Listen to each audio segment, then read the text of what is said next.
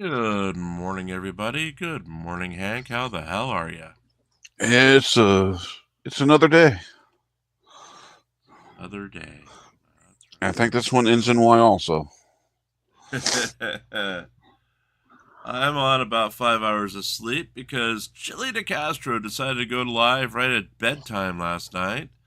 I got about 3 hours of sleep before trying to watch that crap, and Chili was having technical difficulties, let's just say, as his internet was crappy and choppy and all that.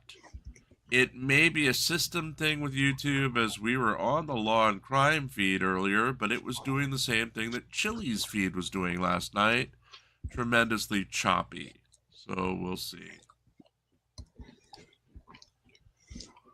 We've got already one prediction of sidebars in, as I believe Griffey said 13. Get yours in side chat over on YouTube, please. Nobody's watching on Twitter as of yet. I'm gonna go with 11. 11. Mm-hmm. Parsons at 864. So 864 sidebars. Oh, sorry, 8,647. Sorry. Well, 864 I could see being the trial total of sidebars. Yeah. But it really depends today. Also depends today. We will be live streaming the Lane Myers at the same time, come around noon Eastern today. Pope Phil is scheduled to be taking over hosting here while I go and host that stream. Lane Myers is, well, the judge recusal hearing was moved up, and there are 2 media requests out for a hearing that the presiding judge announced a plea change deal, apparently. It's a plea change hearing in her listing of it. So, what the what? Is Lane gonna plead guilty? What do you think, Hank? I think he's too batshit insane to do something like that, but we'll see. Could they actually have a plea deal and Lane walks free today? If I don't see a plea deal that he walks free. Well, do you think he'll walk free, but maybe with 3 years probation, is what he was saying the other day in one of his many interviews?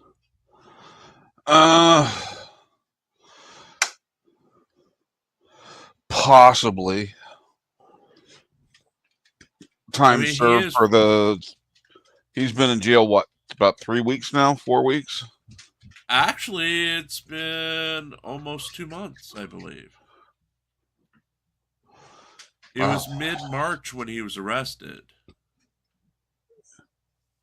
Let's see. Let me go back. Well, I thought. Never mind. Yeah, first arrest was mid-March. Second arrest was like March 18th. And that's when he was taken in. So he's been in jail since March 18th or so.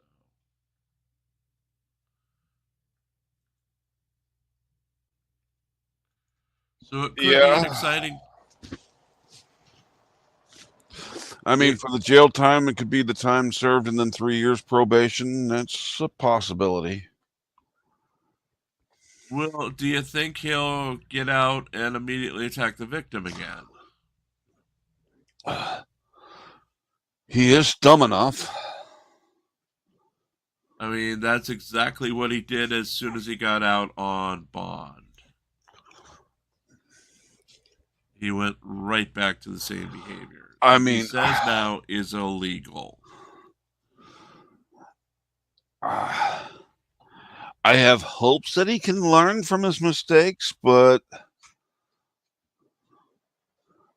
not not high hopes. Do you think he'll just do this to another person? Quite possible.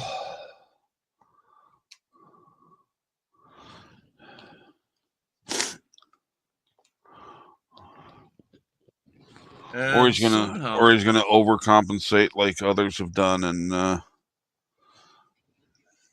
and just go into reviewing other people's shit and not taking risks of his own.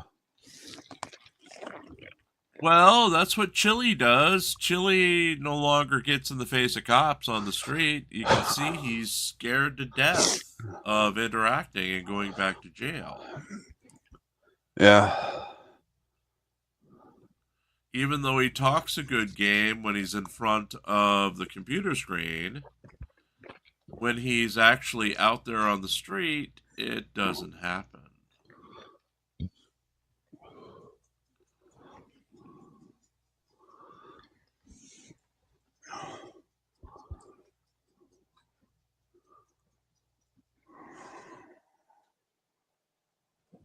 Crazy Cat says, since court cams and Zoom have started, we have seen so many ceiling fans. You would think they would take advantage of that marketing-wise. Yeah, I could see a court TV banner on Lieutenant Fan there. No, we're not turning a courtroom into a sports arena with advertisements all over the frickin' place.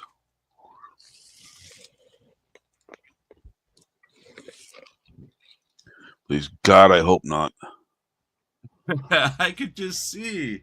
They do little promos on the circular part above the actual fan blades. Upcoming on Court TV. I mean, I can see them doing it with digital effects of some sort. Right.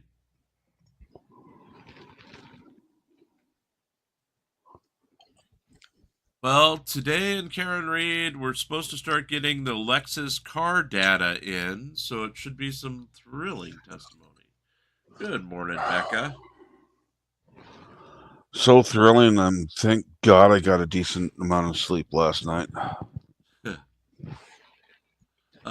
your sidebars in on the inside chat on YouTube, please.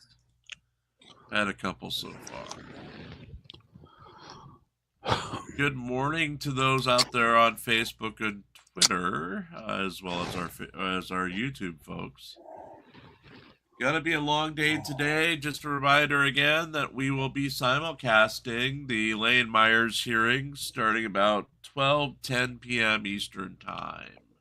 Lane has 3 hearings in a row, including the judge recusal hearing, a media hearing, and then a listing for an apparent plea change. So we'll have all that. And then we will have discussion with Judy and JJ tonight at 8 o'clock Eastern, as our court reporters will be telling us all about what's going on. Well, and do that plea change hearing depend on whether the judge is recused or not? Right. Well, I don't know, because the same judge is the presiding judge is handling that one, not Metcalf. Oh, that's weird. Yeah. I don't think I've ever remember a judge taking over to take a plea deal. Yeah. So something's going on because Metcalf is in limbo right now. As Matt says, 10 sidebars over inside chat. Metcalf is in limbo right now because he's the subject of the recusal, and even though the recusal has no real chance in hell of working, right now there's no judge, effectively, because he's in limbo. So the presiding judge, the big boss of judges on the judicial side, is handling anything with this case right now, including the media requests beforehand, the actual recusal hearing, and then whatever this hearing is that comes after it. We will have, like I said, JJ and Judy are on scene, or will be on scene, and we'll have their notes from it tonight at 8 o'clock. Okay.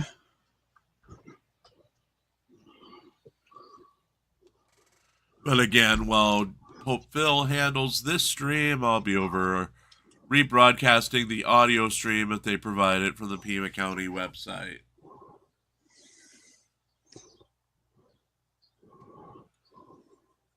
In fact, I should check on that right now while we're waiting for this one to start.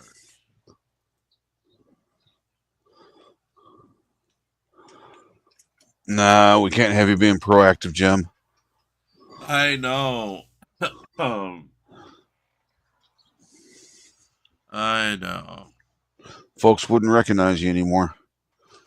Yeah, that's right.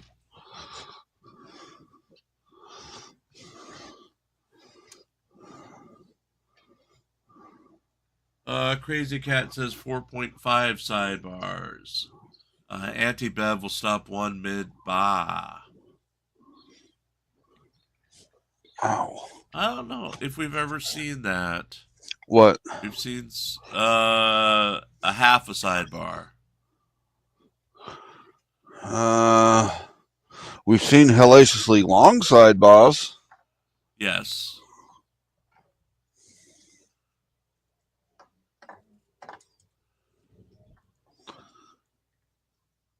But I don't think we've ever seen one start and then stop.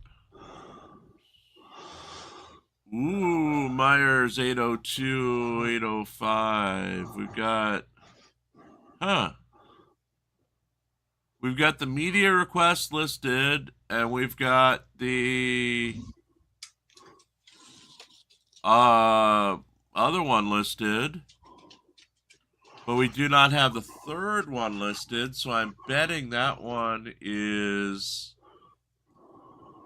gonna be held in private. What, the plea change one? Yeah, because it's not listed on the website. Well, it's listed on the e-access website, which tells you all the official records, but is not listed on their public broadcasts for the day. So, and this is going to be weird because they have the media request listed in room 805, but then the next hearing is in room 802, like 10 minutes later.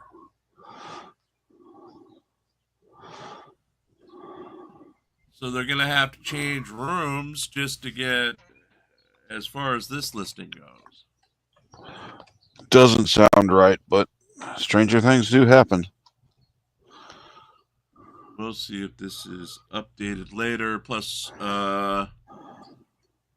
once they open, I'm sure Judy will call over.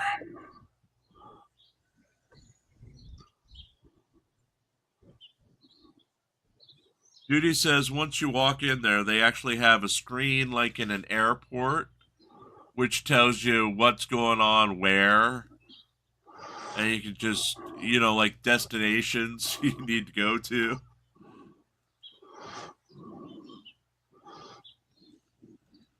So you can actually see where your court case is being held. Send this over to Judy.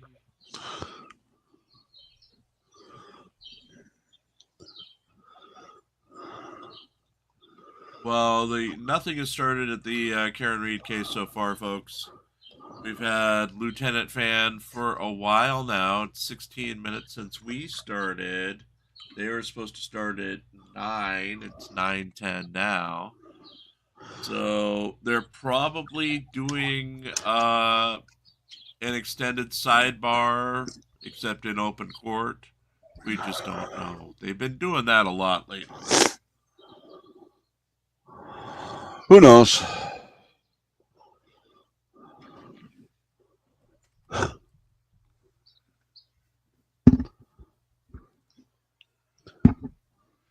Good morning, Serial. Well, Griffey, had you have bribed me, I would have gone up to... I gave you the news till about 8:30. I would have started early. If you had bribed us, I'll take bribes. I've got no morals or scruples to talk about. I'll take bribes. Yeah, like anybody needed reminded, Jim. Just kidding. Should have super chatted. That's all I'm saying. Oh.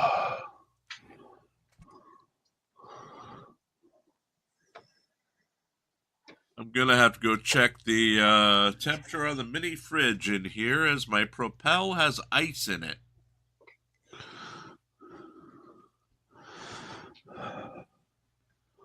So I'm wondering how long this water has been sitting in the freezer. Or right next to the freezer area. Who knows?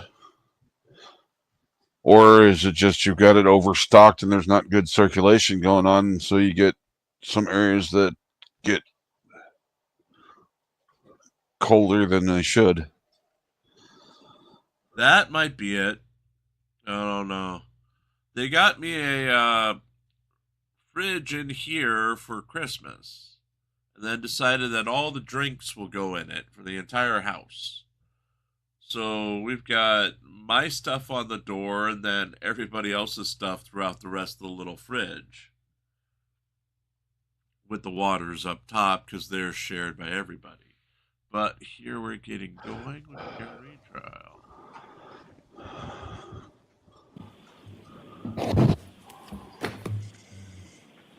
But now open, you may be seated. All right, so I was told, Counsel, Mr. Lessie, you wanted to see me? Sidebar. Did you want to come to sidebar? Start at sidebar and then Sure. we'll go from there. If we could. Okay. Sidebar number 1 today, folks. Sidebar number 1. We'll start at sidebar and go from there, he said.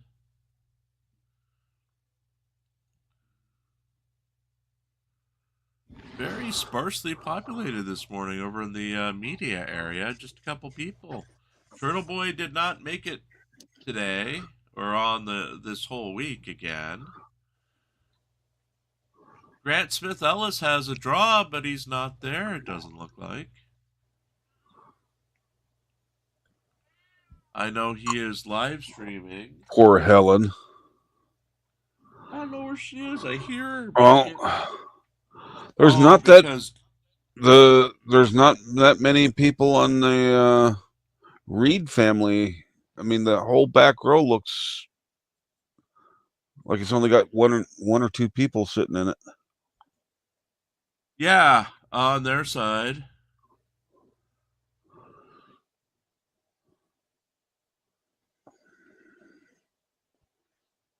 And Mr. Burns is further down than he usually is, isn't he?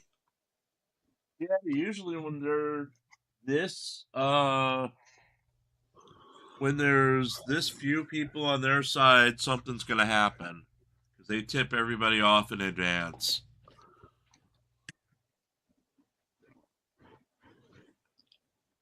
Like when they were set to go to the crime scene,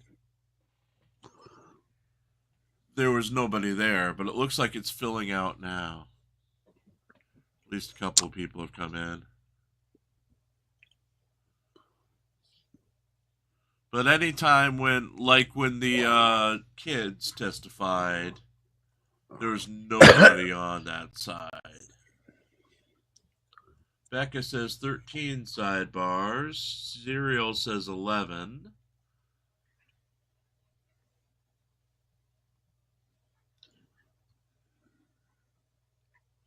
Looks like that's all of them so far. That is Peggy O'Keefe, the victim's mom.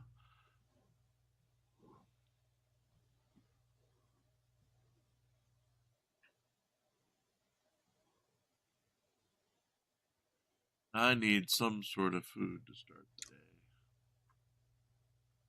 I had half a Pop-Tart at like 2 a.m. Should be good to go. I had egg bacon on sourdough, egg bacon and cheese on sourdough. Which sounds good. It was tasty.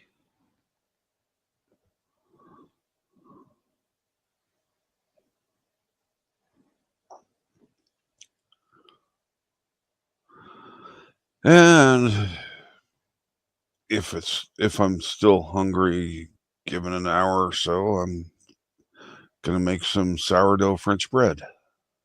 Ooh, sounds good. Or French toast. Sounds good. Again, we're at a sidebar right now. For those just listening to the audio, absolutely nothing going on so far. Tonight at 8 o'clock Eastern, 7 o'clock where it counts, 6 o'clock Mountain, and 5 o'clock on the West Coast, we will have exclusive coverage from the courtroom with Judy and JJ giving their notes on what happened over in the Lane Myers hearings today. Again, we will simulcast the Lane Myers hearings over, on this channel, but in a different stream, come around 12:10 p.m. Eastern Time today. Pope Phil should be here to carry through with this stream, while I'll be hosting the other stream. And that's an audio-only stream. You can watch it at any time. We just have to simulcast it to capture it off of the Pima County website.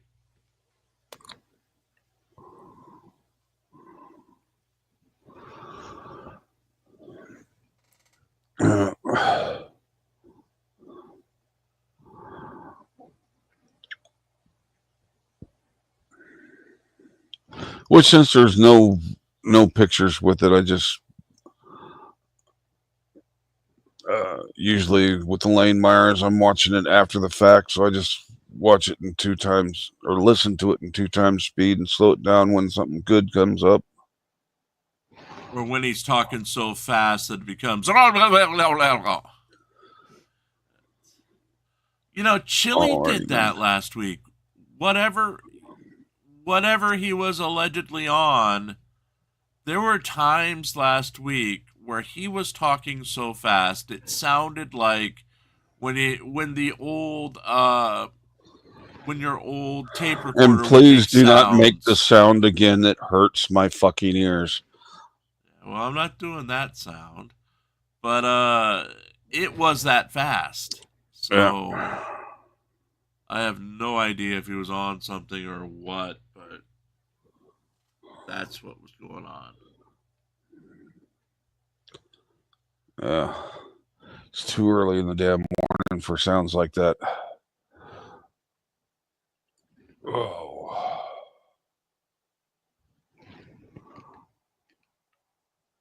Griffey is complaining that his body is a temple over inside chat.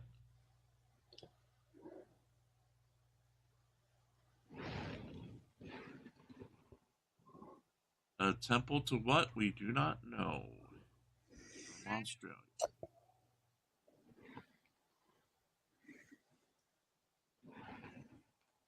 Looks like one of the lawyers is distributing... Or someone just came in and walked out with paperwork.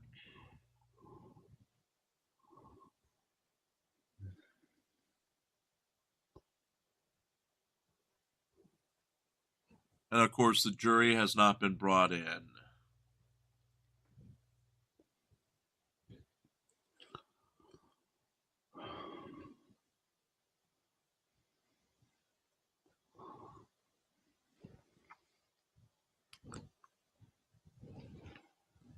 Whoa. I need more coffee. Yeah. Well, you still got time. Doesn't look like we're missing anything. Yeah, just gotta muster up the energy to get my lazy ass up out of my chair and walk into the kitchen and grab another cup. Oh, I found Helen. Jack had taken her spot and she was yelling at him. Alrighty So then. I had to move Jack over to the other heating pad.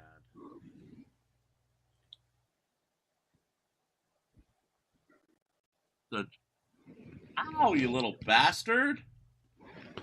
Haha. Don't be a bastard, Jack. No claws. I was trying to pet you. Will you move me off my nice comfy heating pad, jackass? Well, Take no, that. I'm Take that. Gotcha.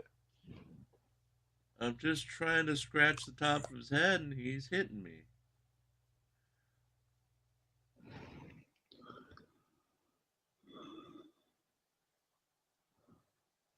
He's being grumpy. Yeah.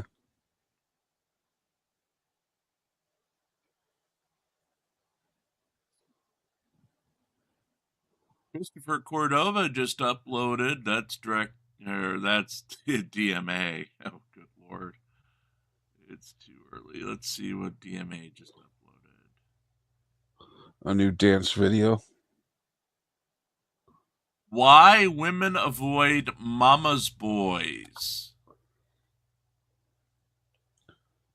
A video self-reflection? Apparently so. Why women hate mama's boys. As his mother is a constant focus of his life. Oh, we had someone get yelled at for checking his phone on camera there.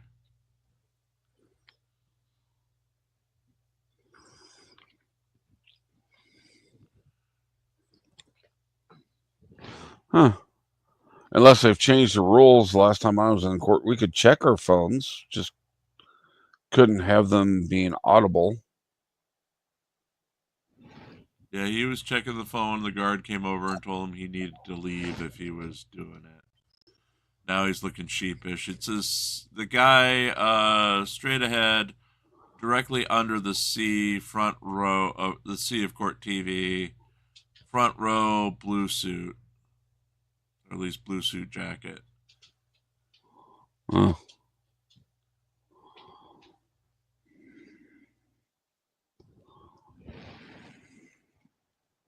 Meanwhile, the Reed family looks like they're all falling asleep together.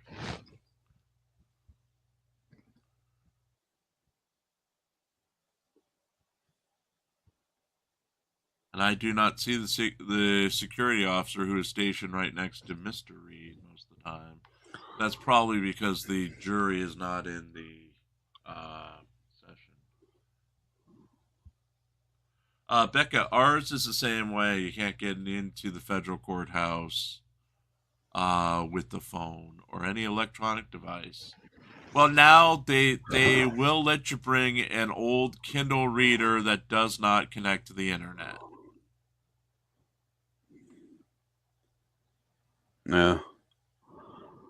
I haven't been into a court, one of the local courtrooms since before COVID, and back then we just had to have our phones and devices on silent. Right. With our security, you could not take anything in, and they also made you take your belt off In court? to get through security. Yeah, they wouldn't let you pass through security. You could put it back on afterwards, but you had to take your belt off before going through the machine. Alrighty then. Yeah, because I've been called for jury duty twice in the last 5 years, and the first time I missed out on being in the group that they selected from because I had to put my belt back on, and the guy I was walking in with, he went up without me, and it was his group that got selected for jury duty, not ours. Because at our court, they make 3 groups of people come in at one time, but they only select from one of the groups of people unless they run out of jurors, and then they pick one of the 2 to provide the extra jurors from. The last 2 times I've gotten my jury notification. Well, the first of the last 2 times, I get up there and they say, since I have my service dog, I'm disqualified and I can go ahead and go home. Right. Fine. The next time, I called in and said, I still have a service dog, which I was told was an automatic disqualifier. Well, you still got to show up and then we'll excuse you. Oh, God.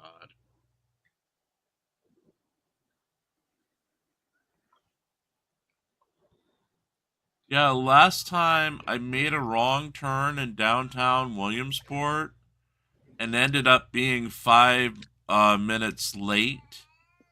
They still let me in, but they put me in the group of late people, which is in a secondary room off of the very last group of people who came in. So we weren't ever getting called. They forgot we were even there. We had our own private bathroom and everything, but it was like, yeah, we're never getting called. Yeah, the only trials I got actually served on were, well, only trial was traffic court. Right. And that guy just was hoping that he would get somebody on the jury that wanted to stick it to the cops because he had no case. Right.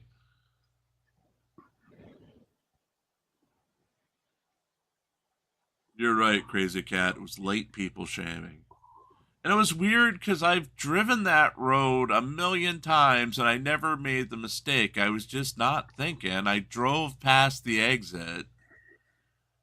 And in Williamsport, it is next to impossible to get backwards. Once you're past a certain point of the city, there are so many one-way streets that you literally have to zigzag all the way through the city to find the one road that will take you back to the courthouse.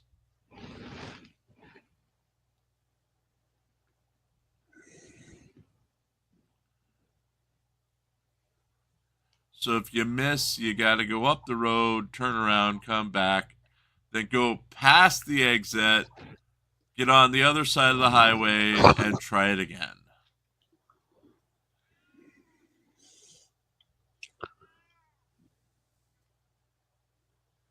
Griffey, I am not allergic to court. I just don't want to be there. I had no problem with serving on a jury, but if they're going to tell me I'm automatically disqualified, don't make me drive all the way there to go home. Right.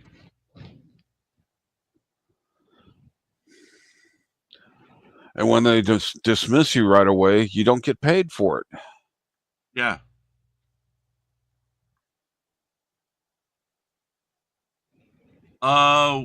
William Lane's hearings are at 12. We're going to start the coverage 12:10 p.m. Eastern time. His first one is at 12:15 Eastern. So we will not have it on this stream. It'll be on a separate stream. We'll keep this stream going while I'll be on the other stream, just letting the audio go, since it'll be an audio-only court hearing. There are 3 hearings listed for Lane Myers, but only 2 are listed on the public audio recording docket. So you're going to go host where you're not going to say anything. Yeah, but okay. I've got to take notes. I've got to take notes during that stream. Right. You're going to nap. You're busted. I wish I was. Seriously. Because you know it's Lane Myers, and you know it's all going to go to hell as soon as he opens his mouth. But you got Judy taking notes, so you don't need to take notes. So we know you're fibbing, and you're just going to go over in there and nap. Yeah, I wish, but Yeah, Myers it's going to go to hell quickly as soon as he starts talking, since essentially his case, he's trying to get the judge recused, and most of his motion is about things he cannot challenge. Just because the judge has ruled against you doesn't mean the judge is biased, and you can't challenge a judge that way, let alone most of the rest of those. You have 10 days from the hearing that the incident happened at to try to make a complaint, and the vast majority of the things he listed are all the way back from March.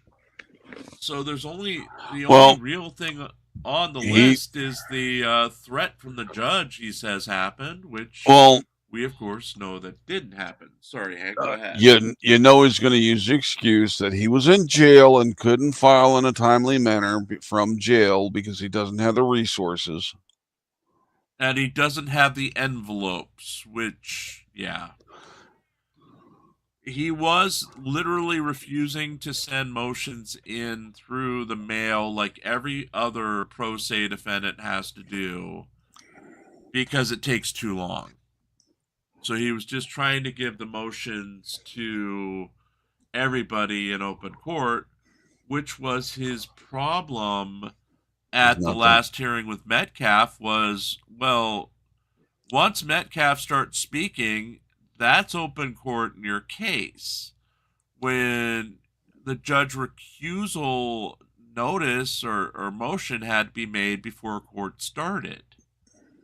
So Lane had a shit fit over that because how can I do that when I'm in jail? And the judge was like, you're the one who decided to be pro se, deal with it. Yes, and he has his not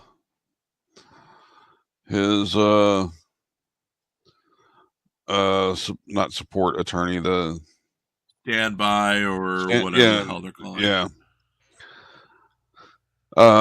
Could have very easily just passed his motions on to him to file, I'm sure. Well, Lane has decided this time around, because he had such a bad experience with William Parvin, that he's in charge. And because he's in charge, he does everything. This guy's here just to say, just to be there. So, and to do the photocopies. Yeah, that doesn't work out too well. Because just because you're in charge doesn't mean you do everything. It means you're in charge of what happens. And he says that his standby counsel or advisory counsel is not getting anything at all. He has to get all motions and everything else through him. Yeah, but what he needs to submit to the court, he can give that to a standby to turn in for him, instead of having to bring it into the court and turn it in late and not get it heard. Right. As William says, nobody wanted to hear Parvin's coherent arguments anyway. We're all there to listen to Lane be insane. Insane in the membrane. There's quite the possibility, if the third hearing really is a plea change hearing and Lane pleads guilty, that would mean he's probably taking a plea deal, and he could possibly be out this week. He could possibly get time served and probation. Now, it's extremely unlikely because it's Lane, and anytime you expect Lane to do something, he goes the other way, but still,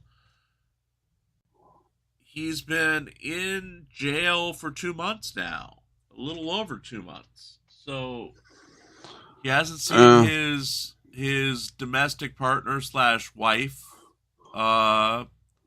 hasn't seen his dogs, and hasn't live streamed in a while. Let alone he hasn't gotten allegedly high.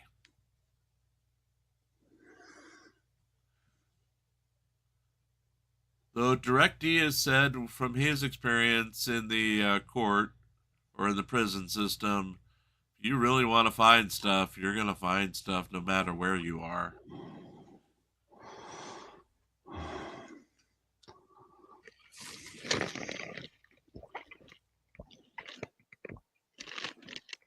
And we are still at an extended sidebar over in the Karen Reed case. Looks like one of the attorneys is walking in and out of the courtroom.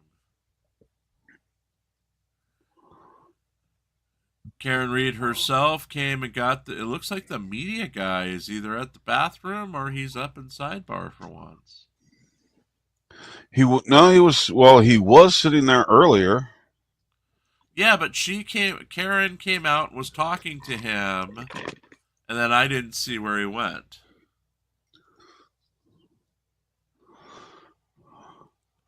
So Karen's probably using him as her errand boy and sent him after something.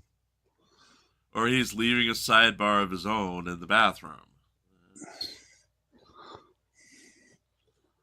But yes, folks, we are about 40 minutes since, 37 minutes since the start of the day, and nothing's been accomplished except for the extended sidebar.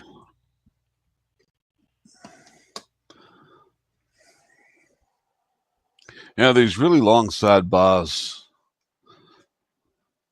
Does it affect the overall number of sidebars? Well, seeing that Phil didn't make any new ones, this sidebar was pretty stale when I put it out. I don't know. Griffey, I don't know if that's maybe Dr. maybe Welcher. somebody chipped a tooth on the sidebar from being too stale. We can only hope. Only hope. And to Griffey's question, I don't know if that's Dr. Welcher. It probably is. I just can't tell. Oh. And that is the man sitting to the left, outside of the box, the spectator box, in front of the shorter of the two security guards on the left side. The man with glasses and white hair.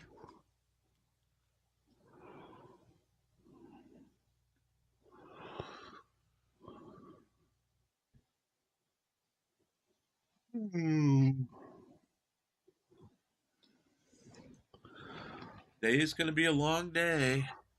Say that.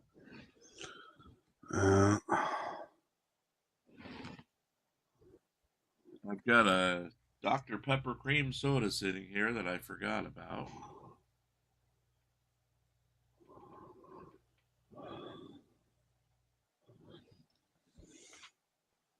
Let's start the day with some caffeine.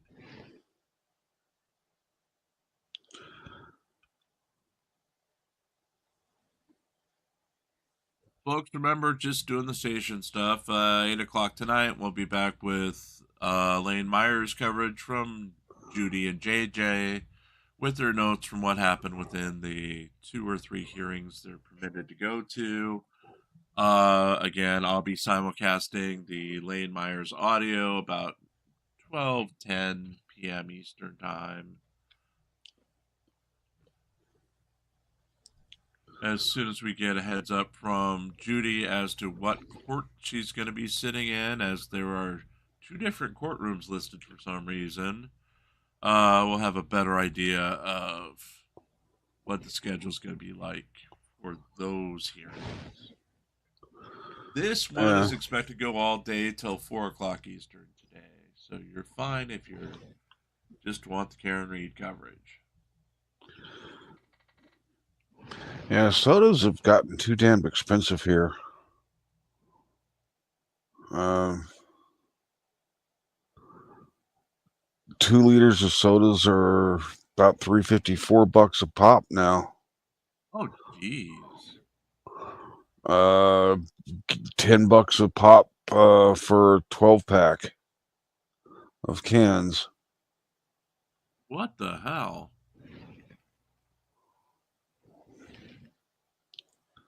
They haven't done something silly like done a sugar tax, have they?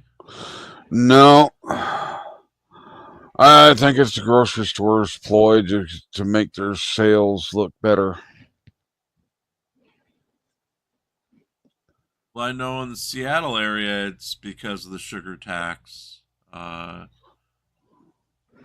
Costco. I don't see them doing a Costco. sugar tax in Texas. Yeah, Costco in Seattle literally tells you don't buy it here, go buy it at our other location. Because it's not statewide, it's just county-wide with sugar taxes. Yeah. But they still charge that tax on your diet sodas. Right. Well, in some of the areas with those sugar, which makes no sense. Right.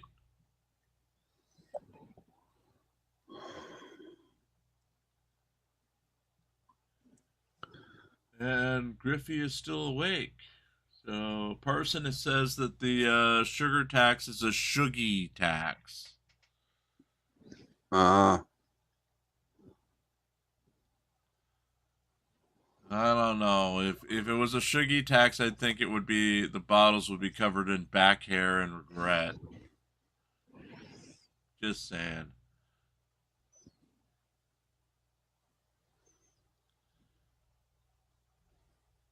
Griffey says that shouldn't drink fizzy drinks. It's bad for you. Well, I don't know. Huh? Ever so often, they're not bad. I mean, it's like everything else. Within moderation is fine. Right. It is bad for. I mean, I see some folks that everything they drink is a soda or an energy drink or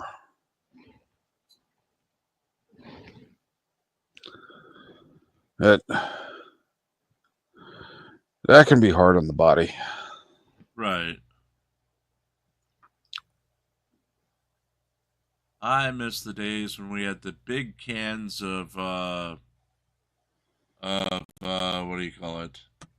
Kool-Aid. And you get the little scoop out and you make your pitcher of Kool-Aid. They still got those. Do they? Yeah. Except they're all sugar-free now. You don't get the... No, there's both. Looks like they're back.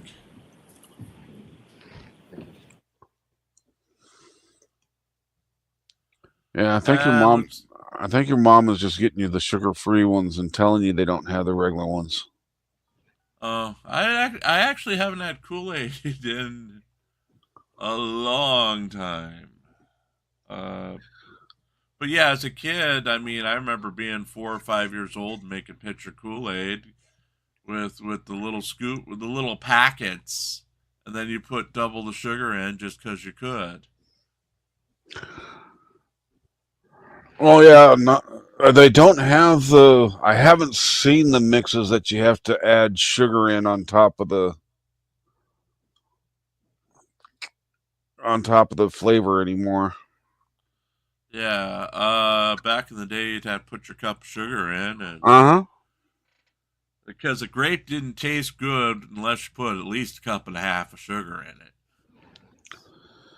And then you never needed an energy drink when you're 5 years old and high on the Kool-Aid. That's just have another cup. Yeah, nowadays I just get the little packets that you put in a single bottle of, like the 16 ounce or whatever size bottle of water. Right.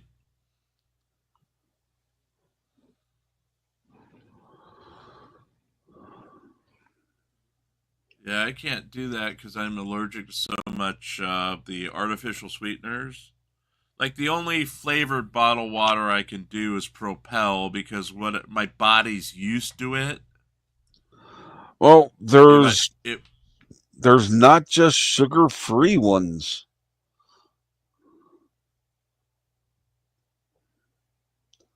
Well, Propel at first wasn't 0 calorie. It evolved over time.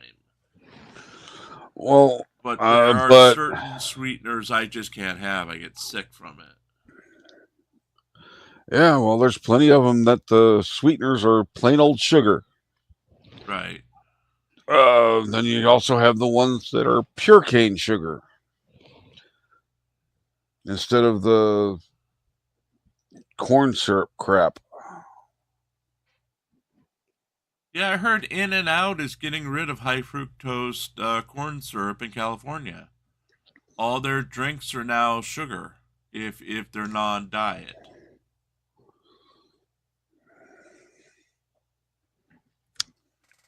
They're getting rid of artificial coloring and what do you call it? The high fructose syrup. So all their sodas are going to be the same color. Yep, looks like it. Which, I mean, they all look like Sprite. Can you imagine a Coke that looks like Sprite? Actually, there was it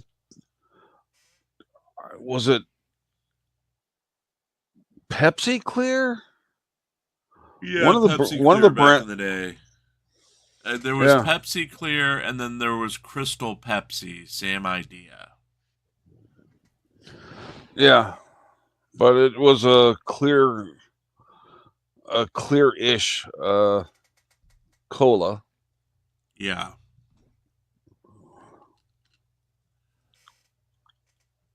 Because I remember back when we moved up here, almost 30 years ago, the first attempt was coming out. I remember drinking it, and it tasted like clay. More like clay than cola. Well, I've never been a Pepsi fan, so I just never tried it. Parson, I said hi on Kool-Aid. And yeah, I had a lot of free time without adult supervision when I was 5. I was also in Puerto Rico because we were stationed there, running around on my own. Yes, and your mom's still trying to figure out where the 1 pound of sugar would always go when you only make 1 pitcher of Kool-Aid. Well, yeah, you gotta make it sweet, babe. You gotta make it sweet. Let alone I started coffee about the same time. And coffee for a 5-year-old, you had to put a lot of sugar in there. Okay.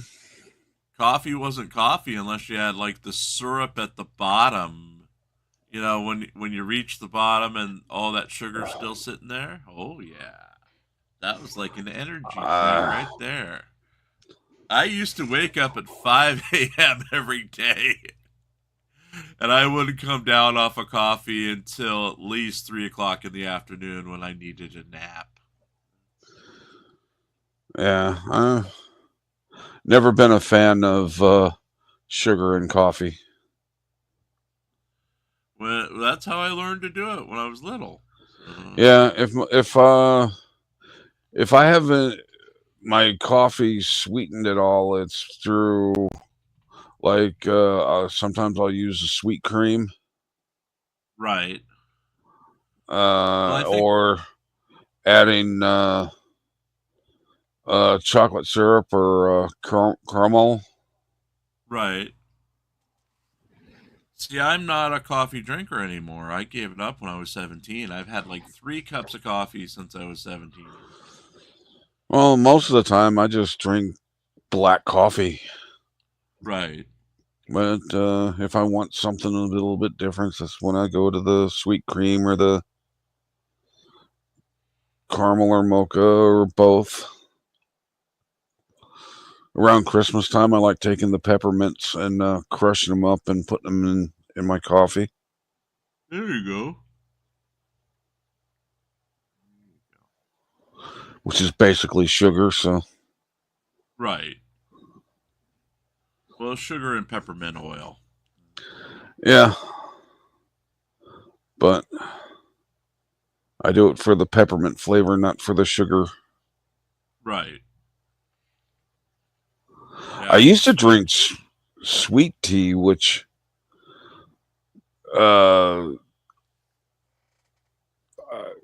the really, really sweet tea, that unnaturally sweet tea. But don't drink it anymore. Why not? Don't like diabetes?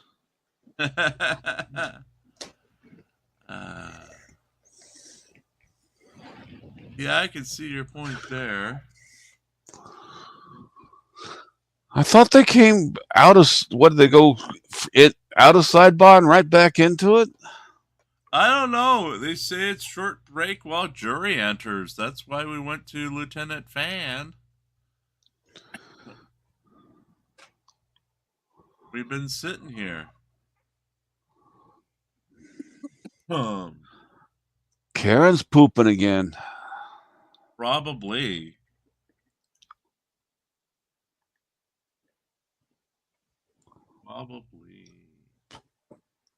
I had a Dairy Queen Blizzard for the first time last week.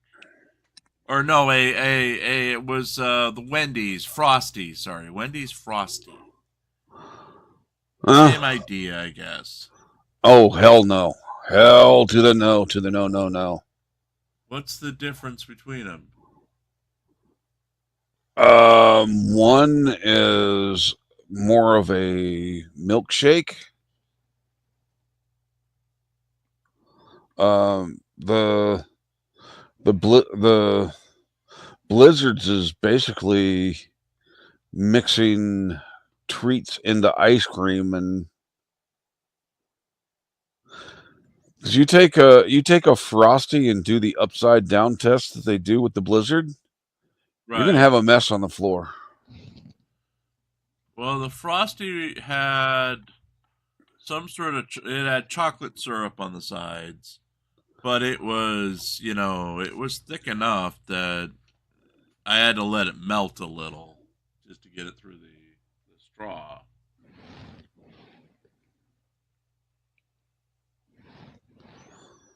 I mean, it was good. I'm not a big, you know, because we had the ice cream ban for the last 15 months or so. I had never been a big milkshake or Frosty or Blizzard person before that. Yeah. And yes, folks, read the scroll. I am going to be banned from Burger King, Popeyes, Subway, Chick-fil-A, Taco Bell, Long John, Silver's, Arby's, and KFC for 4 years.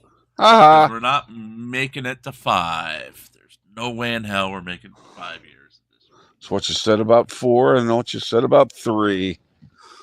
And I have no idea what the current tally is because Phil didn't keep track on Sunday. So we'll see what's going on. I'm sure Touche has it, but we'll see. So for every $5 you donate, it's another day towards our punishment. Touche's included on the bans from all of the same restaurants I can't go to, and Mr. Pope Phil is banned from Subway out of spite because his wife heard him laughing at me and said he can't have Subway either. Well, does it count that I won't eat Subway because I have taste? Probably. Though you're not forced, you can technically eat them. And they've got Subway nachos now. Subway nachos. What? Yes, they make you get a bag of chips off their little the little token little bags of chips. They make you grab a bag of Doritos, and then they put toppings on those, heat them up, and they call those Subway nachos. Nasty? Yeah. Subway nachos. It's like when they used to do the Subway pizzas, which were just basically open-faced bread with toppings. No, they had the small 6 to 8 inch pizza crusts here. Well, did they? Yeah. And they would put marinara sauce on it, and then you could top it with whatever's behind the counter. I had Jersey Mike's last week. The hot sandwiches are good. The cold cuts, not so much, because they don't taste like anything. You're fucking insane. What? They're the best sandwiches, cold or hot. They're the only sandwich shop that's out of the chains. It's actually deli sandwiches still. They slice they slice the meat per order. It tasted like refrigerated meat. It didn't have any taste to it. It was the I forget which number it was, but it was cold cuts basically, and they didn't taste like anything except for mayo and cold. It was just bland. Well, did you have just turkey? No, it was the number. Let me look it up.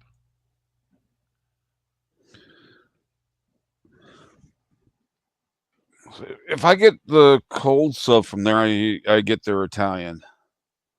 Right. Which is the number 13, if I'm not mistaken. It was the number 4 provolone, prosciutto, and I can't say it.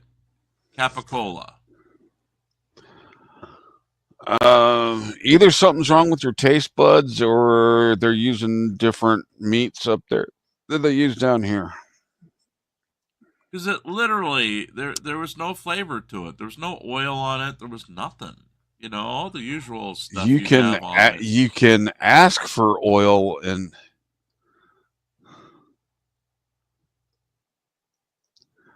I mean, you don't have to have it. The menu, I mean, the menu, the way it is on the menu is just the starting point for all the sides.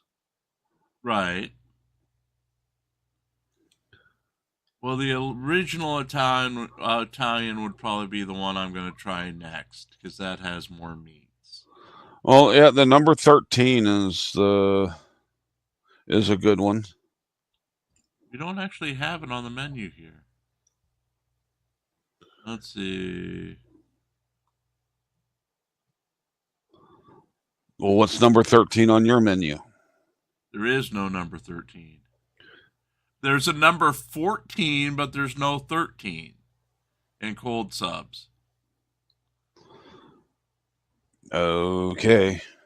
Yeah, there's literally, it goes LTO chicken salad, roasted chicken breast, 2, 3, 14, 5, 7, 10, 6. There's a there is a 13. That's the original Italian. Yeah. Okay. They're just all out of order here.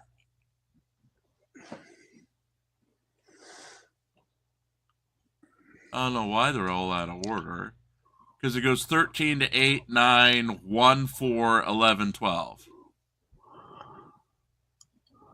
Don't know. Don't set up their menus. Just eat off their menus. And out of their hot subs, I normally just get the Big Kahuna. So that is chicken cheesesteak. No, that's the chicken Kahuna, Big Chicken Kahuna.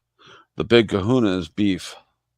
Okay, grilled onions, peppers, mushrooms, jalapenos, and extra white American cheese. I tried the spicy chicken Italian. Chicken breast, pepperoni, provolone, and pepper relish. And that was really good. Well, it was spicy, though. It had a kick to it. Oh, yeah. Yeah, they don't screw around. When they say spicy at Jersey Mike's, it's spicy. If you insist. Well, it's better than Subway. That's all I can say. Dumpster diving behind the Arby's is better than Subway's.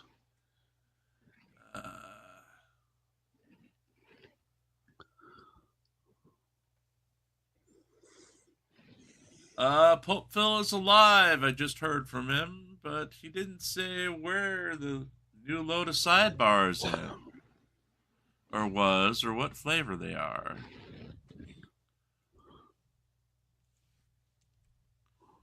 Speaking of, that sounds like him now. Good morning, Pope Phil. We've been in a sidebar for nearly an hour. You're roboting rather badly. Did you do the extra chewy molasses sidebars? Yes, I did. I thought it would be a nice tangy addition, but apparently I was wrong. Well, Yeah. it just takes them a long time to get them down. That's all. We had one sidebar, then they brought the jury in, and we've been sitting here. Well, they said they were bringing the jury in. We've been staring at Lieutenant Fan, so not sure if they brought the jury in or not. Yeah. You're both roboting badly. I wonder if that's me or you guys. That is you. Jim sounds fine to me. All right, let me leave and come back and see if it clears it up. Hey, why don't you leave and come back and see if that clears it up, Phil?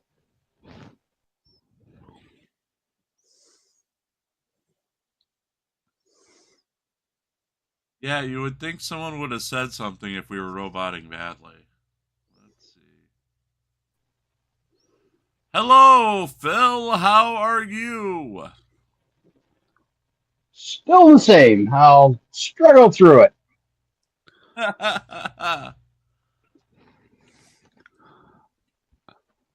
How do I sound, Phil? Let's see. You sound like R2D2. Well, Phil, beep. Yeah. Phil, close some of those naughty windows, and you don't have to listen in on the Vestal Virgins today.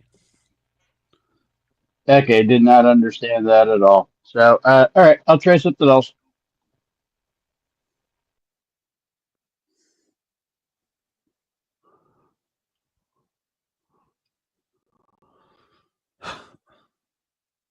Well, that was Pope Phil, who left us with some new sidebars. Not that we're going to need them.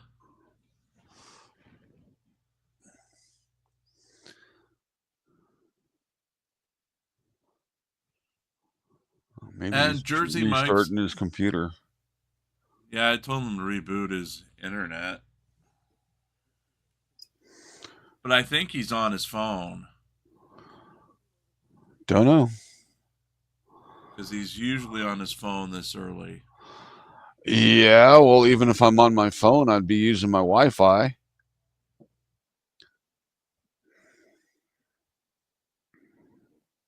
Unless he has Chili DeCastro internet, which is why Chili had 3 live streams last night. Good morning, Gia. Chili basically could not keep a stable connection for 3 hours. And Okay. instead of Chili giving can't up, have he anything just... stable in his life. Well, instead of giving up, he just plowed through it.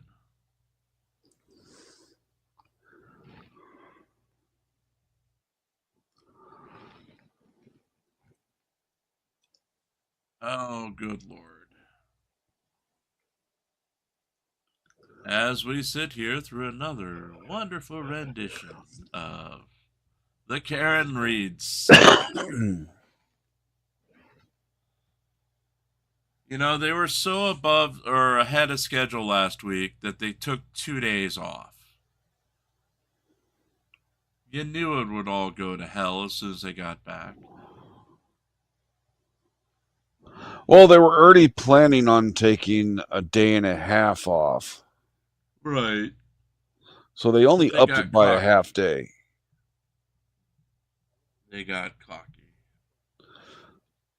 Actually, about 3/4 of a day because they released early on Wednesday. Right. I if I remember right.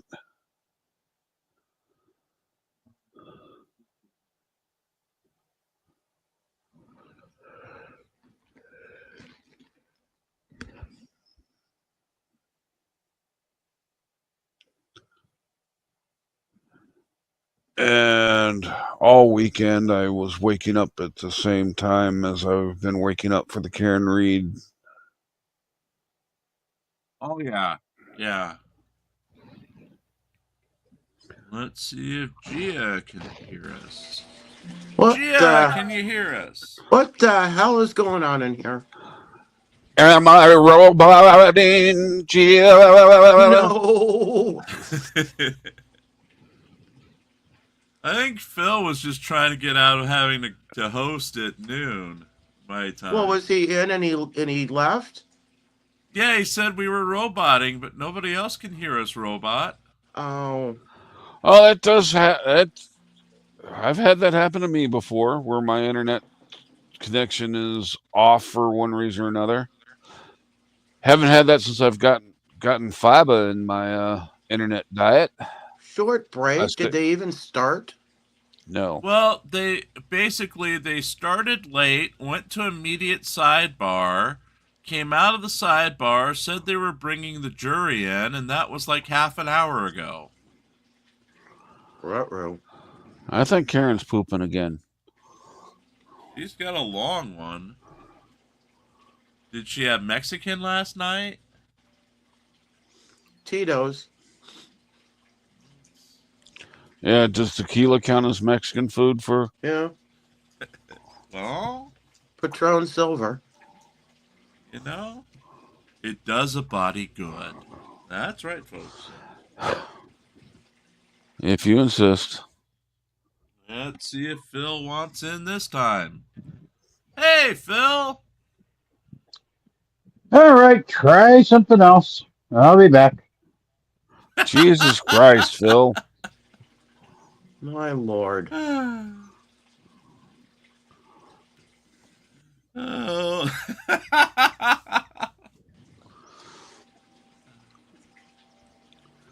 Well, we did have to switch from the law and crime feed because it was all choppy as hell.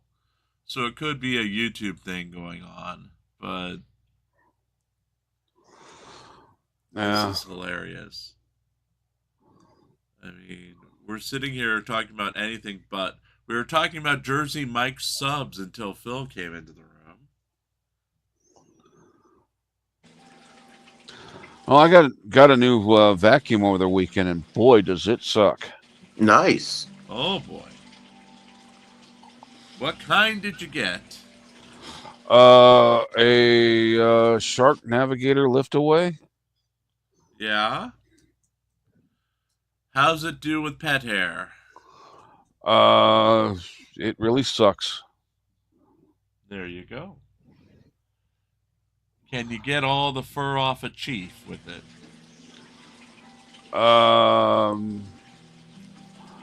Not gonna try. Okay, then. Well, you know, if you had a corgi, it'd be stuck to the bottom of it. Yeah, I vacuumed my garage yesterday, and she went ballistic. Aw. She does not like to vacuum. Aw. Mine don't mind the vacuum anymore as long as I keep it. I don't go too close to them. Yeah, Right. as soon as I pull it off the wall, she gets in her judo stance and knows the fight is on. She's ready. Actually, as soon as I open the closet door, she knows what I'm going for. Well, my pups love their bark bath, which is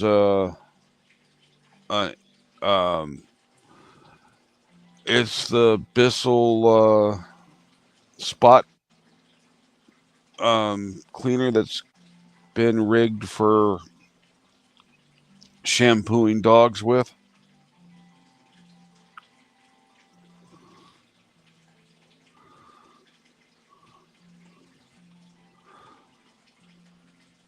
During the winter, believe- it's great. Yeah, Yeah, during the winter, it's great. Keep the dogs clean without having to fight them to get them in the tub.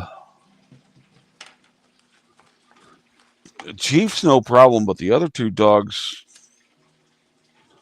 fight tooth and nail to stay out of the tub. Unless I'm trying to go in the tub to bathe. Then they don't stay out of it. right.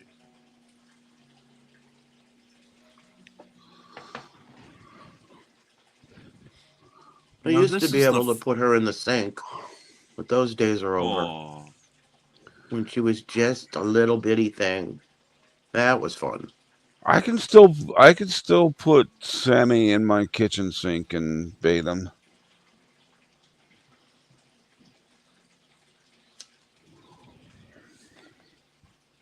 I don't bother anymore.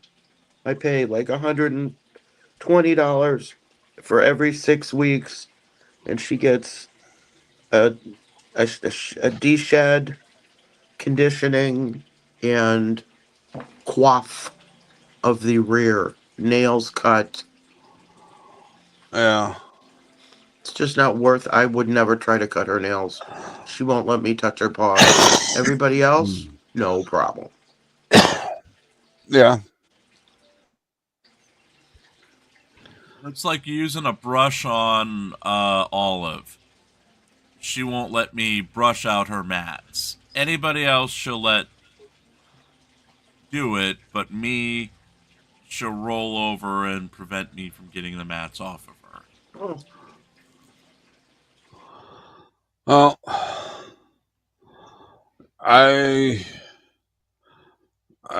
it's taking the dogs. Well, Chief really does not like being put into a kennel.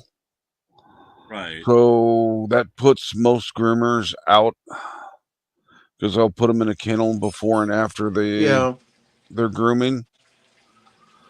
The groomer I do take Chief to on occasions.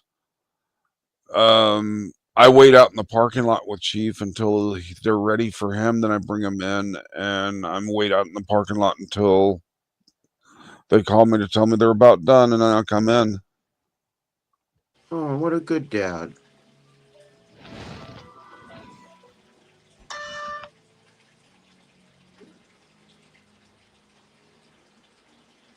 Yeah, Zoe's been the easiest corgi I've had as far as grooming. She loves to get brushed. Henry hated it. She loves it. Oh, Loves a blow dryer.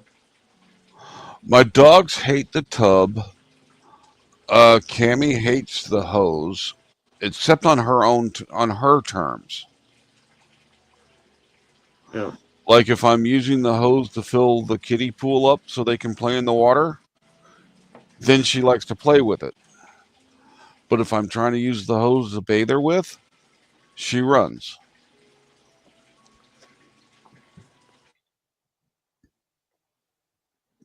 So I got to where I fill the kiddie pool up. She gets in and splashes around.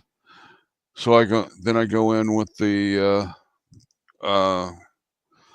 I've got these mitts that you add shampoo to, and they have the nubs to get the deep cleansing in.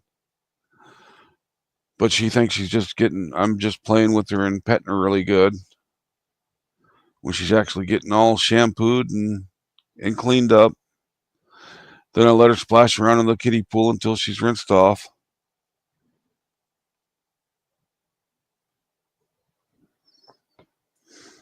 And it looks like part of this delay is because the defense released the supplemental list of prospective witnesses this far into the case. And it looks like the 4 people listed are all people that were on the email or the text chain to Michael Proctor. Yay. And that's according to Grant Smith Ellis.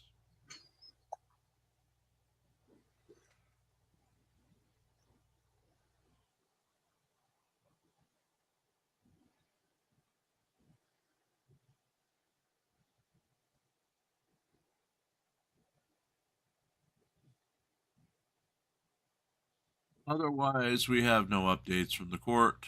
Nobody's talking.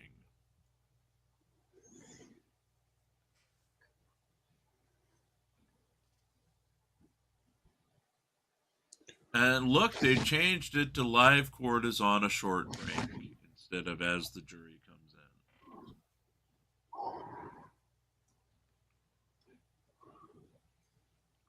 And welcome back, Sirio, and hello, Sue Bear. Good morning, Tomatoes.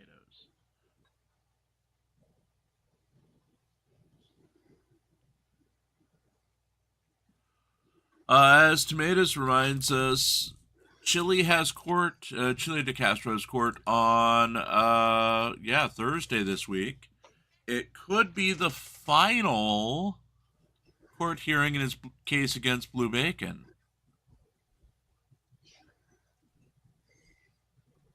As Blue Bacon is asking for terminating sanctions. Yeah, there'll be a delay. Charlie will be in ICU. His mother has had a setback. Well, the van broke down. Well, as part of the epic clusterfuck that was Chili's broadcast last night, he did mention that he raised enough money to file something to do with one of his court cases yesterday. Wow. To have it served. Wow. So it's either he's going to file something to delay the Blue Bacon one again, or he's finally serving everybody in the Las Vegas case that he filed last week. What a life. Yeah. What a life. He's again claiming extreme poverty, Mm-hmm. and he needs you all to donate to his GoFundMe. He needs that $550 a month chat. Westlaw AI. Westlaw. Yeah. Yes, that will make such a difference. Except what he doesn't know is Westlaw doesn't do all this crap for you like ChatGPT does. It has AI, but it only puts you in. It's like if you still have to search for the cases, it only assists you in like suggesting other cases or related cases. Yes, it doesn't do the work for you. And in the literature for ChatGPT, you're not supposed to use it for things like court filings. You are unmuted. Here we go. Here we go, finally. Now she's going to apologize to the jury because of yada, yada, counsel yada. wanted to see me at sidebar again. Oh, sidebar number sidebar.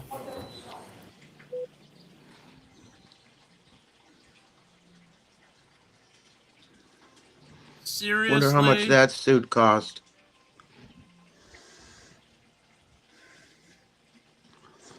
Seriously? More than most of her donors make in a month. Yep. Well, speaking of donors, Chili has been having trouble getting people to donate to his GoFundMe. He's got them trained so much to give him super chats that when he needs money immediately through the GoFundMe, they're not donating as much.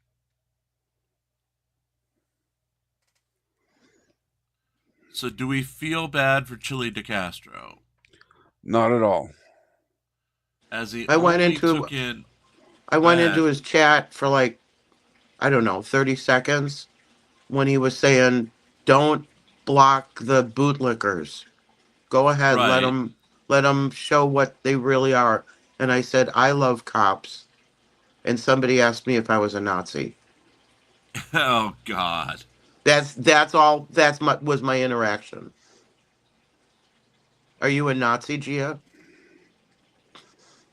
Well, the last time I went in and said anything, Rights On went insane and started yelling at me.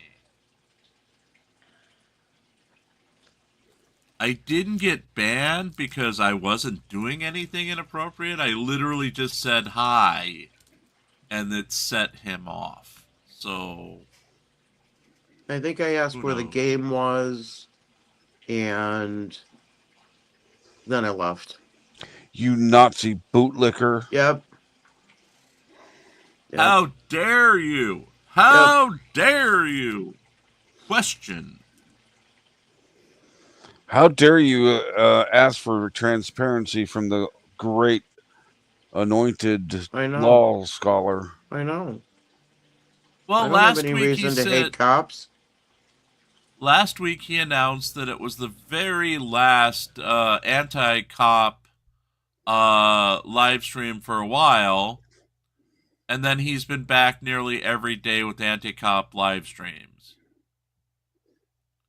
including the 7-hour one Sunday night. Yes, that's right, 7 hours of Chili De Castro. Goodness. Oh boy. Yeah. I mean, you think we struggle for things, Chili, or things to say. Chili was just saying the same things over and over and over.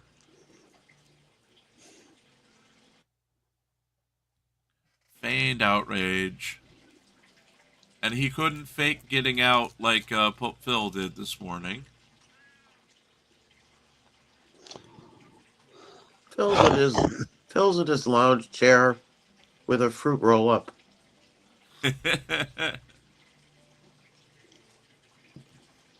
A second one waiting in the little cup holder. Yep. Those aren't fruit roll-ups. Those are edible undies.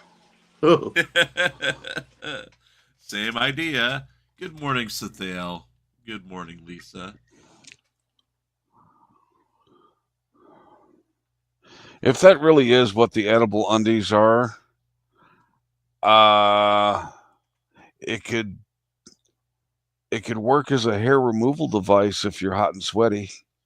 Ew.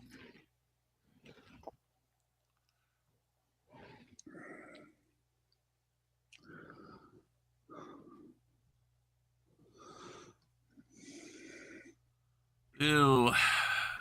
Ew and ew. Yeah, the IQ of his side chat, or median IQ of his side chat, is about 63 on a good day. Yeah. Yeah. And I just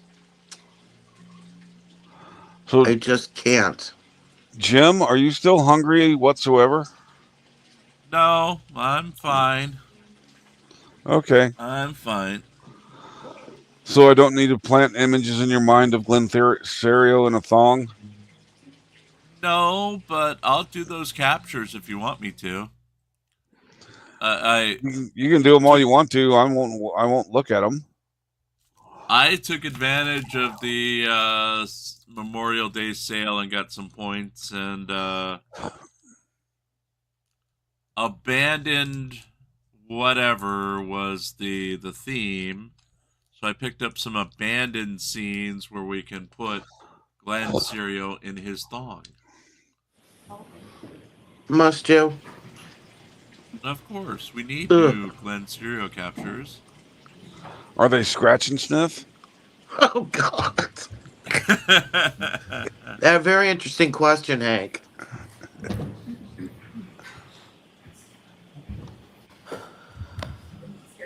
Oh, great. Great. Because Glenn has been known to scratch his undies and sniff his fingers. And say, what a good boy am I.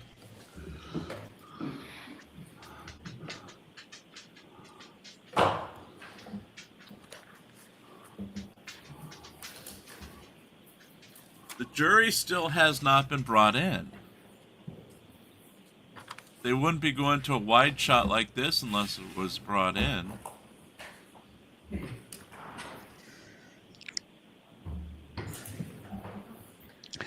This is the only courtroom I've ever seen where the prosecutors are in front of the defense.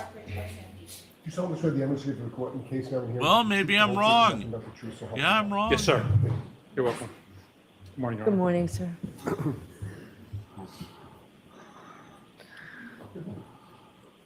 So we're going to have a short voir dire. Okay, Oh, it's a so Mr. voir Lessie? dire. So no jury. Yeah. Pull the microphone down, dude. There you go.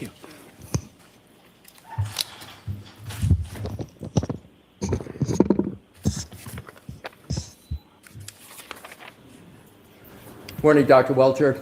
Good morning. If you look at any documents in answering my question, I appreciate you letting me know that, okay? Okay, Do you have any documents open in front of you at this moment? I do. I have a binder.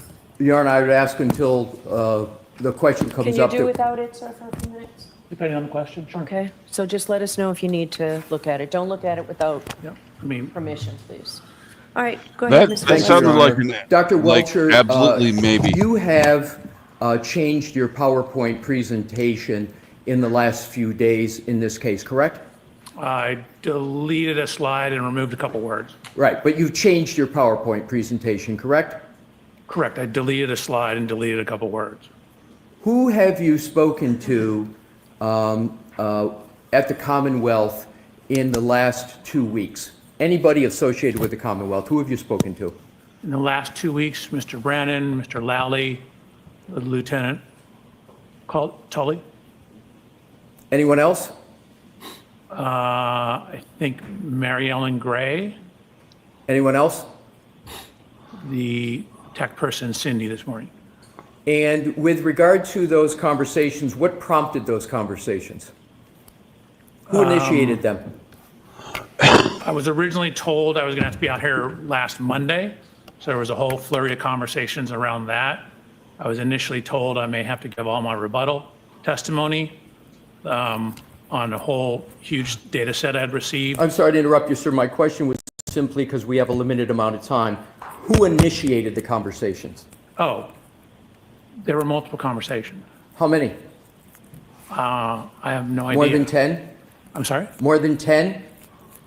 Probably not. All right, what did you discuss with, you understand it's no longer Detective Lieutenant Tully, it's, as I understand, it's Lieutenant Tully.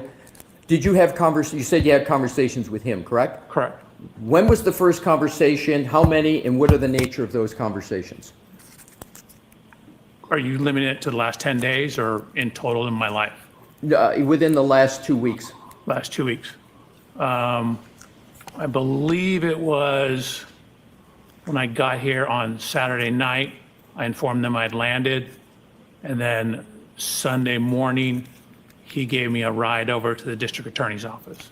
And what did you discuss from when you, did you have any discussions with Lieutenant Tully before Saturday? Within the last 2 weeks? Not to my knowledge. What did you discuss with Lieutenant Tully? Topics? Give me a time frame. I keep saying the last 2 weeks. That's the time frame I'm looking all at. the conversations I had with him, Yes,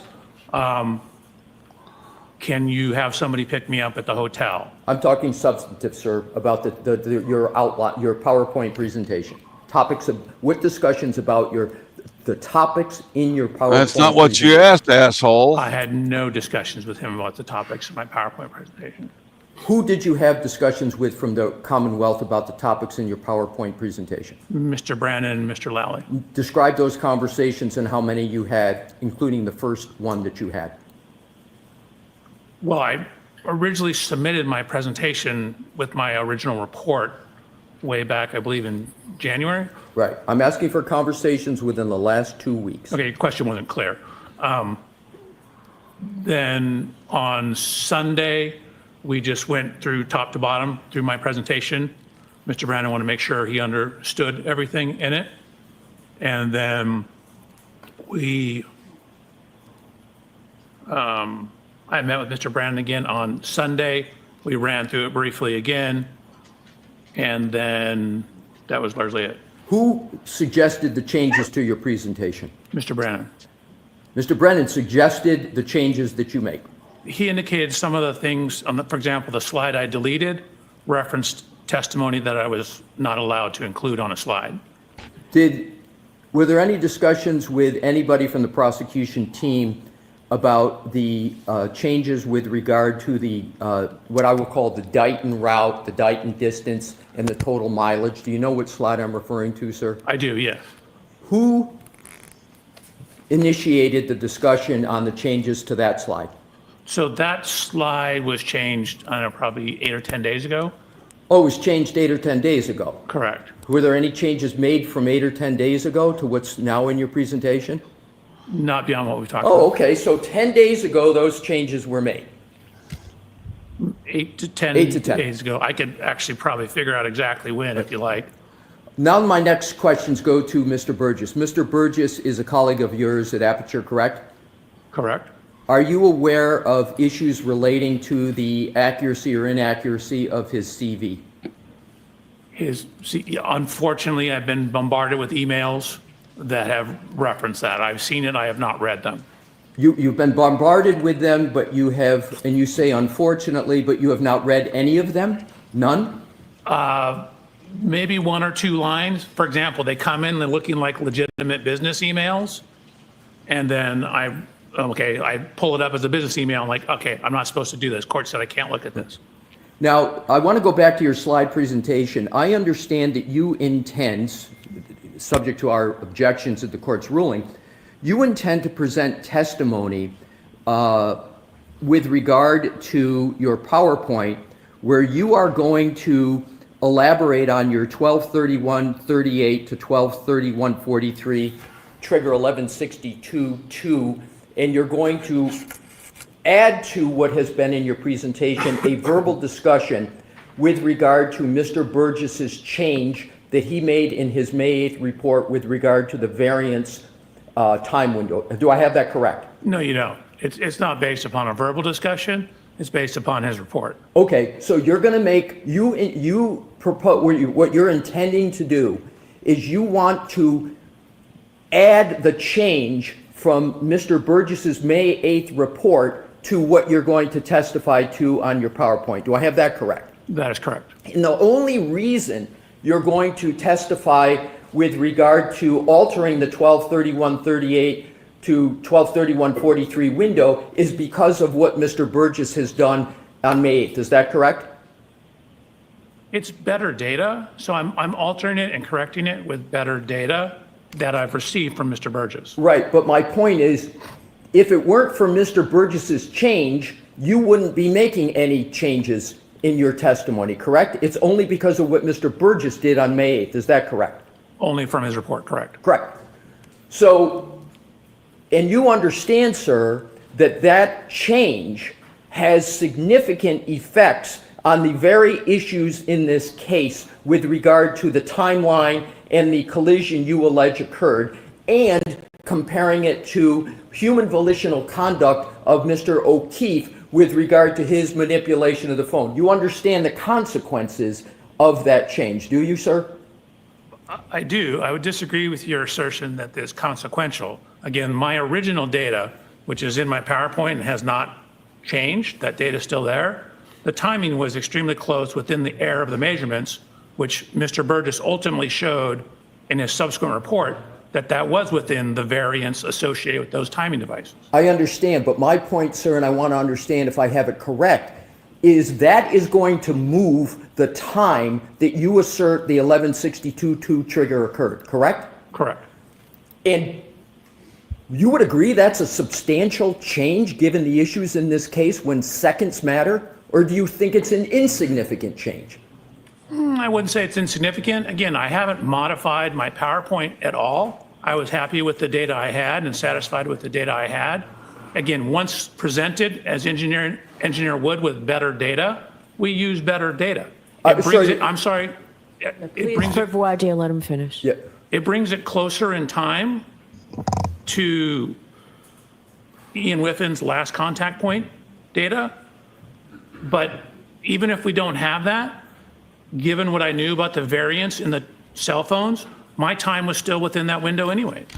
Sir, you've just answered my question, which is you agree that it affects the timeline in the activity of Mr. Whiffin's report. You said brings it closer. Did I have your words correctly? Correct. What I was concerned about was your word about significant change. It brings it closer. It doesn't necessarily bring it significantly closer. My original timeline was very close, within the range of the accuracy of those types of cell phones, infotainment system data. So even if I didn't have Mr. Burgess's subsequent report, the data is still within that time window. Sir, isn't it a fact that with the variance of Mr. Burgess that you're now you want to testify to, that there is a change because your 1162.2 trigger 1231.38 to 1231.43, you know that there's a device lock event on the phone of Mr. O'Keefe after that time period. You understand that, correct? So again, there's a window of plus minus on that. Technically, those timestamps on that are, as you indicated, again, there's literally, I wrote that on my slide. It includes my slide where I have that exact comment. But my question, sir, is the change means now that with the Mr. Burgess variance moving, you now have part of the moving range that occurs after the device lock, whereas before your change, the device lock occurred after every bit of your range of 1162.2. I have that correct, don't I, sir? You do. Okay. Okay, so Your Honor, that's it. that's all I needed. Thank you. All right, so we're going to bring the jury in.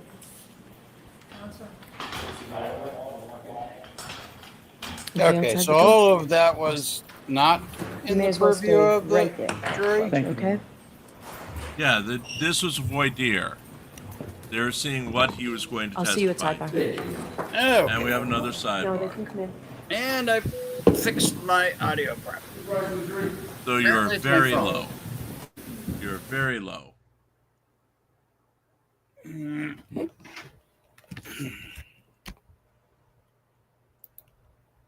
So we are at sidebar number 3, and what flavor were they today, Phil? Molasses. Molasses. Yeah, and I think we Nice. have a new record for sidebar, the number of sidebars before the jury was present.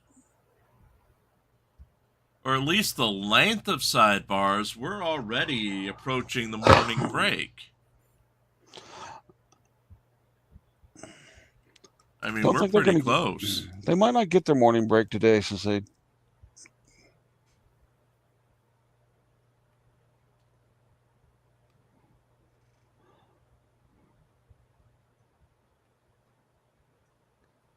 Well, let's take a look as the court is finally filling up for the day.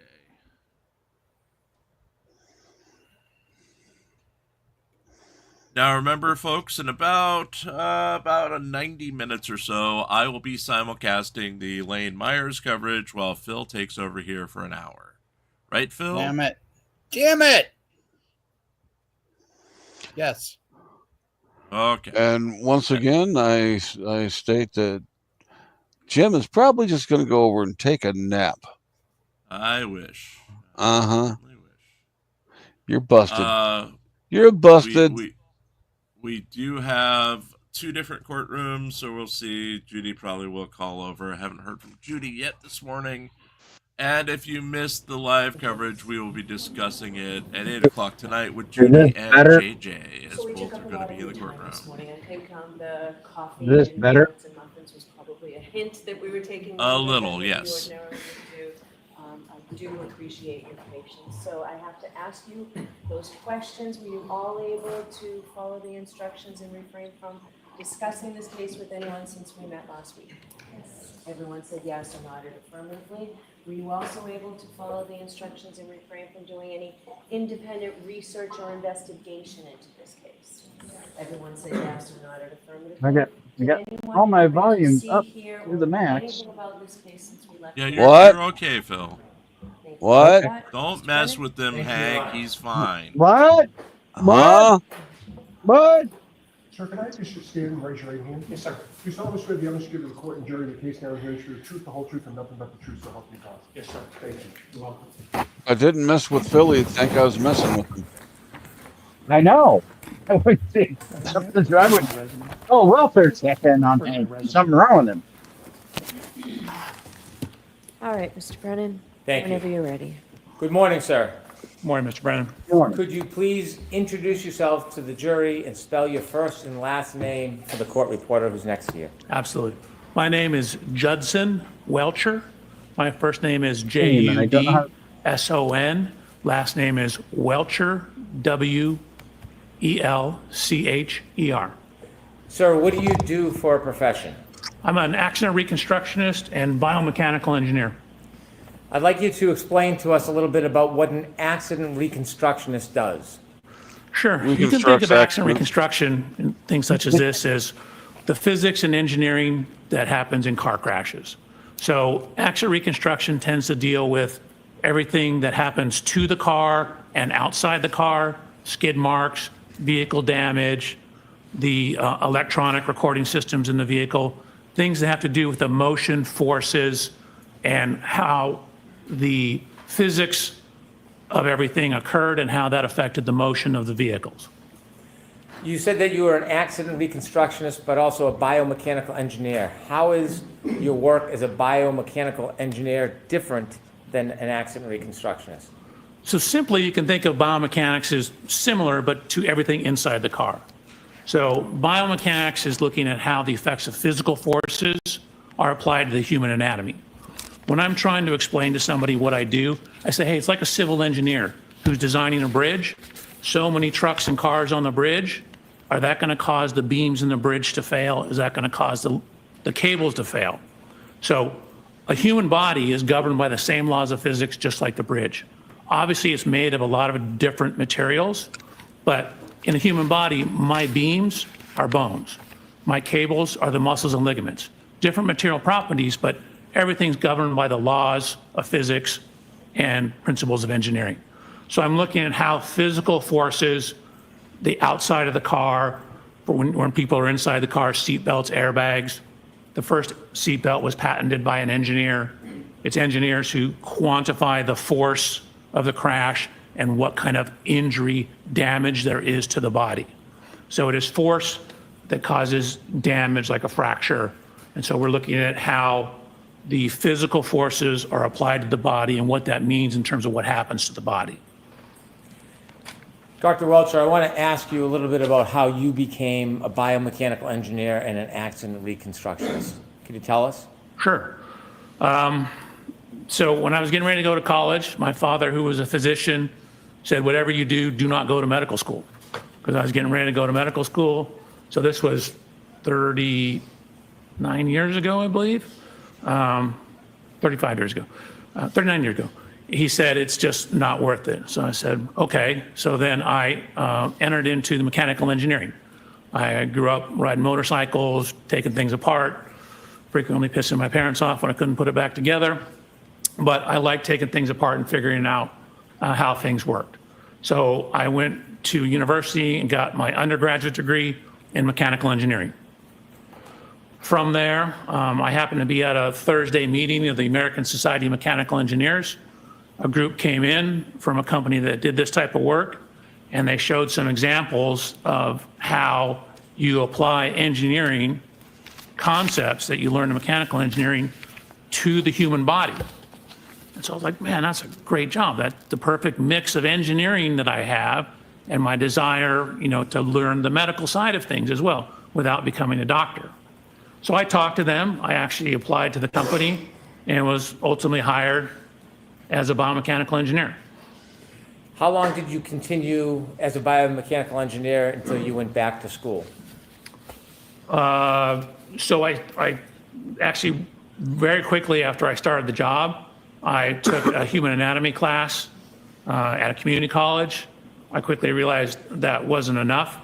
And so in around 1993, I went to the USC Medical School and enrolled through what's called concurrent enrollment, which means you can take the class, but you're not actually in medical school. It's a medical school class.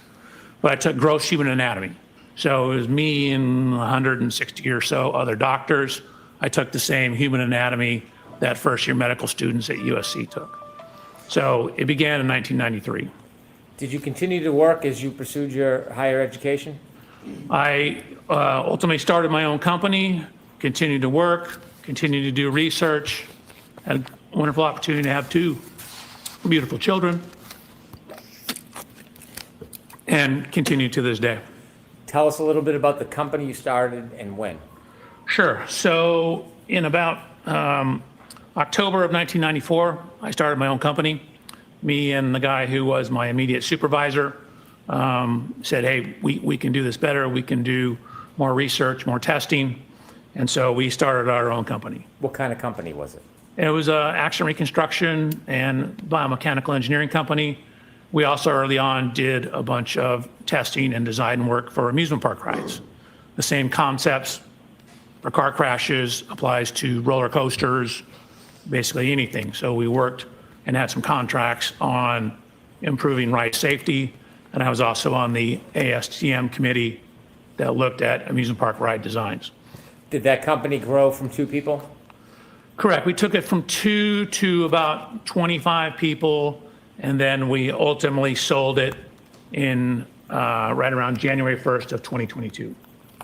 Before 2022, did you obtain a master's degree? I did. And what was that in, and where was that from? So again, I was working full-time. Actually, while I was doing my master's degree, I was also teaching classes at Texas A&M through their law enforcement training division. So it was extension classes. But I ultimately completed my master's thesis in December of 2001. That was from USC, University of Southern California. And I received my master's degree in biomedical engineering. I wrote my thesis. It was basically on automotive seat design, but it was titled Whiplash-Associated Disorders, Related Anatomy, Biomechanics of Injury, and the relationship between injury potential and automotive seat design. Excuse me, Your Honor, if I may, pardon the interruption. If Dr. Welcher reads me his report, which I think he just did, can we know when he's doing that? Sure. Dr. Welcher asked me if he could refer to his resume, and I said yes. So if you read, just let us know. Thank you. And it's my resume, not my report. Your resume, did I say? No, you did. He said report. Yeah, no, it's his resume. You share with us that your company continued to grow until you ultimately sold it in 2022. During that time, did you continue to pursue higher education after you obtained your master's degree? I did. So again, ever since 1993, I've been slowly pursuing higher education, both obtaining my master's degree as well as my PhD. During that time frame, I also published 20 peer-reviewed scientific publications. I taught for 5 years at Texas A&M and served as a peer reviewer for both the Society of Automotive Engineers and for a short period on the Archives of Physical Medicine.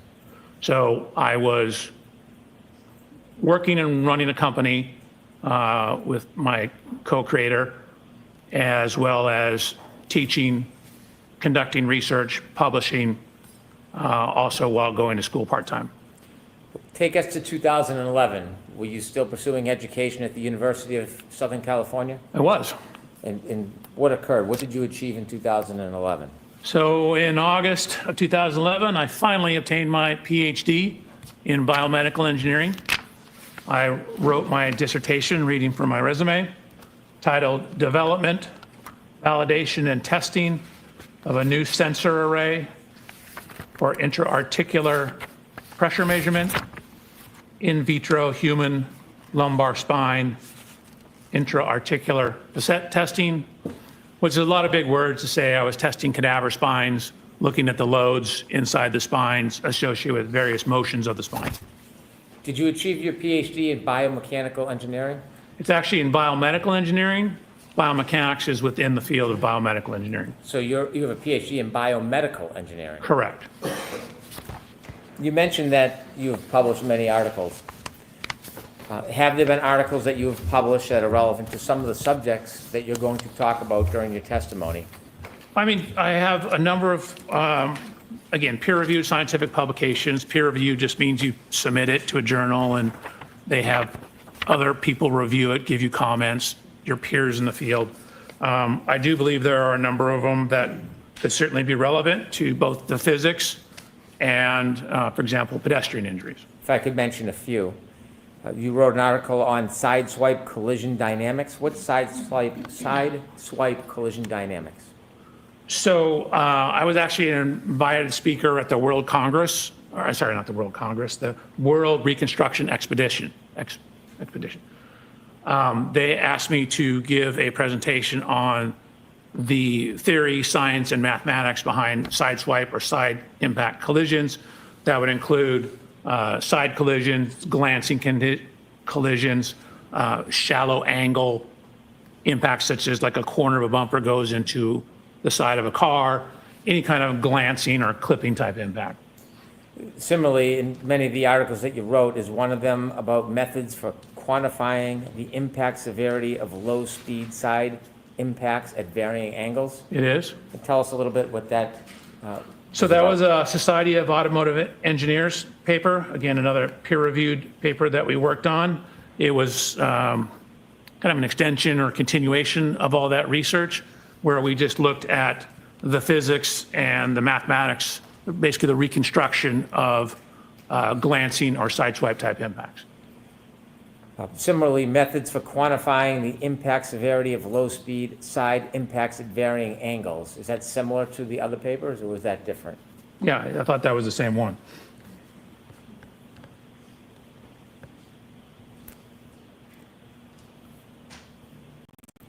If I can continue, another article or publication that you wrote, occupant kinematics and loading in low-speed lateral impacts. What does that mean? So in the course of my career, I've done probably 12 to maybe 1,300 actual crash tests. I've crashed everything from skateboards, mopeds, up to trains, motorhomes, and ambulances. I've conducted, relative to this case, probably or been involved with 50 to maybe 70 pedestrian impact tests. So the low-speed side impact one is we actually put human volunteers in side impact collisions. And what we did is we had accelerometers, which are things that measure acceleration. If you had physics or memory, Newton told us force equals mass times acceleration. So knowing the acceleration of something, you can get an idea of how much force is applied to it. So we have various sensors on the body. We have various sensors on the car for the reconstruction aspects of it. So that study was the biomechanics portion. And the first paper you read about the reconstruction was the reconstruction portion. So the first paper you discussed was everything outside the car. Then we looked at how the forces applied to those impacts to people inside the car. Have you had a lot of publications and studies about the force applied to people outside of a car? I don't know if I'd say a lot, but I was an invited lecturer to the Accident Reconstruction and Collision Safety Institute conference, where I specifically gave a paper and a series, or basically a lecture on what's called pedestrian impact biomechanics, which was exactly as the name implies, what happens to pedestrians when they're impacted predominantly by cars and vehicles. How much of your work involves pedestrian impacts? Probably maybe 10%, 5 to 10%. Most of it's car to cars. Biomechanics of low-speed impacts. Is that another paper that you wrote? That is a paper I wrote.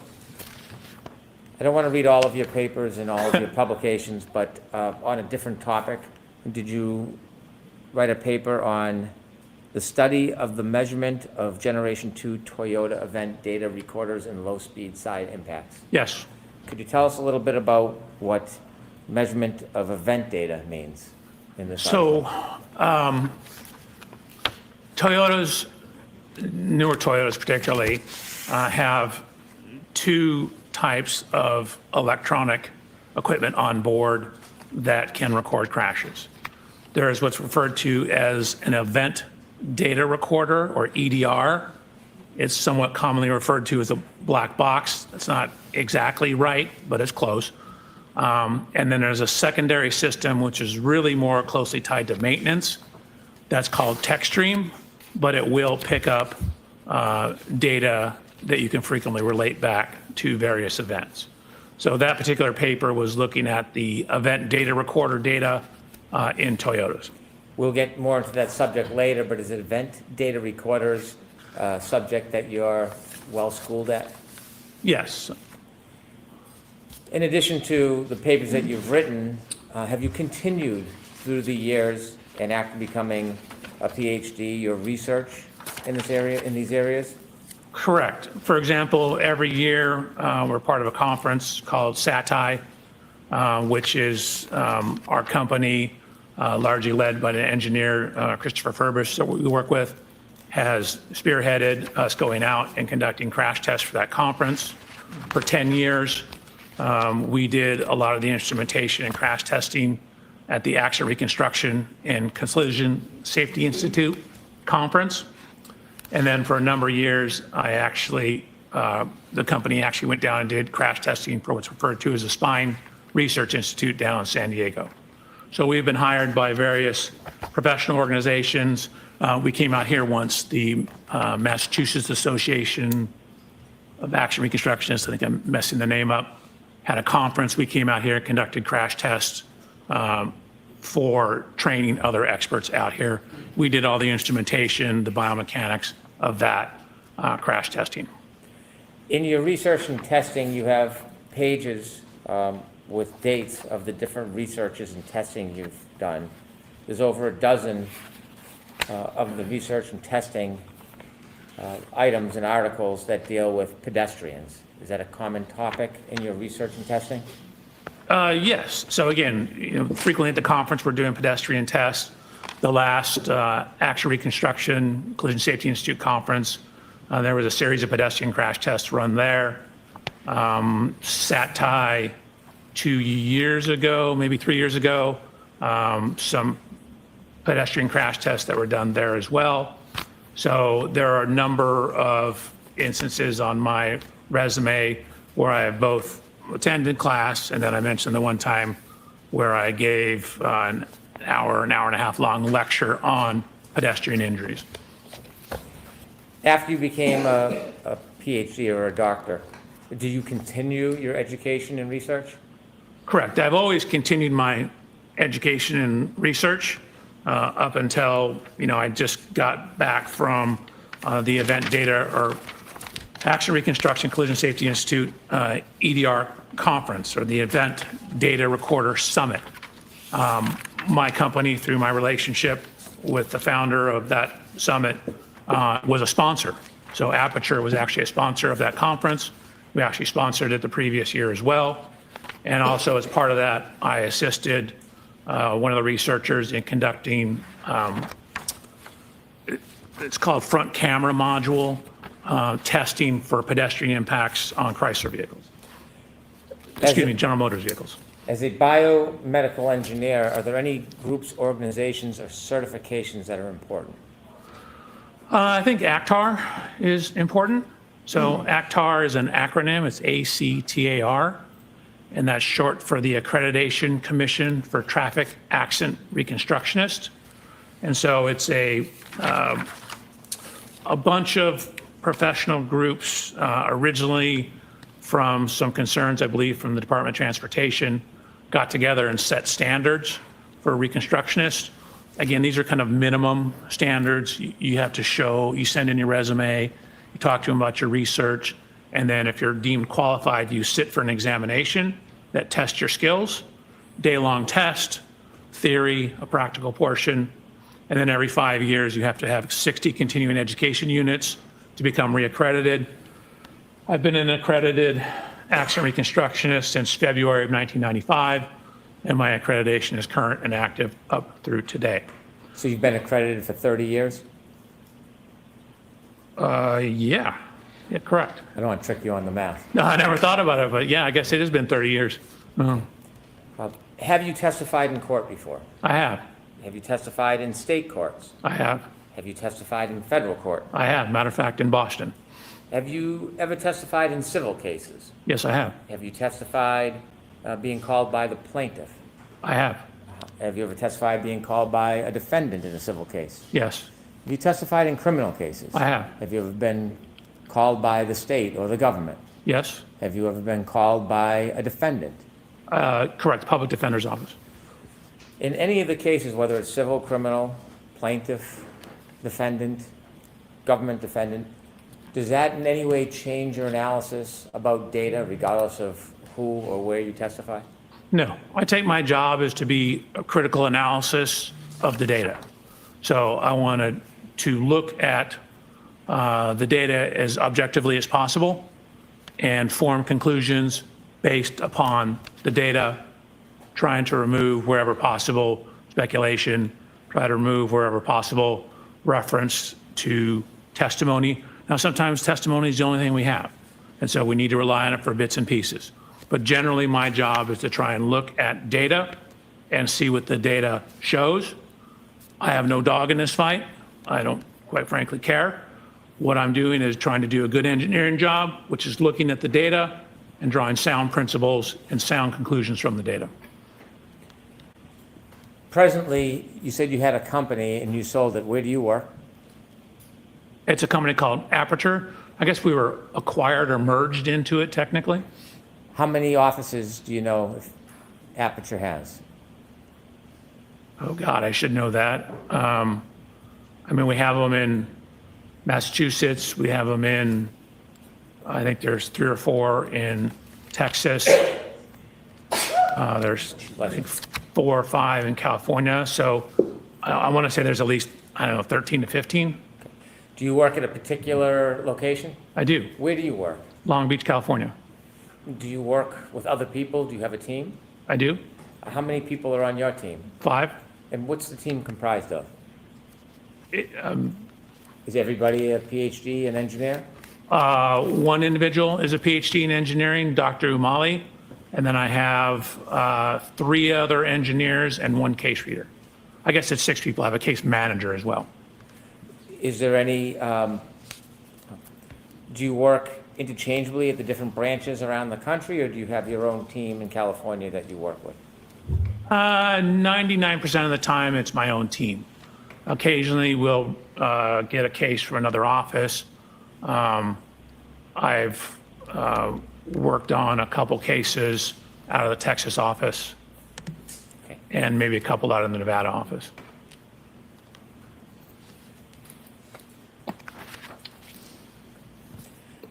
Were you asked to look at any data or information relative to this case? Yes. In looking at data and information, do you try to look at a narrow or broad range of information? So I definitely cast a very broad range. We try and get as much information as possible. And then, weed it down to what is important, weed it down to what is consistent with the data. So start off very big and then get down to sort of the meat and potatoes of it, the important information. Do you necessarily rely on everything you look at? No, I certainly consider everything I look at, but I frequently don't rely on everything because sometimes it's not reliable or it's irrelevant.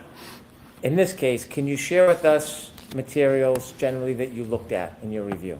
Sure. Your Honor, may I read from my report? Yes. Thank you. So, Mr. Reporter, I apologize, it's a lengthy list. Slow? So I have police reports, including the Canton PD incident report, and I have 8 other reports, also the 34 Fairview Road Rams final report, or CARS report. I have the ring video from Mr. O'Keefe's residence. I believe that's One Meadows. I have the cruiser cameras, which are the police vehicles, onboard cameras, both front and rear cameras from 1, 2, 3, 4, 5, 6, 7, 8. I believe 10 different videos. I have photos and videos of the scene from Sergeant.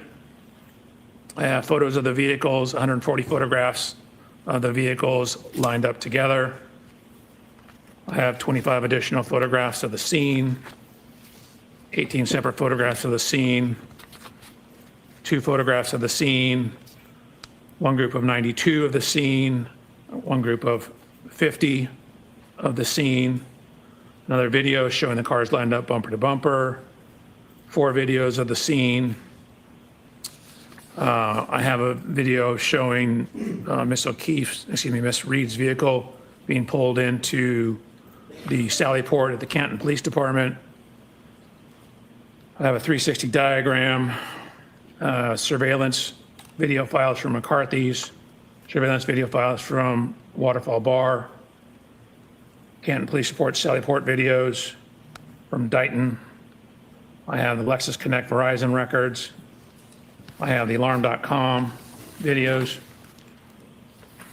I have a video of the tow truck arriving at the Canton Police Department. One titled Native Location, John O'Keefe's Phone. Past witness statements. The report of examination from the coroner. Jennifer McCabe's Cellbrite data. Something called Lexus Infotainment. Different past summary testimony of numerous witnesses.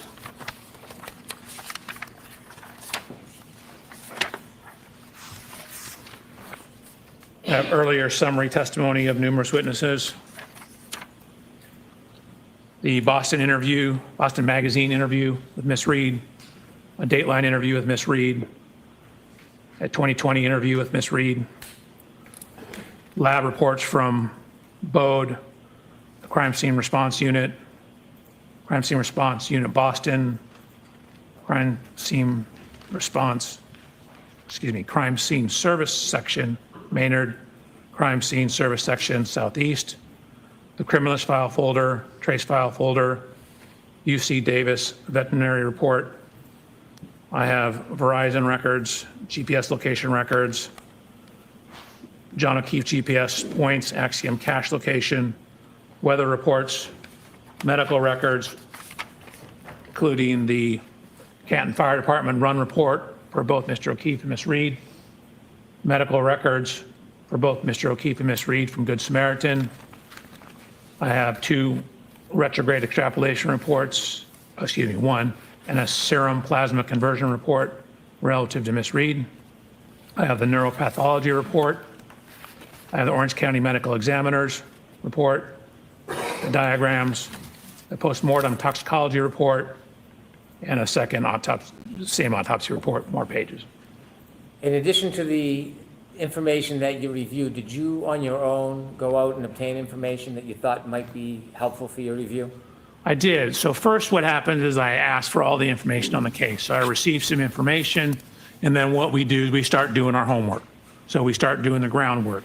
So once I received some of the information, what I did was, modern cars have what's called a VIN number or vehicle identification number. It's a unique 17-digit number. So what we'll do is we'll decode that VIN number, and that gives us information about the vehicles. So I did that for Miss Reed's 2021 Lexus, as well as Mr. O'Keefe's 2019 Chevy Traverse. So ran the VIN numbers, use the VIN numbers, it tells us year, make, model, safety equipment, things like that.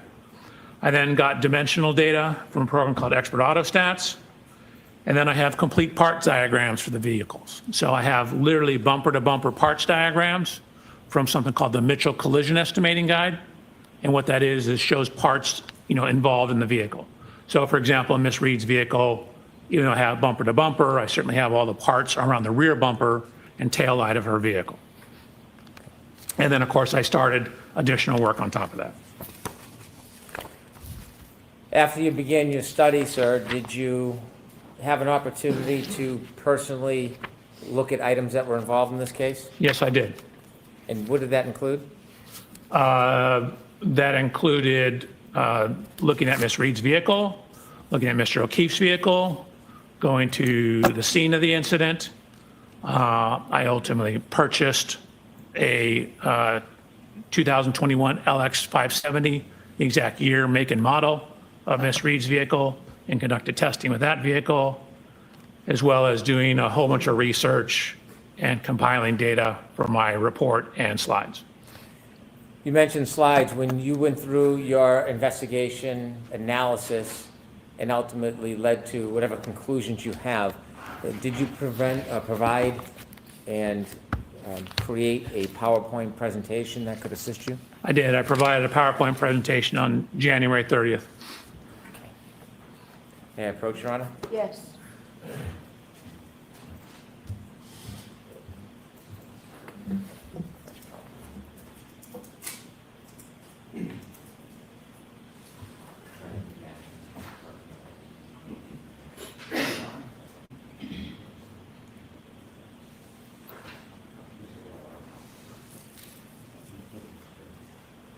Yes.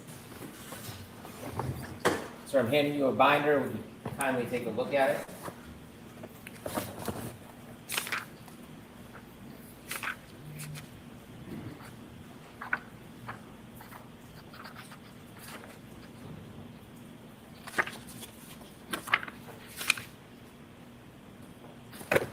Okay. Sir, does that appear to be a copy of the PowerPoint presentation that you prepared for us today? It appears, right? 141 pages, didn't look at every page, but it looks right. Okay. All right, I asked to mark this for identification. Okay.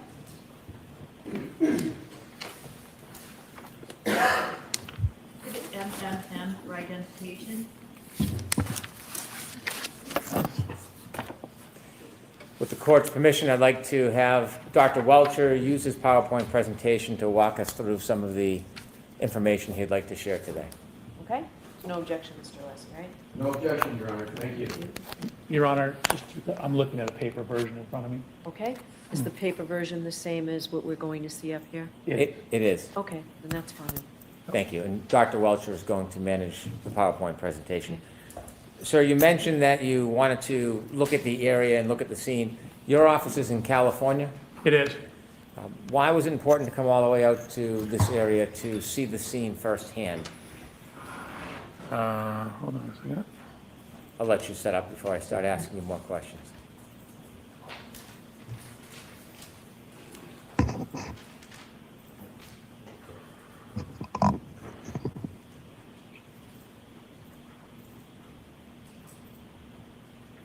We went through this, had it working perfectly. There we go. Okay.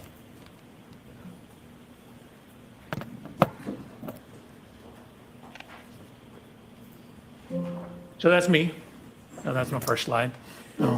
I Again, have a couple questions for you, Dr. Welcher. please. The first is, your office is in California. Oh, yes, sir. Why was it important to come all the way out here and view the scene firsthand?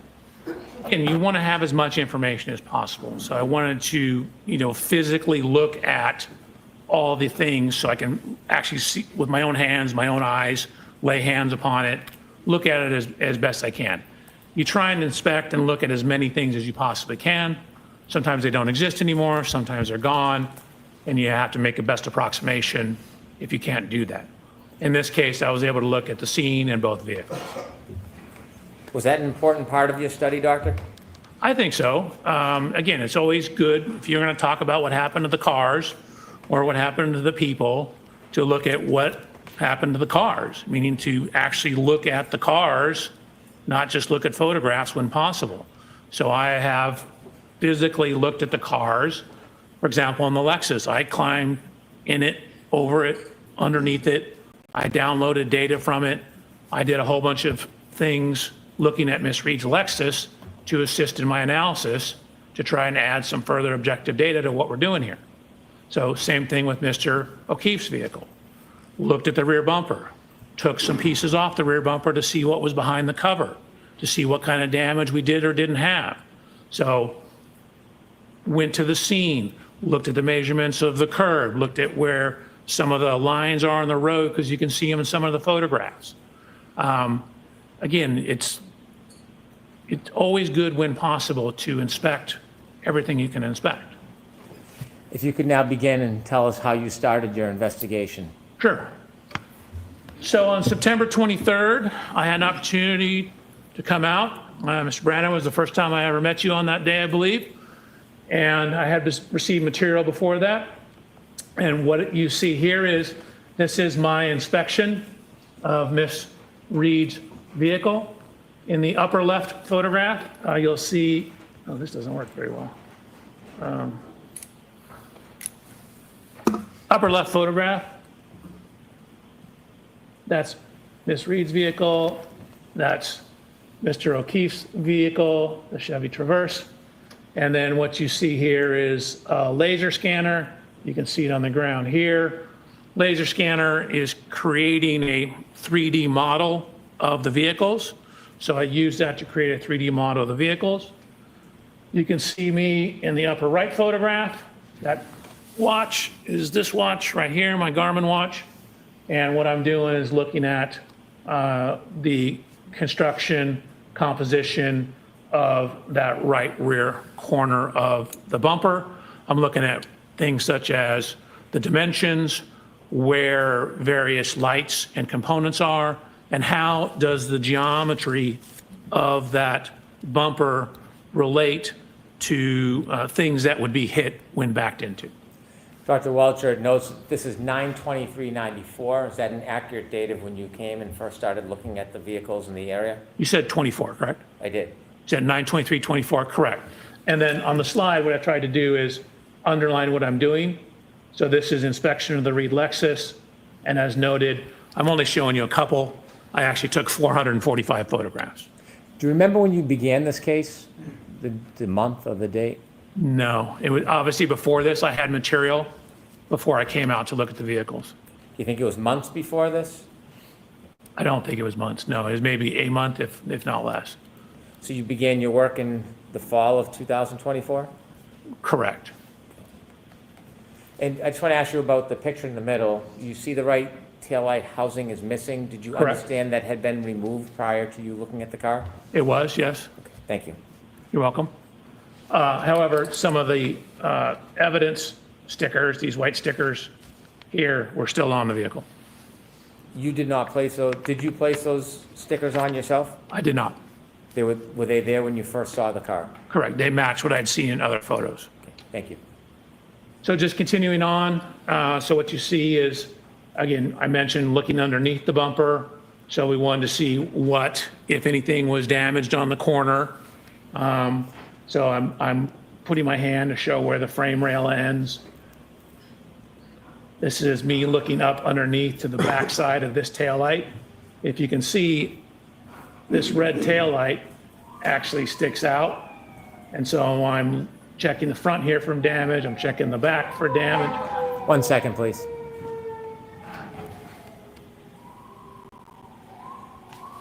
Okay, Doctor, when you were looking for damage on the previous slide, did you find any damage to that lower right red taillight?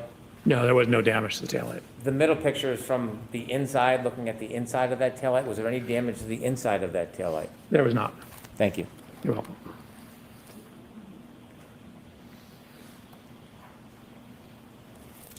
So again, looked at the height of it. I mentioned this lower taillight. Notice how the structure of the bumper protrudes out. You can see one of the marks, which is consistent with the contact to Mr. O'Keefe's vehicle. Here, this scratch mark or scuff mark. Notice how close it is to this light. Again, some of the evidence, stickers. Just a better view of those, then going down the side of the vehicle. So with all that information, I mentioned a laser scan.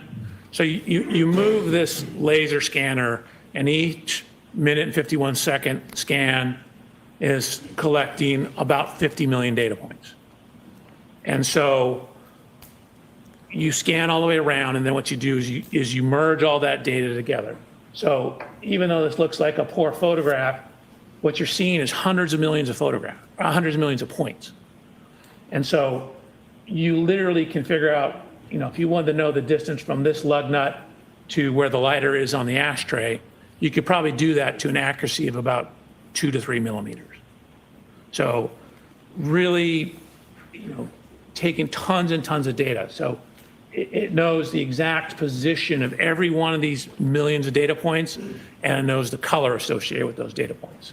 Why is that data imaging so important in accident reconstruction? You want to have an accurate model of the car. So, you probably don't need literally that many points to get an accurate model, but that's just the nature of the way the science is going. Computers are getting better and faster. Scanners are getting faster. So you get an enormous amount of data when you use these scanners nowadays. So then, as indicated on the underline here, I did a CDR. That's a little different than what you heard me say before. CDR is crash data retrieval. So that's the hardware and software that you use to download or actually copy or take an image of, which means you're just taking an image off what's on the vehicle, the EDR, which is the event data recorder. So you use the crash data retrieval hardware to download the event data recorder, otherwise commonly known as a black box. So I downloaded the black box from this vehicle, and although you can hardly read it here, again, I mentioned there are two systems on this vehicle. This is the CDR system or EDR system. There's also the text stream. The EDR system, this system is primarily to manage the safety components, protect the occupants of the Lexus. So things like fire the airbag, fire what's called a pretensioner, keep track of the severity of the crash to decide whether we need to fire the airbag. So it's not really designed for pedestrian impacts. So when we downloaded this vehicle, we got what's called a none file. A none file simply means that there's no data there. The system's working properly, we had no fault codes, but for a car hitting a pedestrian to cause a file here, this is really more designed for car-to-car impacts, something that's going to have a significant impact on the occupant of the Lexus. And again, the Lexus is a 6,000-pound vehicle. Mr. O'Keefe's only 216 pounds. So it's not going to register from hitting a pedestrian. Were you surprised that there was no information about a collision in the EDR? No, exactly what I expected. Okay, I mentioned the second system. So as underlined up here, this is the text stream. So this is from Toyota text stream data. You can see the screens here. There's generally two types of files, what's called a vehicle control history. This is And a good. PCS file. The PCS file is the, God, I forgot the name of it, the protection system. So I also looked at Mr. O'Keefe's vehicle. Sorry, PCS is pre-collision system. Looked at Mr. O'Keefe's vehicle, same thing, took a series of photographs, laser scanned it, looked in it, underneath it, behind it. I mentioned taking some of the bumper parts off. So I took this rear cover off here to look at the damage behind the bumper cover. Most cars have what's referred to as a face bar. That's that piece of metal that you see here. And there's a piece of energy absorber here. That's your face bar. So I'm looking to see if there's any damage to that. There was no damage to that. Before you go forward, I want you to take a couple steps back because I want to ask you some questions to explain Please. text stream data. Could you go back a couple slides, please? Sure. Okay. You mentioned that in the EDR, which is similar to a black box, there was no information found. And then you mentioned a different system, the text stream. Can you make it clear for us how these systems are different and where they're stored on a motor vehicle? Sure. I mean, a lot of data is stored in a similar location. The text stream system was originally designed, according to Toyota, for maintenance issues.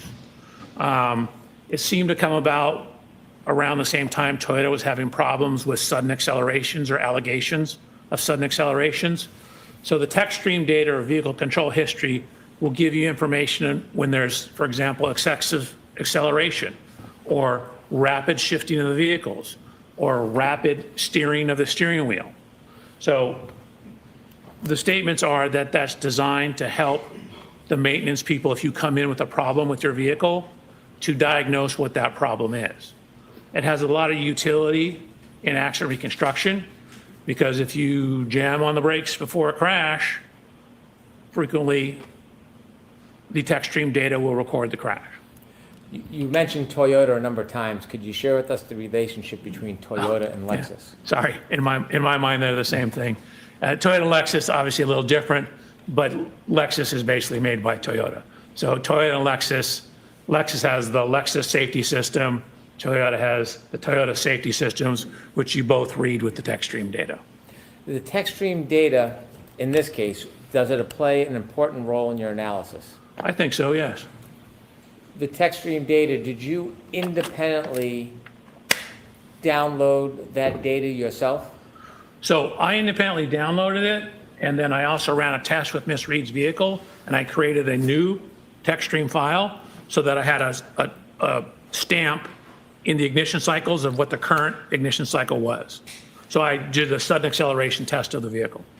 On the Lexus or on the exemplar vehicle? On her Lexus. When you did the downloading, why did you do it yourself? Again, you, whenever possible, want to be the one that does it, make sure it's done correctly, and be able to say, hey, how do I know that's from that vehicle? Well, I know because I was the one who did it. And so if I get it from someone else, then they frequently have to bring that person into court to say the other ones that did it, so then I can use it. So if I do it myself, it eliminates that problem, and then I have no concerns over where it's coming from.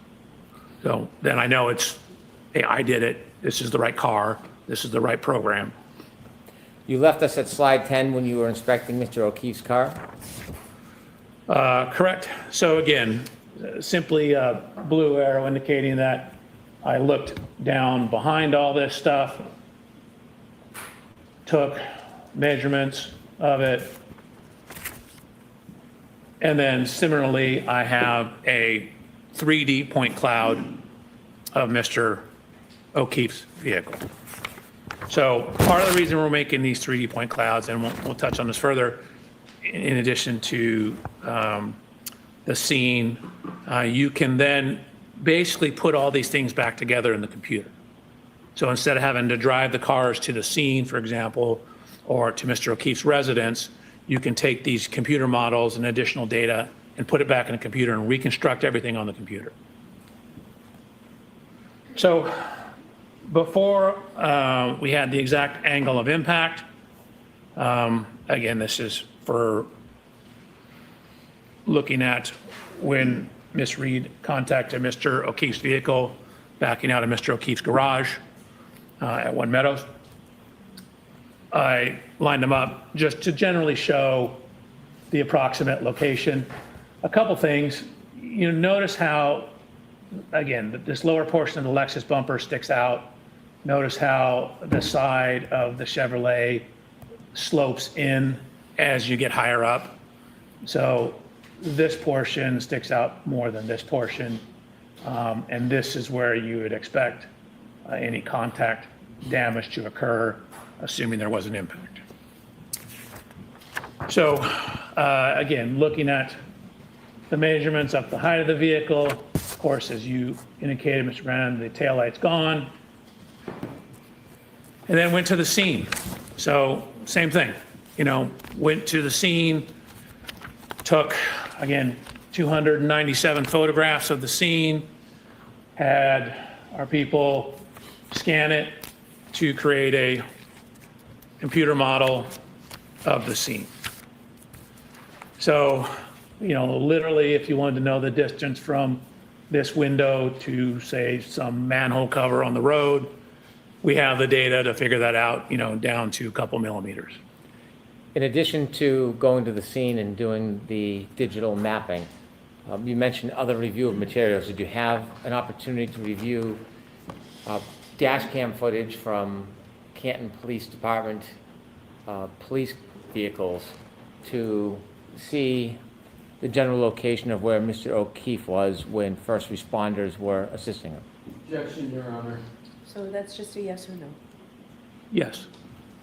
Thank you. So the text stream download. So this is a screenshot from the text stream download. Keep in mind, this is kind of maintenance software. So we're looking at a number of things in the maintenance software.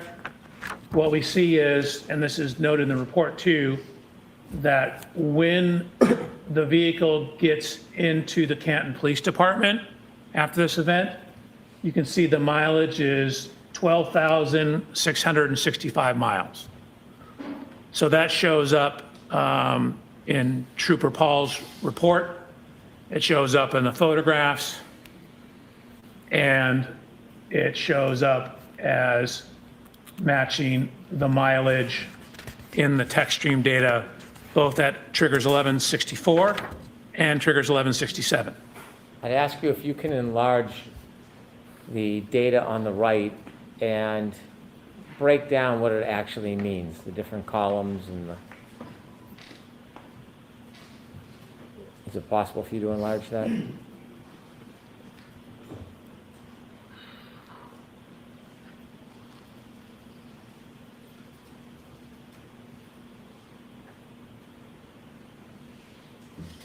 My fingers are too fat. Thank you. Okay. So what you're looking at is what I called event 1162. If you see anything in blue on these charts, that's information that I added. I typically put my initial, JBW, Judson Blair Welcher, that's me. And so this is referred to as the key cycle trip. So key cycle is simply you turn it on, not necessarily turn the ignition on, turn it on, turn it off. That's one key cycle. So I labeled this one 1162-2 because there's also one that's on the same key cycle that I'm calling 1162-1. The system also records the mileage. So again, this is a maintenance system generally. So what you see is the T here is the trigger, and there's a point. So this time in the text stream data, you could think of it as like a stopwatch. It's when it starts when the car turns on and stops when the car turns off. And then if it sees a triggering event, a T, it records that information. So this is when the trigger happened. So that's 1,142.2 seconds. And so I've converted that to minutes and seconds because most people don't think in seconds. And so what it also does is once it sees a trigger, it's constantly circulating data through the computer. So when it says, okay, we have a trigger, it saves 5 seconds before the trigger and then 5 seconds after the trigger. So the trigger's in the middle and you have 5 seconds of data before and 5 seconds of data after.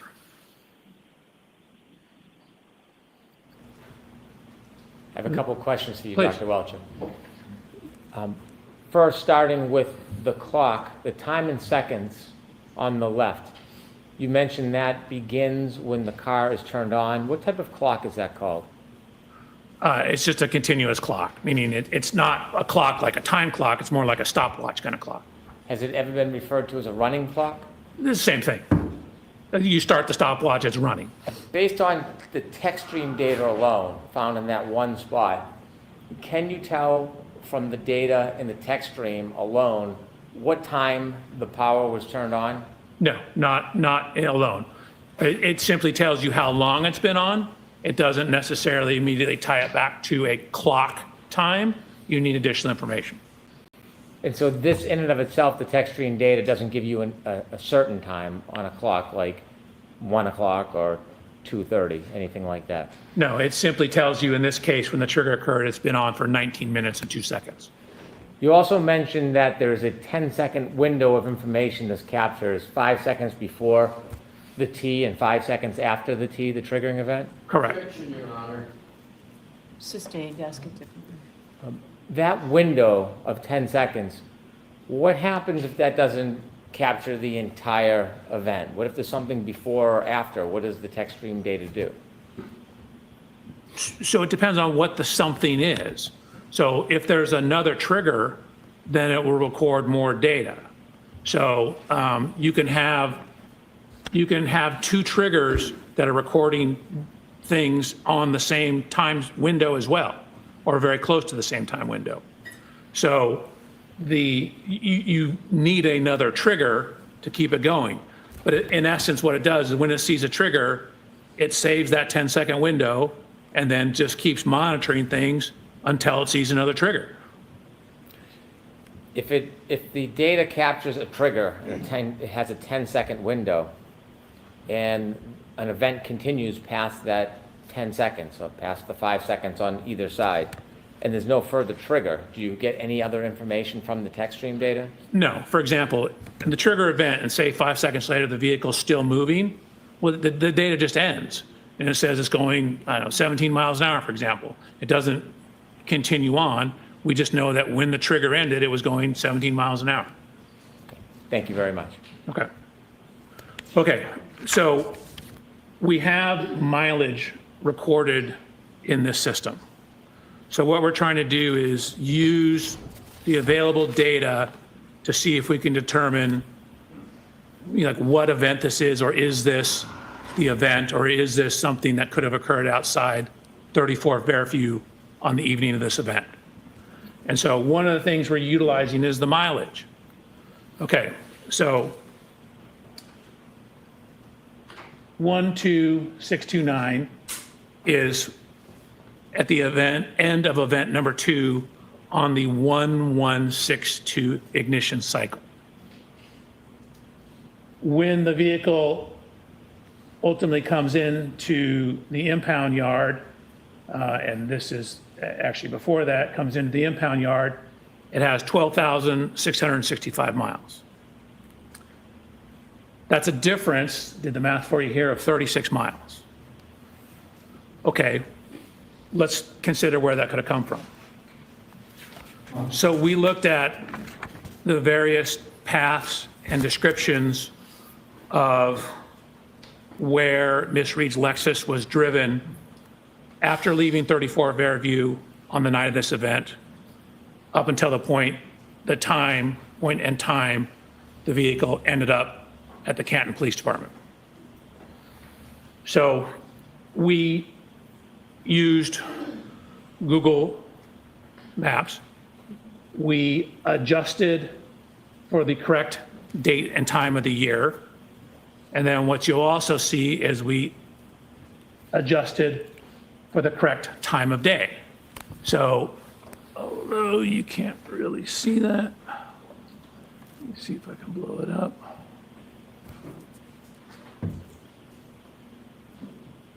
So you can see that's looking at the mileage and time.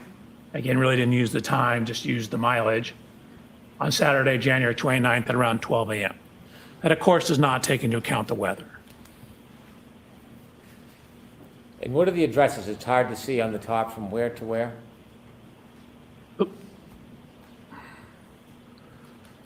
So this is from 34 Fairview to 1 Meadows Avenue, which is Mr. O'Keefe's residence. And there are other mileage that you have there? Correct. So we basically ran through the entire path as we understood it. Again, we didn't have complete information. We didn't know the exact roads. We didn't know if turned around, stuff like that. So you're seeing the suggested available paths, and we end up with a range of data. So we go through all the paths, and you can see that this is what we end up at the bottom here, which is very hard to see.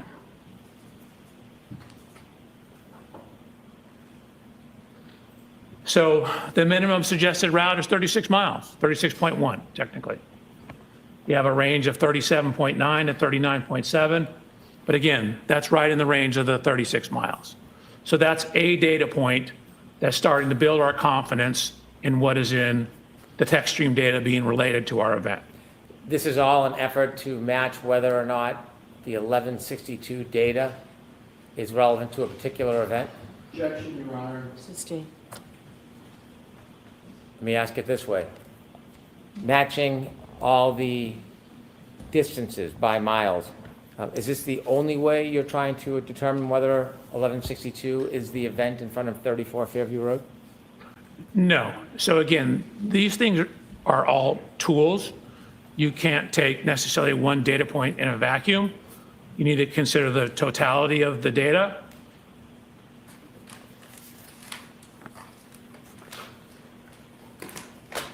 Which is what I did.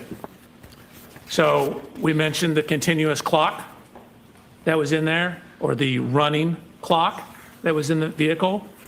So what you see over here. Could you enlarge that for us, Doctor? I hate to I am interrupt, but doing that right now. you can see we have the time. And again, I've converted it in blue to minutes and seconds. This is the first trigger on that key cycle. So on key cycle 1162, there was 2 separate events. The vehicle keeps a continuously running clock. So we're able to see the time each event occurred relative to when the vehicle was started and the difference between the 2 events. Okay.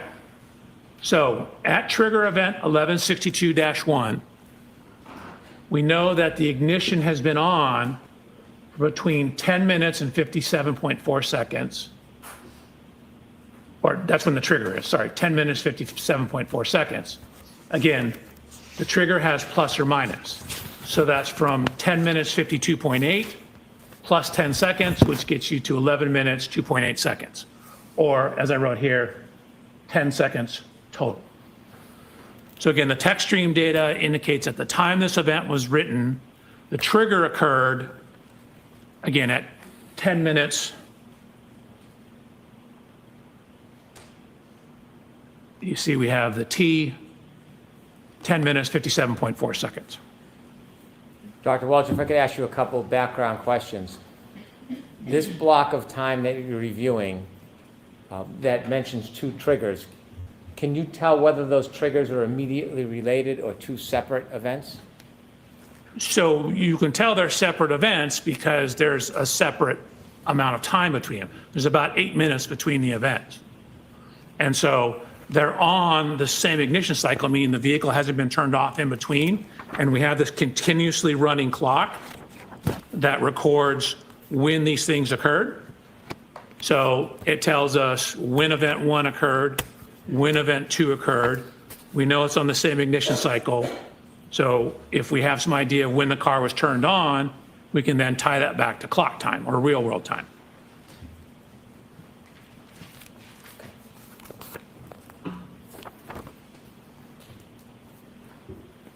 Okay. So lots going on here, right? A lot to digest. This is trigger event 1162.1. I was provided with data and a report from Mr. Burgess that indicated the infotainment system was turned on at 12:36. Let me zoom in for you folks. That corresponded to a GPS location that looked like it was outside the Waterfall Grill on Washington Street. So additional cell phone data that we had is that we knew there was a 3-point turn made when the Lexus passed Fairview on Cedar Crest, pulled into a driveway and made a 3-point turn. So what you see over here is GPS data from Mr. O'Keefe's phone. And with that information and knowing when the system turned on, we're able to now tie the text stream data to a real clock, meaning what time of day did that text stream trigger occur. So we're going from the running clock to a real world clock. So if you take when it was turned on from Mr. Burgess's report, you can see that the Lexus was turned on at 12:36. You add in the text stream information, you get it at 12:23:38. And now we have a cell phone data point at 1:54. So at the time my report was written in these slides back in January, that was all the information we had in terms of data point 154. That was the one that was closest in time to it. So we had since received additional information. Dr. Welch, let me ask you a couple questions, and if you can zoom in a little, we might be able to see it a little better from here. Where would you like it? If we can start at the top when you explain in text.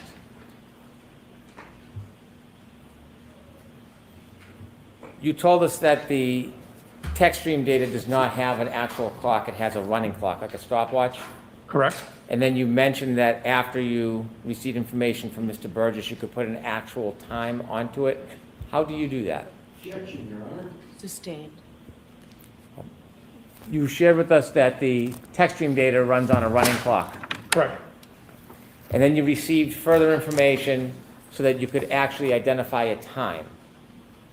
Where did you receive that information from? Objection, Your Honor. I'm going to allow that. That was from Mr. Burgess's report. And do you know where that information came from? That came off the SD card, I believe, in the infotainment system.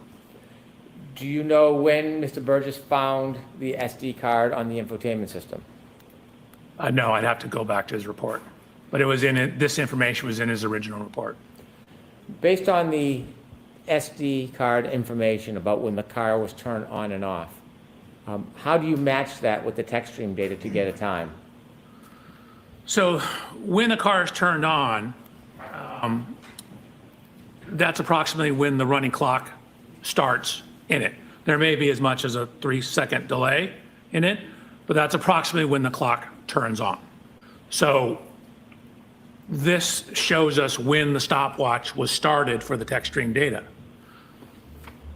So knowing that infotainment system has date and timestamps on it, so that ties it to a real world clock from GPS information. And so now we can, when that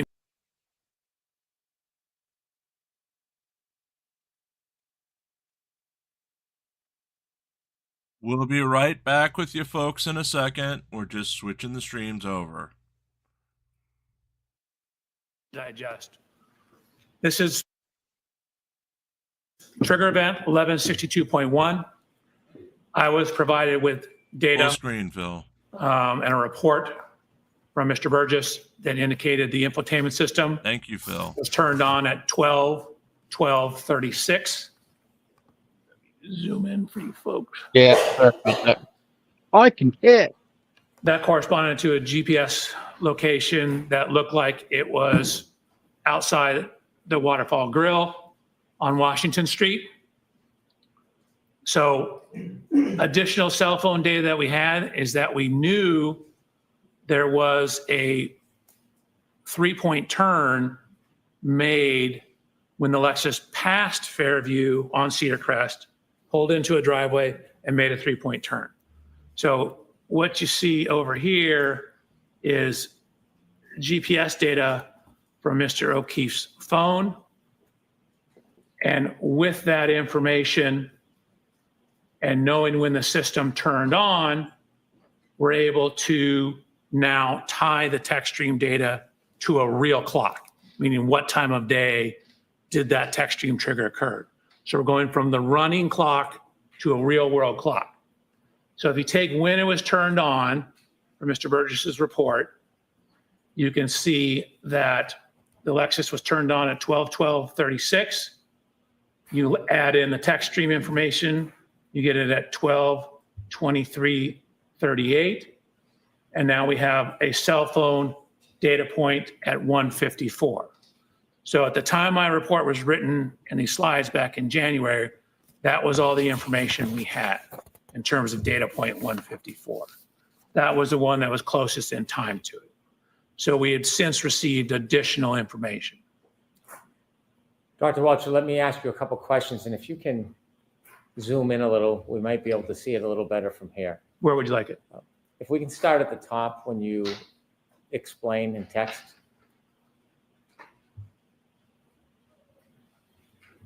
You told us that the text stream data does not have an actual clock. It has a running clock, like a stopwatch. Correct. And then you mentioned that after you received information from Mr. Burgess, you could put an actual time onto it. How do you do that? Objection, Your Honor. Sustained. You shared with us that the text stream data runs on a running clock. Correct. And then you received further information so that you could actually identify a time. Where did you receive that information from? Objection, Your Honor. I'm going to allow that. That was from Mr. Burgess's report. And do you know where that information came from? That came off the SD card, I believe, in the infotainment system. Do you know when Mr. Burgess found the SD card on the infotainment system? No, I'd have to go back to his report. But it was in it, this information was in his original report. Based on the SD card information about when the car was turned on and off. How do you match that with the text stream data to get a time? So when the car is turned on, that's approximately when the running clock starts in it. There may be as much as a 3-second delay in it, but that's approximately when the clock turns on. So this shows us when the stopwatch was started for the text stream data. So knowing that infotainment system has date and timestamps on it, so that ties it to a real world clock from GPS information. And so now we can, when that infotainment system turned on, it's very close in time to when the text stream data started recording data. That allows us to tie the two together. The times that you're showing on this slide, does that relate to the first or second event on the text stream data, the first or second triggering event? The first event. Do you characterize the first event in any way? I call it the 3-point turn. In addition to the data you analyzed, was there any other information you saw that evidenced or supported that a 3-point turn occurred at the area depicted in your slide? Right. We have a whole series of GPS data with heading angles, as well as a description that Ms. Reed gave in an interview. The time that you have after you consider the SD card ignition on and the running time, what clock is that based on? It's my understanding that's a clock in the infotainment system. And then we're ultimately trying to also tie it back to the clock on his cell phone. Mr. O'Keefe's cell phone, correct. Do you have any understanding whether all devices have the exact same clock? So it's my understanding they do not. In my discussions with Mr. Burgess, reading reports, that they can have, there can be as much as 30 seconds to a minute of variation. Objection, Your Honor. Sustained. Have you ever heard the, Strike, Your Honor, that answer. Sure. Jurors disregard that answer. have you ever heard the term variance before? I have. What do you understand that to be? That means differences from the answer, I'm sorry, differences from what? from typically the correct answer. Like meaning that a given data point has variance in terms of how it's measured, when it's measured. So different measurement device can have a different variance around the actual true number. You mentioned on this slide a time of 12:23:38. Correct. In O'Keefe's cell phone data, at 0.154, approximately 12:23:58. Correct. Is there a difference between the clock on the Lexus text stream data and that of Mr. O'Keefe's iPhone? There is. When you developed the slide, did you have the benefit of more detailed information about data point 154? I did not receive that until May 8th. Did you later learn more information, more specific information? Yes. Okay.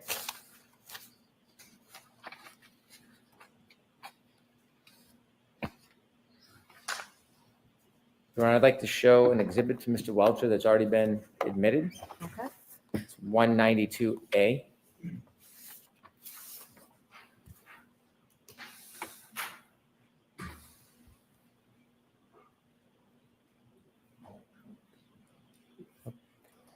Ms. Gilman, can we start with 192B? Dr. Welcher? Yes, we'll come over.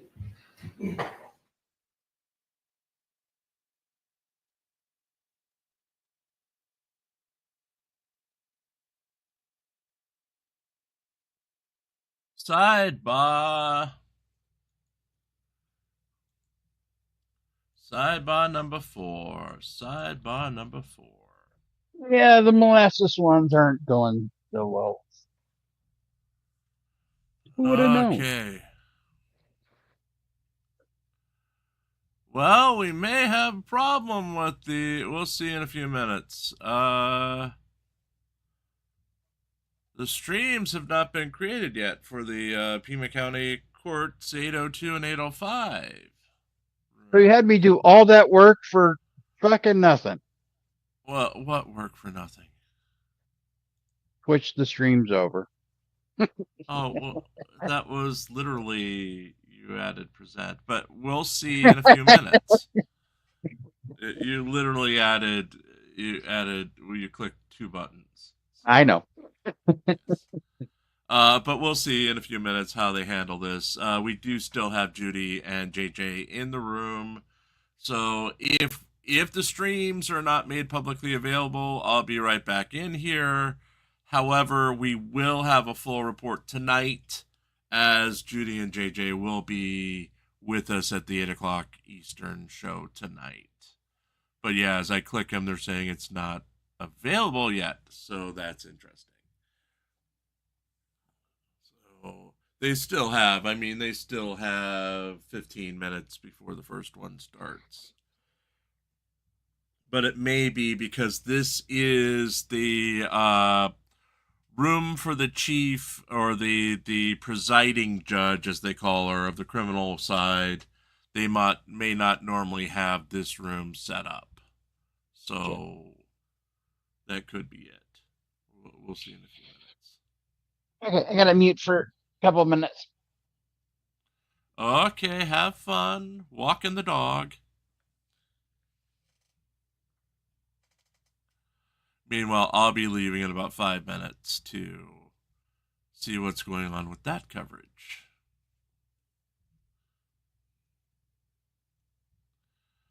Fun times until Hank takes the T-Bird away.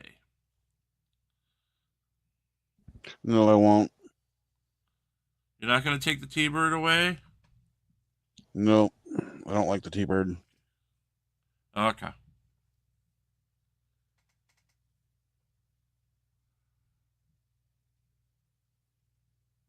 As we get an extended view of Lieutenant Fan.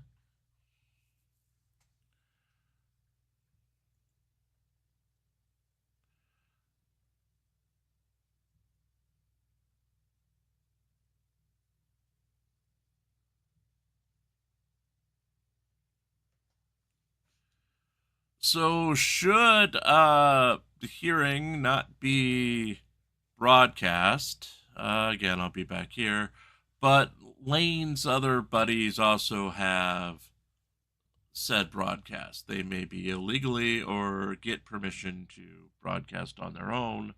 We'll see that in a few minutes.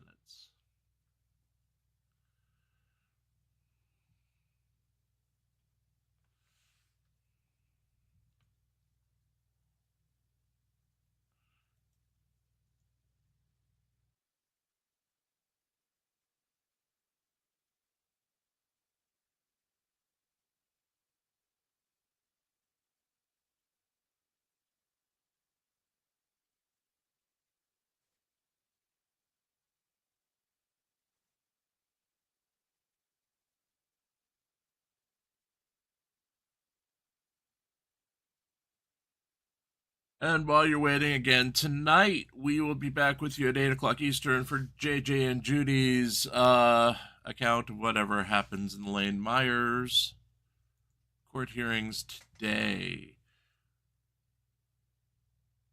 You can also donate $5 to add a day to my punishment, along with Touche's punishment, where we'll be banned from various restaurants for the next 4 years as it stands now. We are trying to get to 5 years by our set end date of June 5th. I don't have the count in front of me right now, but we're well on our way to 5 years. And at 5 years, I'll be losing Jimmy John's on top of everything else. Captain 3D, I don't know. I think it's going better this time around. I still think the defense may be preparing not to put on a defense, though they came out with a list of supplemental witnesses today, and most of those are on Proctor's side, or people who were on the text message list of Mr. Proctor, or former Officer Proctor, that is. I don't know, really, I mean, it really depends on the jury. We don't have as much of a report on the jury this time as we did last time. I'd say it's going much better for the prosecution this time around. They prepared for the gotchas. They handled what's her name? Jen McCabe a lot better this time, and they foresaw a bunch of the gotchas, so they're not putting Proctor on the stand. They're not sitting there letting the defense bring up the personal lives of some of these witnesses like they were able to exploit last time. And the data we're about to hear should probably solidify the case. So, yeah. And NCR, nah, I'd have to leave the house to break into a Taco Bell. But yes, Taco Bell is on the list of places that I won't be able to go to for 4 whole years. 4 wonderful years. You can make it 5 by donating to our Cash App, PayPal, or doing a super chat. We'll take just about anything. $5 gets a new day. $5 gets a new day.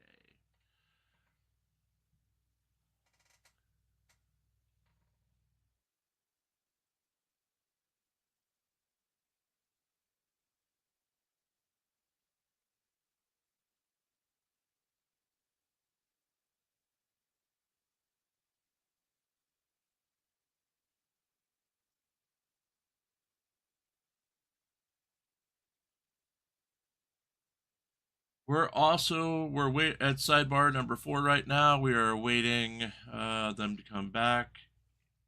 They did not take a morning break today because they started late. They were delayed over about an hour and a half before the jury actually came in. They had an extended sidebar to start the day. Then they said that the jury was going to come in, but they never did. Then they had another sidebar once they reconvened. So by that time, it was already near enough to the morning break for the jurors to already had their coffee and donuts, so they didn't take one today. They typically take a break at 1 o'clock Eastern, and Phil is prepared to play some music for you for the first 13 minutes of that, as long as I'm not back. Again, we will attempt Leigh Myers coverage, but we'll see if there is coverage today, as the feeds have not started yet for rooms 802 or 805. But we do have Judy and JJ on scene. They'll be taking notes in person.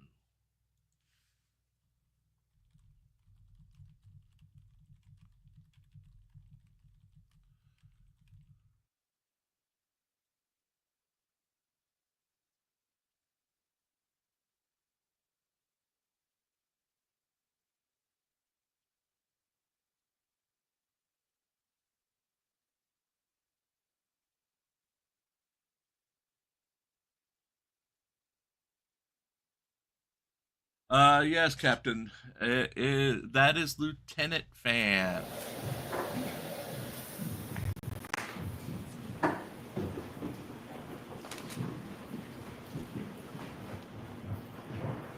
Okay, folks, I'm jumping out of here. Phil and Hank have the room. I'll be back. Dr. Welch, if you could take us back to slide 30. 30. Myers coverage.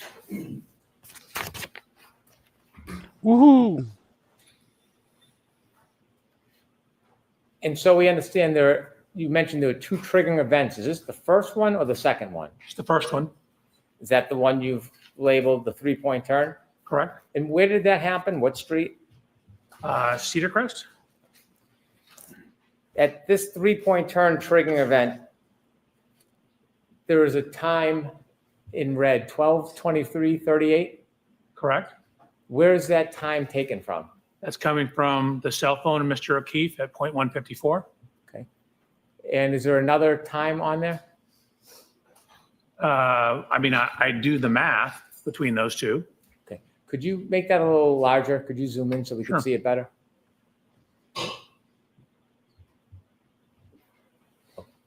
So there's an infotainment time of 12:12:36, I guess, another time. That answer your question. Then we have The 12:12:36, what does that indicate? What's that relevant to? That's when the text stream data basically turned on, plus or minus a little bit. When you say the text stream, is that relative to when the car turned on? Correct. Okay.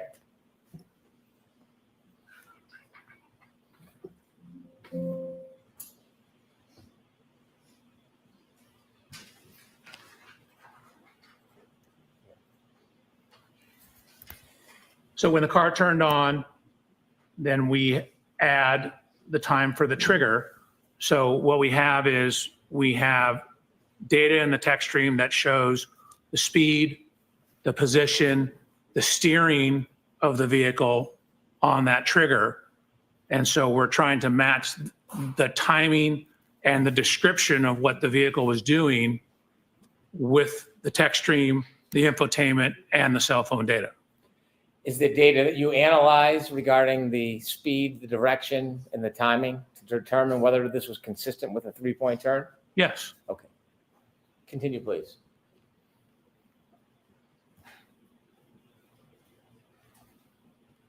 And if you can enlarge that, because it's hard to see back here. Sure is. Okay, so again, we are looking at event 1162.1.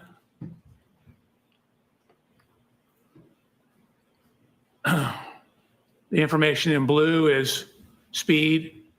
It comes out of the text stream in kilometers an hour, converted to miles per hour, feet per second, looked at the total distance traveled, shift position. So in the text stream data, a shift position of 1 indicates you're in drive. A shift position of 2 indicates you're in reverse. There's no zeros. What would a zero indicate? 0 is usually neutral. And I believe 3 is park. So there's also data on the acceleration of the vehicle. So basically, what is the effect of whatever you're doing in terms of stepping on the gas or not stepping on the gas? And then there's also information on the steering of the vehicle. So again, there's trigger 5 seconds before, 5 seconds after. So over here, a positive number equals a leftward steer. So you can see we have in the forward velocity or forward motion in drive, goes forward with leftward steer, stops, shifts into reverse, and then continues with a rightward steer back. Could you take us over to the left of that data?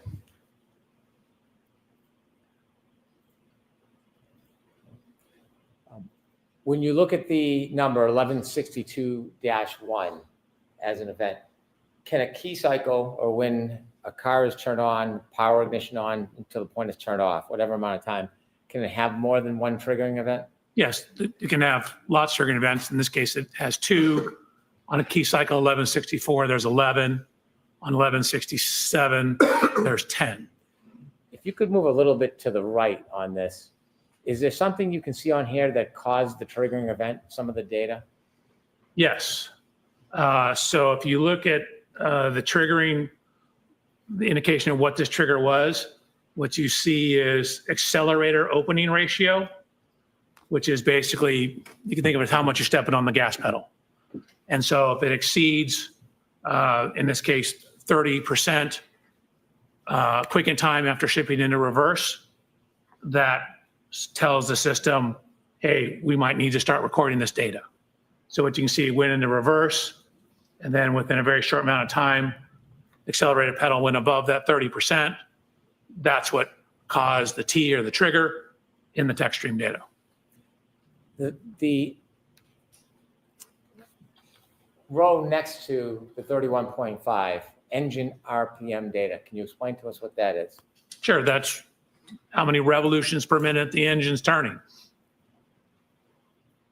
The more gas, is it generally the higher the RPM? Correct. There's going to be a little lag. Your car doesn't move instantaneously. You have to step on the gas, then the RPMs go up, and then it starts going faster.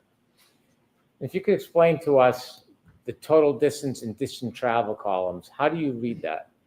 Sure. So we know the speed at various times.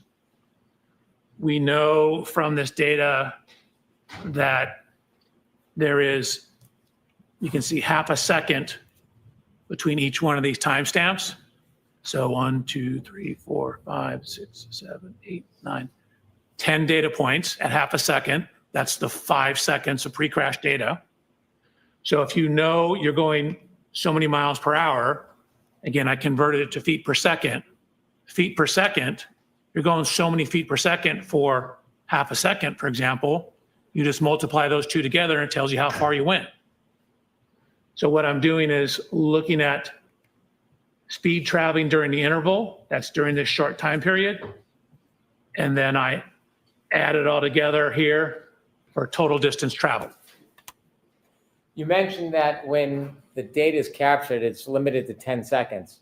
When we look at the top row of JBW vehicle speed MPH, it's 9.94. Is that 9.94 miles per hour? It is. Can we tell whether it was going faster or slower before this data? We generally cannot. I mean, you might have some, it looks like it's slowing down. And then you see right here, this brake switch application. So you have two things relative to braking. You have the brake switch, which is simply whether the brake is on or off, just enough pressure to make the brake light come on. And then you have brake oil pressure, which gives you some idea of how much pressure is in the system, which is a rough indication for the braking. But then what you see here is the longitudinal acceleration or deceleration. This gives you some idea of how much the vehicle is speeding up or slowing down. So generally a minus sign is a slowing or accelerating in reverse. And for the bottom of those columns, I'd ask you whether or not at the beginning of the window, if you had any other information, is it the same situation for the end of that window that's captured? Correct. So at the end of this window, you can see it's still going about 8.7 miles an hour when the trigger stopped. So after that trigger plus 5 seconds, the system said we no longer need to monitor it. Things have returned to an okay state. And so then it stops monitoring the system. Based on your analysis and review and looking at this data, did you come to a conclusion to a reasonable degree of engineering certainty whether or when this event occurred as it is portrayed in the data? Yes, I did. And could you share with the jury, to a reasonable degree of engineering certainty, when did this occur? So this, you want time-wise or location or both? Start with location, then time. So it happened on Cedar Crest. It happened between cell phone data points 154 and 155. And it's a 3-point turn on Cedar Crest. And it occurred, according to the text stream data, about 12 minutes, 23 seconds after the vehicle was turned on. So. And do you have an understanding of the variance between the Lexus clock and Mr. O'Keefe's cell phone? Yes. And what is that variance time? 21 to 29 seconds. And so the Lexus clock at 21, 23, 38, what time would that put Mr. O'Keefe's cell phone? Objection, Your Honor. I'm going to see counsel at sidebar for just a minute, please.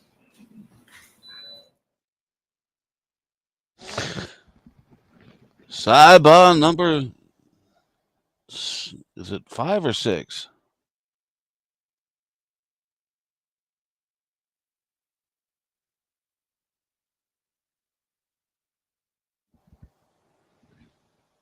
Says muted. It's 5 because we were at 4.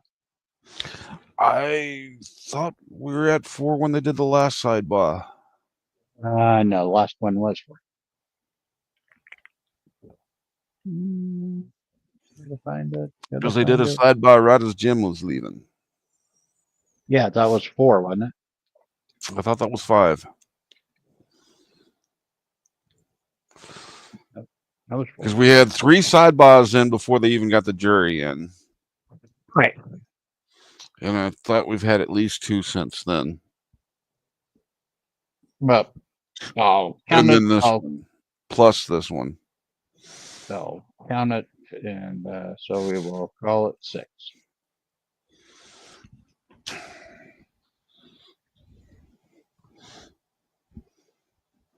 Here we go. I'm doing all right.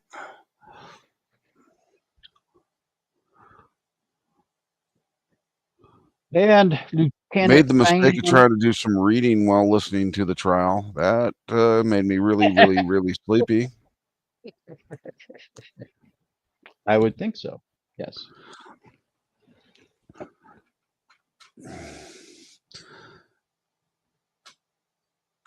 How are you reading? A manual. So boring on top of boring.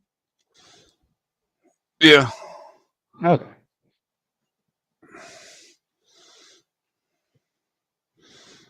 Okay, Matt, I said it was 5. Hank said it was 6. He has more weapons than me. I went with 6.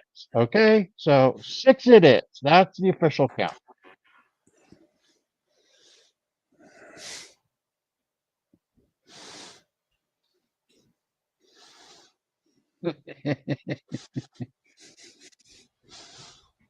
Lieutenant Fan seems to be moving right a little slow today. Not his usual pep in his step.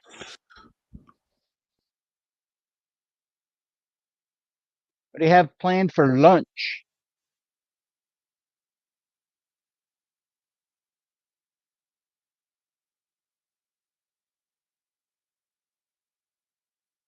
Hank? Well, it's just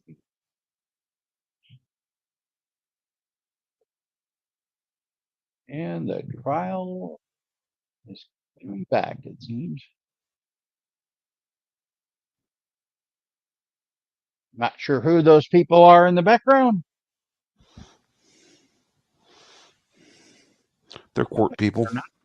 But they're not Turtle Boy, and that's the only thing that matters.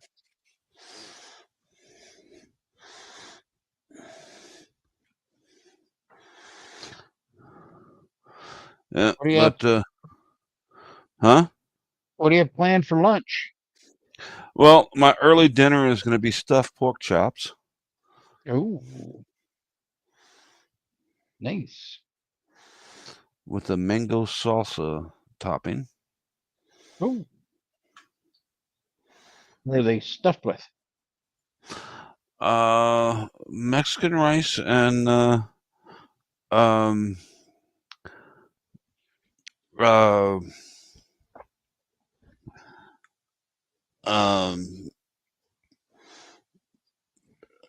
just some extra veggies and stuff. Okay. I did the ribs, pork and beef ribs, yesterday. So I have some leftovers. Well, that's what I'm doing.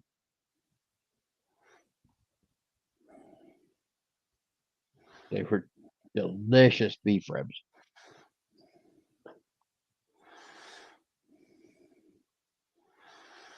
I don't do beef ribs nearly as much as I do baby backs. Yeah. Oh, beef ribs. A whole different animal for prepping and for smoking. Yes.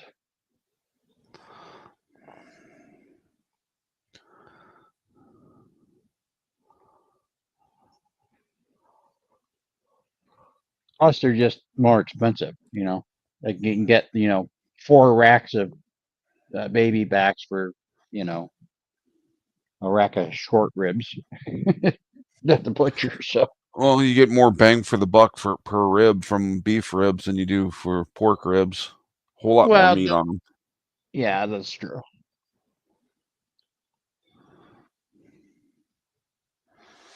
Sometimes with pork ribs, I think you're paying more for the bone than you are for the meat.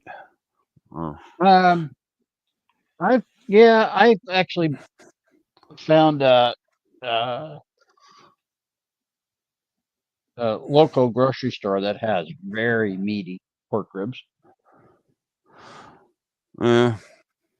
Even the meaty pork ribs just don't have near the meat that the beef ribs have. Yeah, much smaller animal. Yeah. Right this way. Please rise for the jury.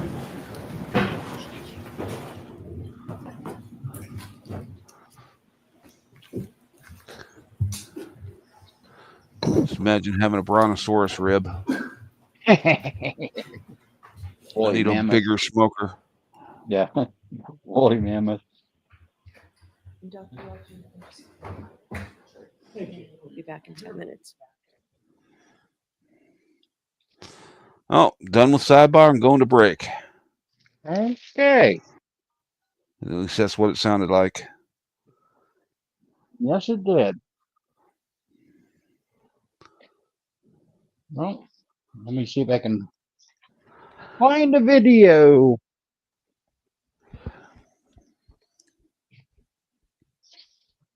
That we can play. Hopefully Jim's enjoying his nap. I mean, his coverage of the Lane Meyer. Ooh, that's what we can do. Hold on.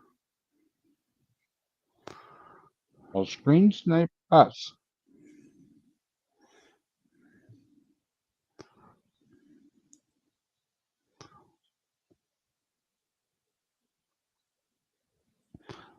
Hopefully Jim won't put us in for a privacy strike.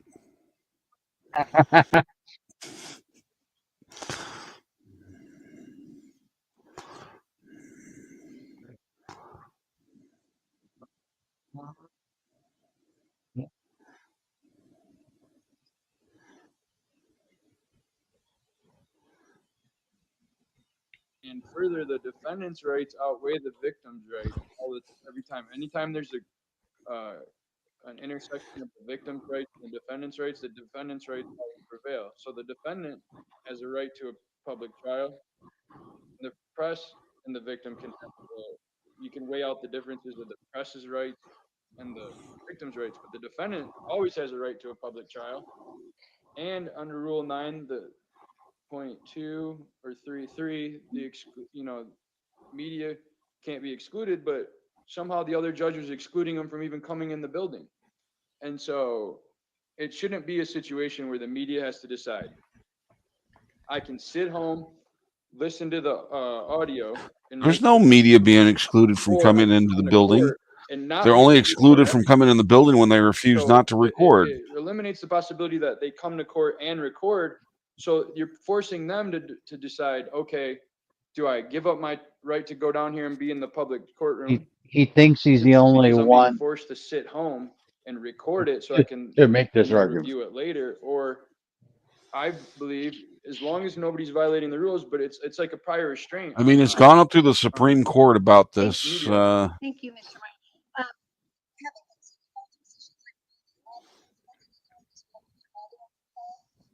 Oh, the judge's audio. Shit. It sucks.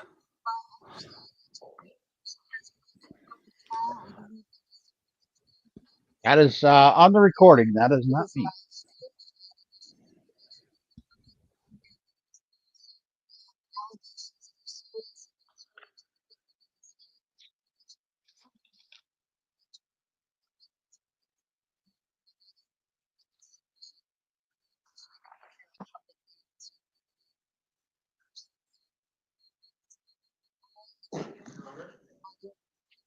Those just joining us, Karen Reed trial is in a short break. We are now doing bonus coverage of the Lane Myers trial.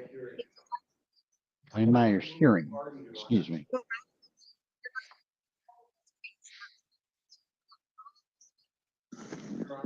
I was prepared for an objection, and I brought a motion in here that I'd like to file for 122. And I also from here? Yes. I'm the moving party in this request.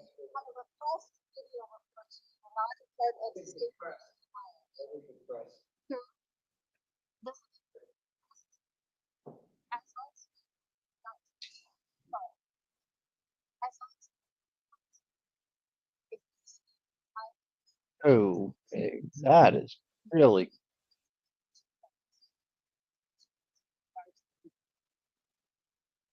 I mean, I've got my headphones cranked up as good I as know, they can go, and I can't understand what the hell she's saying. Yeah, I do too.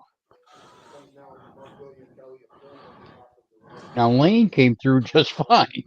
But everybody else is so quiet. Yeah.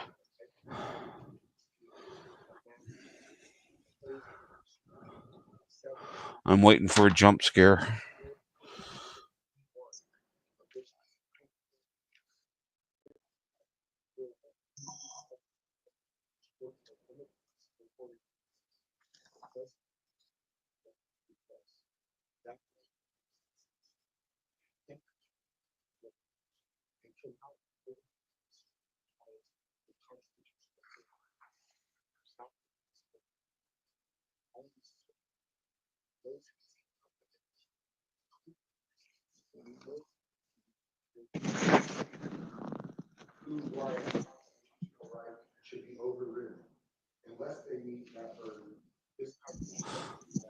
I don't know if you're on earlier when I was telling Jim I got a new vacuum over the weekend. It really, really sucks. What'd you get? One of the Shark lift-aways with the dual. It's got 2 rollers instead of just 1. Oh, cool.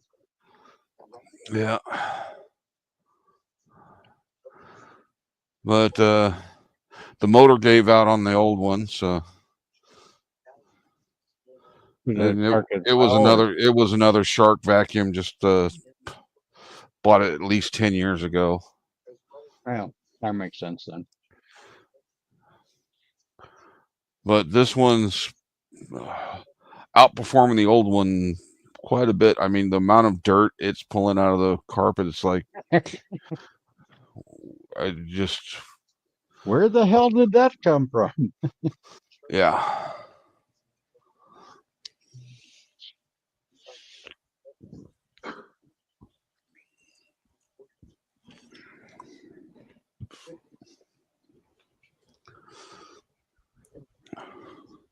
This is horrible. Horrible. So are you not considering 122D2B, where it specifically states order video coverage effectively obscure the face and identity of a party, victim, witness? So You're on. I know, and I'm not prepared to answer that. I object to being compelled, suggested, or pressured into using the term victim in reference to Ms. Shannon Walker. As far as which I learned in summer school government class, a person is innocent until proven guilty. Referring to Ms. Walker as a victim for a jury verdict. That doesn't. That's Lane speaking now, but it doesn't sound like Lane. What the hell is up with this audio? I don't know. I'd like to respectfully ask this court to enter in Exhibit A, Shannon Walker's public U of A website, and Exhibit B, Shannon Walker's oath of office.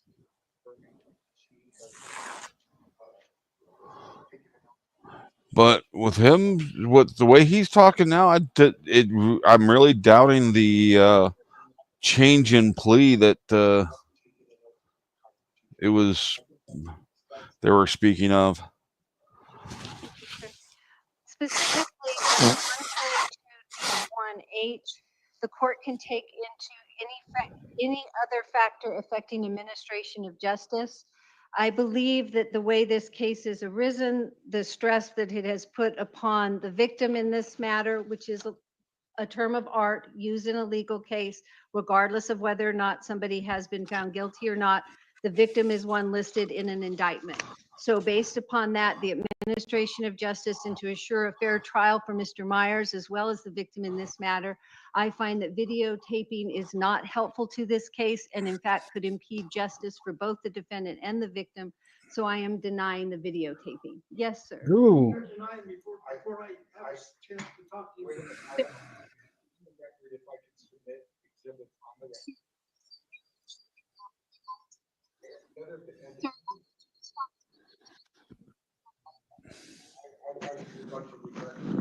No, sir.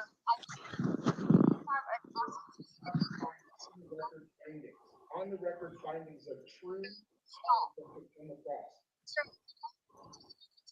Oh, Lane's getting in trouble.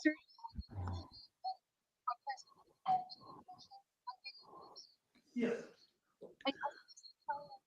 No, I'm Mr. President.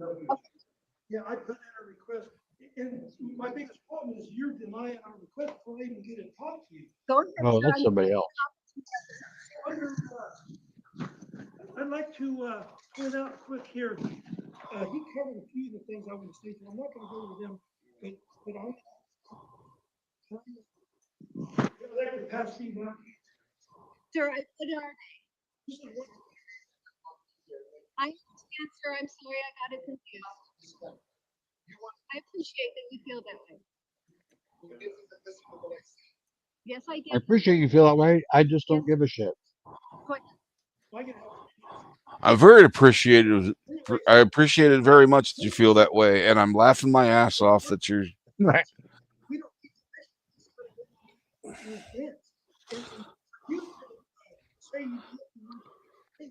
I didn't, sir. I said I wanted to have a hearing to make sure that I didn't have any issues or confusion with I that. can't wait to hear from Judy what happened. Sir, and I'm. This is a meltdown. You don't have to allow it because all I have to do. You know, I don't think that's Lane. I think that's somebody else. Yeah, unless the audio's really fucked up. Yeah. I think that's one of Lane's other supporters that want to record in the. One of the athletic supporters. Can you tell me what it is? Yeah, this is Supreme Court needs going up by your security staff. The ones you request, they vote on the stuff. So I'll give you guys each a copy. I'll take one. You'll get more judge. Lane Myers. He already is pretty good, but the court and the staff. And the other thing I would like to hear is the petition to amend H. So Matthew Walker is the one sitting right here that is trying to minimize speculation. So they know we can do it now. They're trying to stop us from doing that. They're trying to minimize speculation. So I can't do this. All the people that's doing this right here. The ones are here. It kind of sounds like that's Kermit the Frog. Right.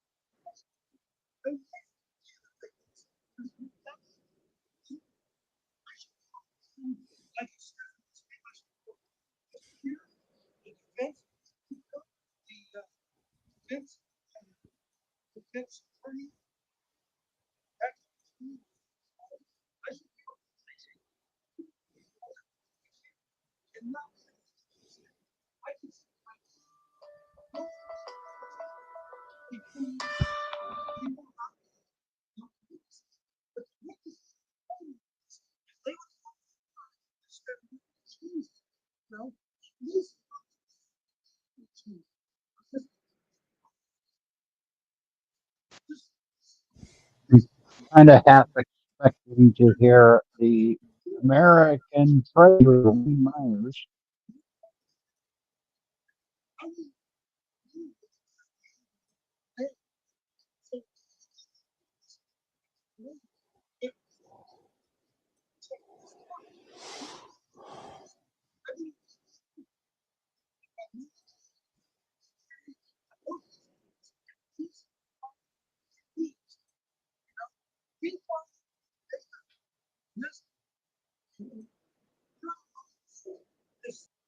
Okay, and Karen Reed is coming back, so we are going to switch.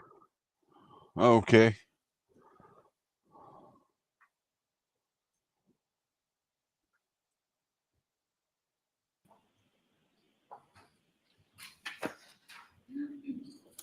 Could you zoom in a little bit on the right photograph and the text under the right?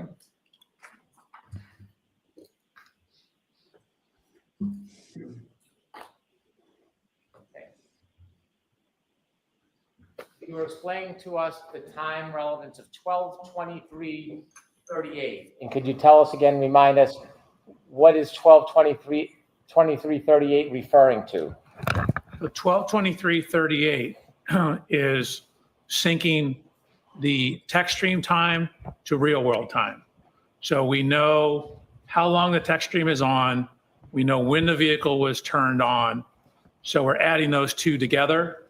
So if you add the 12:12:36 to, for example, 11 minutes, 2.8 seconds for when the end of the trigger is, that gives you 12:23:38. So the end of the trigger in real world time, no longer in the running clock, is now 12:23:38. Based on the infotainment clock? Based on the infotainment clock. And that's from the Lexus? From the Lexus. Your Honor. Sustained. And where's that from? The Lexus. Thank you. The 12:23:58 number, what's the significance of that? So that is Mr. Keefe's cell phone data at point 154. Again, from the original data we had just at 154 and 155 and not the in-between points. So. And at the bottom in parentheses, explain to us what that means. Sure. If you look at where the text stream math works out to be, 12:23:38.8, and compare that to 12:23:58, the difference between those two is 19.2 seconds. The difference between which clocks? Between what the text stream infotainment system would show compared to what point 154 on Mr. O'Keefe's cell phone is. And based on new data, do you now have information about what the variance, the difference is between the clock on the Lexus infotainment and the clock on Mr. O'Keefe's cell phone? Yes. And what is that? Objection, Your Honor. Going to allow that. It's, you need to advance the text stream clock 21 to 29 seconds. You need to advance it 21 to 29 seconds for why? Why do you need to do that? Because the cell phone is ahead 21 to 29 seconds. After you advance the text stream ahead 21 to 29 seconds, can you then compare the information, the time that's coming from the infotainment system Lexus to Mr. O'Keefe's cell phone from his iPhone? Correct. That's what you need to have an apples to apples comparison. You need to get them on the same time clock. Thank you. You're welcome. You can proceed. So does that only work if he has an Apple phone? It doesn't work if he's got a Samsung? So I think we left off here. Wondering that too. So that's 1162-1. So what we have is we have the cell phone data, the original cell phone data on the right-hand side. And then from that text stream data, you know, we have whether it's going forward, we have the speeds, we have the steering angles. So from that information, we ran a simulation to show you what the text stream data means. This is what the 10 seconds of data is.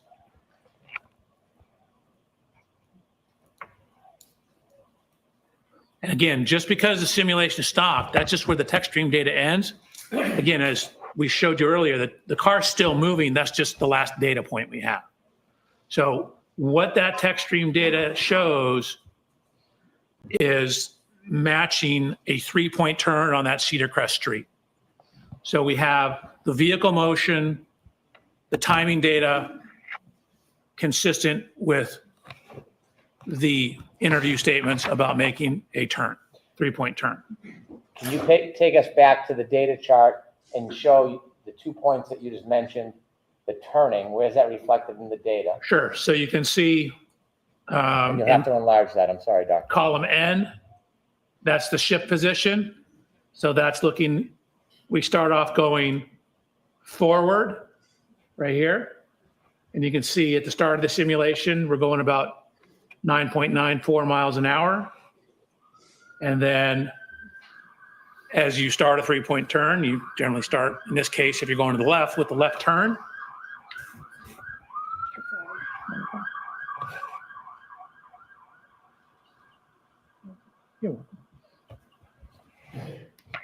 So you can see we have this steering angle here, then the transmission. So again, we have the brake application. So you're coming in, but you're slowing down and you get down to a speed of approximately 0.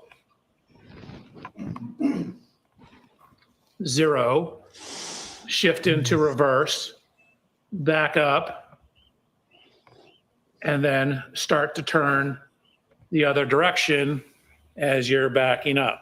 So again, you want the rear to go to the right, you turn the steering wheel to the right, right is negative, and then as you start to pull around and pull forward, you turn back to correct for the steering, and so that's what this shows. So again, if you put it all into a simulation program, the speeds, the shifting, the distance, keep in mind we only have that 10-second window of data, and the steering angle for that Lexus, that's what it indicates. Can you enlarge the photograph on the right with the data points and explain to us the significance of that? Sure. So again, what we're trying to do is we have the infotainment, we have a text stream. We're now trying to see how that correlates to Mr. O'Keefe's cell phone. So we had originally very coarse data points, 154 and 155. There's additional data points between here. So we're looking at how well does our predicted time compare to those two. So with the cell phone correction, you end up with the text stream data at 12:23:59 to 12:24:07. So that's actually right in between these two data points. And so we know 154 was closest, but it's on the right-hand side of the road. 155 is when it's turned around and heading back in the southerly direction. So the cell phone data corroborates the text stream timing data in conjunction with the infotainment system data. Thank you. Please continue.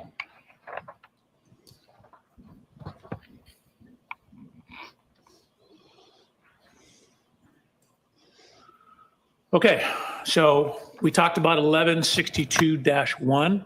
That's the first trigger on the text stream. So we're going to go to 1162-2. So I've highlighted that in yellow. So we're now talking about the second trigger. So this is on the same ignition cycle. It's on ignition cycle 1162.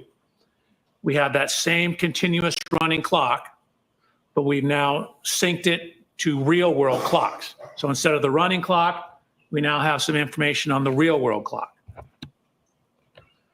So at this time, we know the ignition has been on for 19 minutes and 2 seconds. So at the trigger, 19 minutes and 2 seconds. And again, we have 5 seconds either side of that. So between 18 minutes, 57.6 seconds to 19 minutes, 7.5 seconds. Could you enlarge that, please? Which part? That part where your arrow is. You were speaking about the clock. Could you explain that so the jury can see? Sure. So again, this is continuous from when the time comes on. I just converted it to minutes and seconds here so you can see how long it's been on. This is the mileage. These are the speeds over here.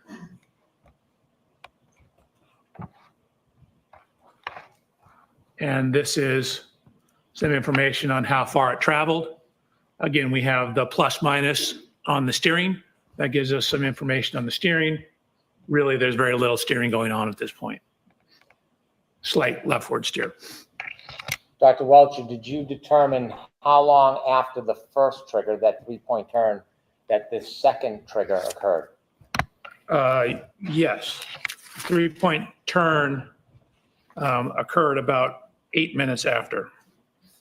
You said the 3-point turn occurred I'm after? sorry, this event, I misspoke. 11.2 occurred about 8 minutes after. After the 3-point turn? Correct. Okay, thank you. Can you walk us through this data? Sure.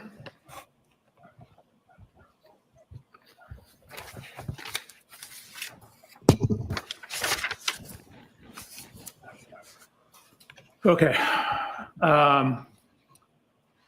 So we have the accelerometer data here.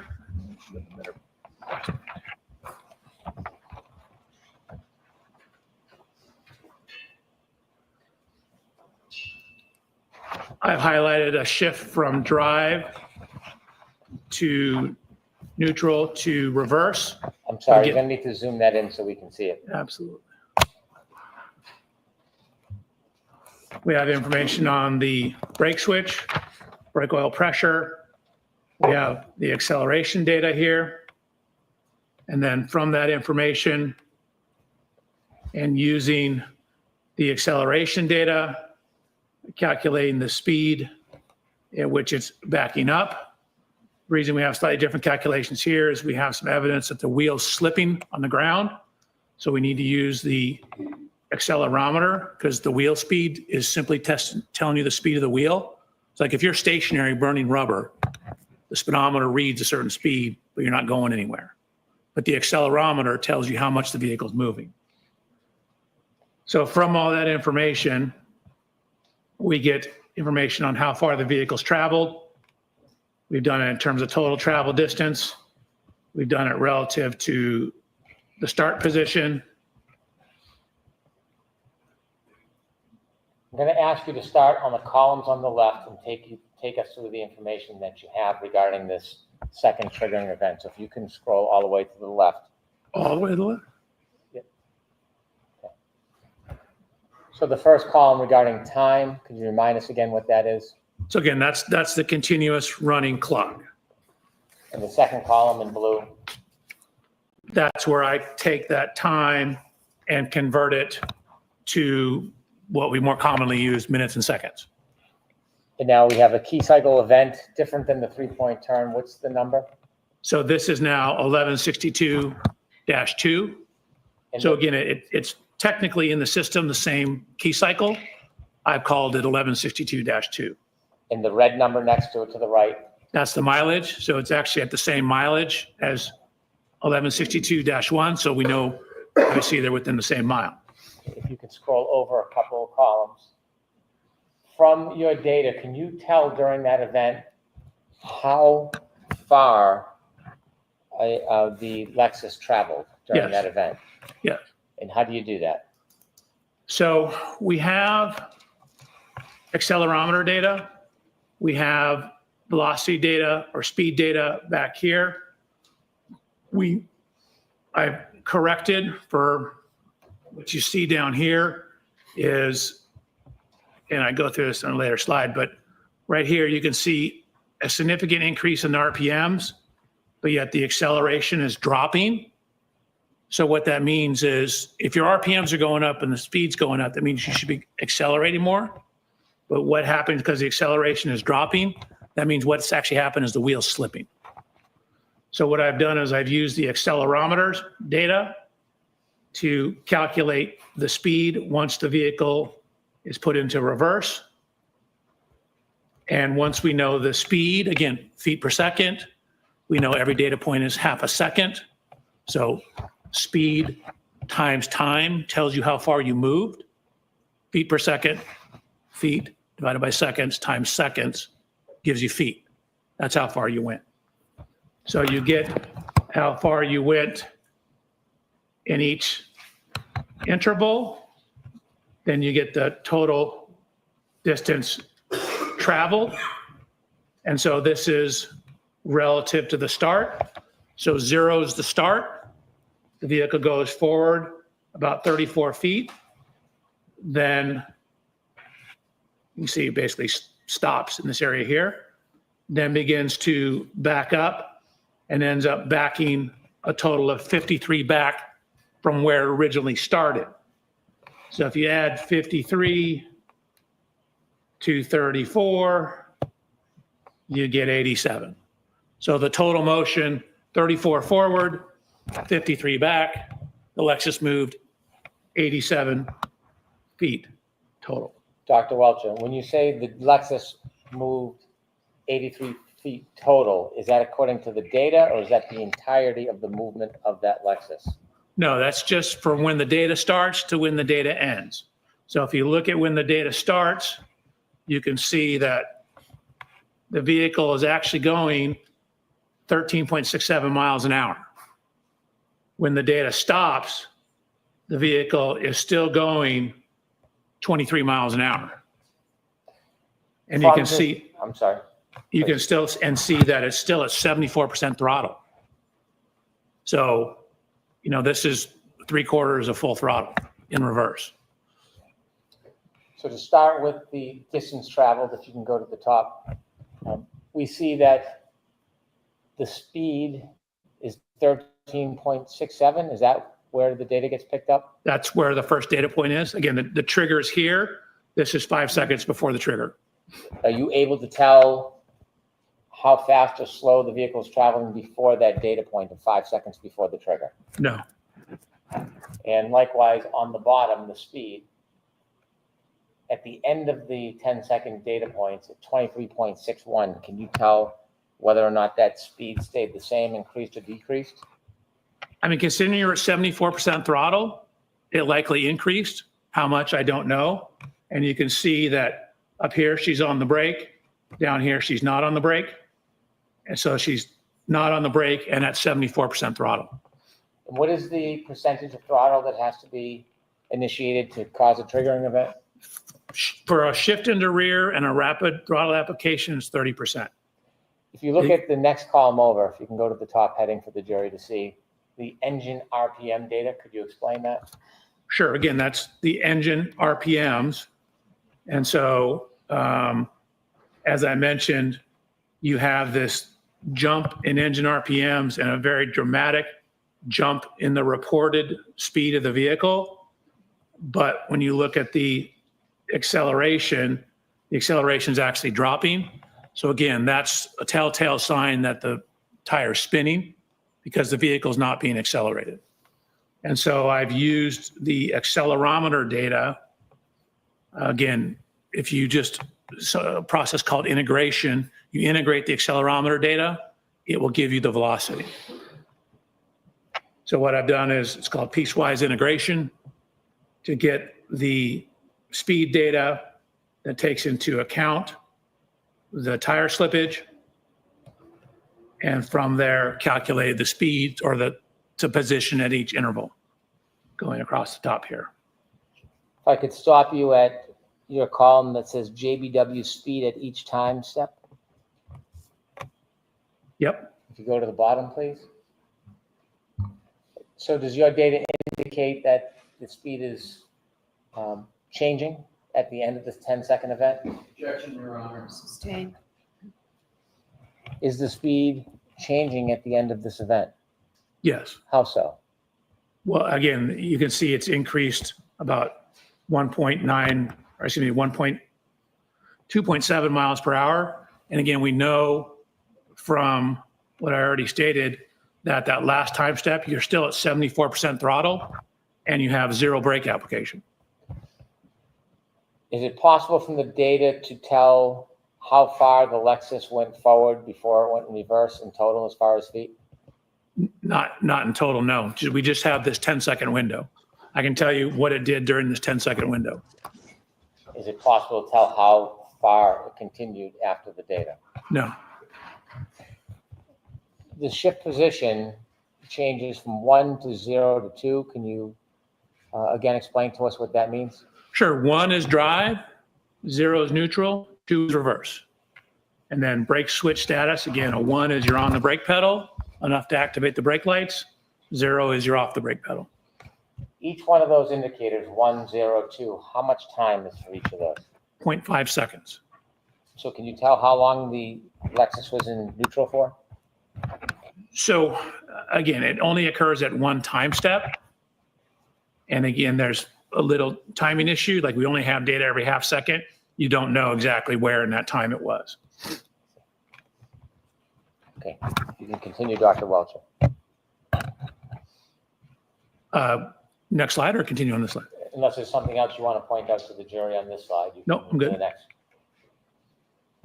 So similarly, using this information to then try to tie it back to the cell phone data to make sure we have the real-time information. Again, this was written back in January before I got the additional information. So what you can see is, I'll zoom in. Again, we're now talking about trigger 1162.2.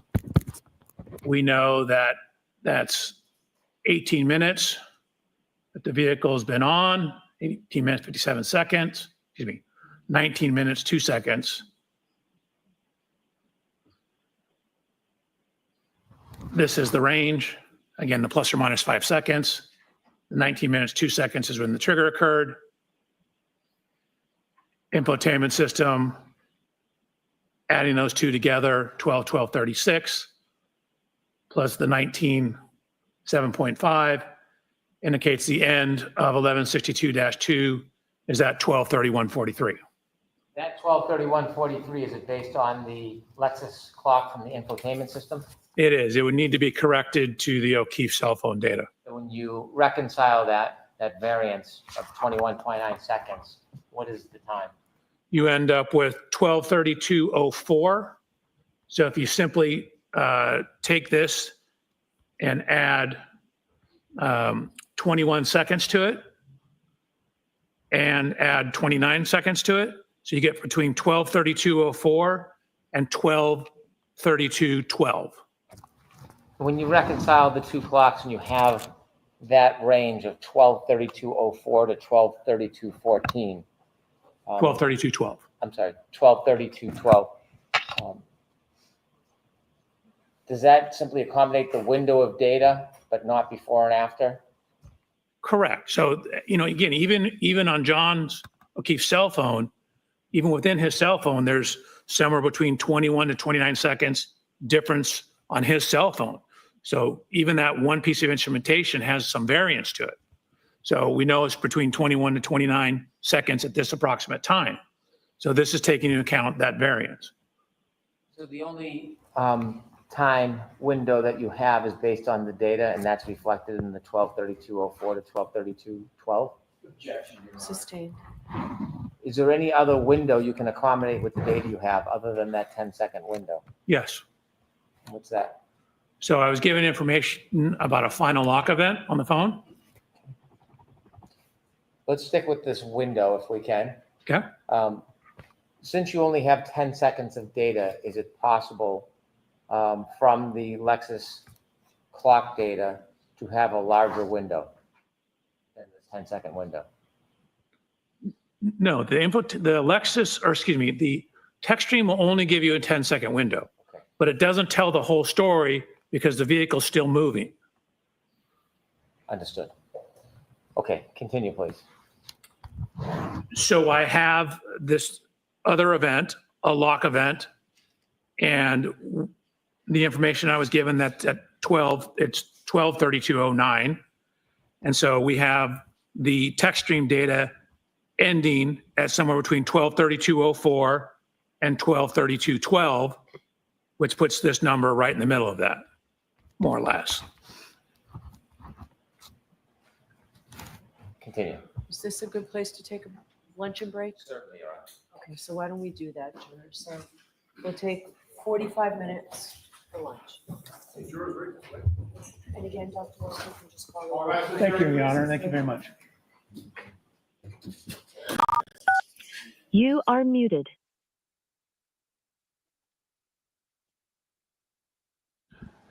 Yay, lunch break. Phil?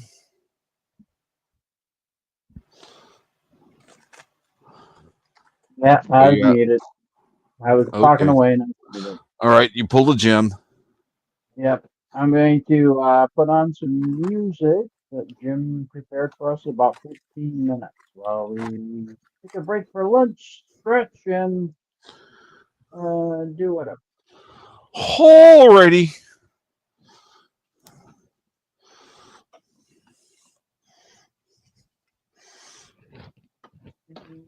Here we go.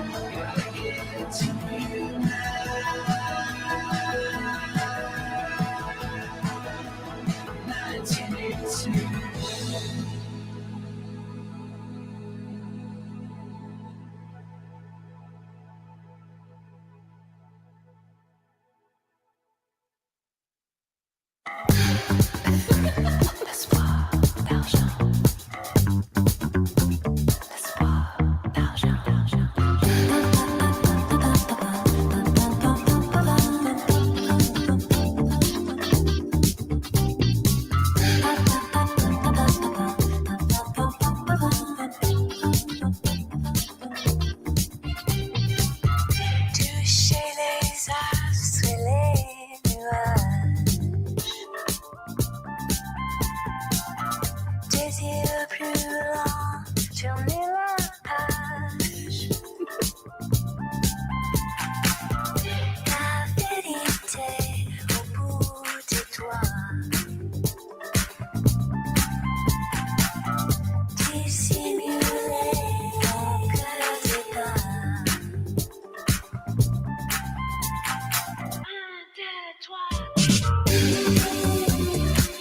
Entre le gris et le blanc,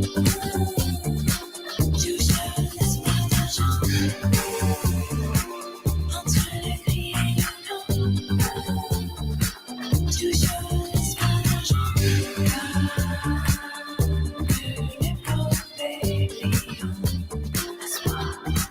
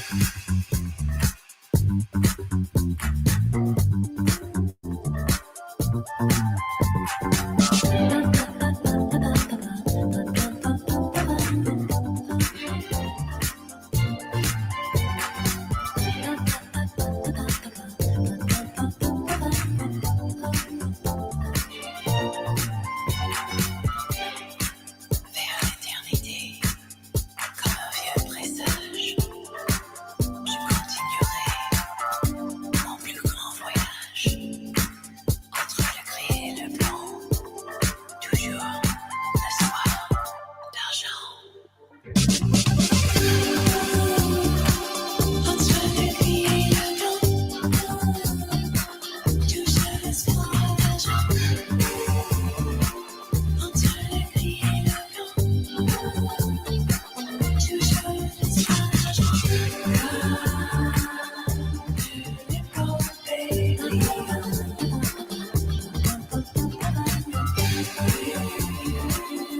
Lumière incandescente.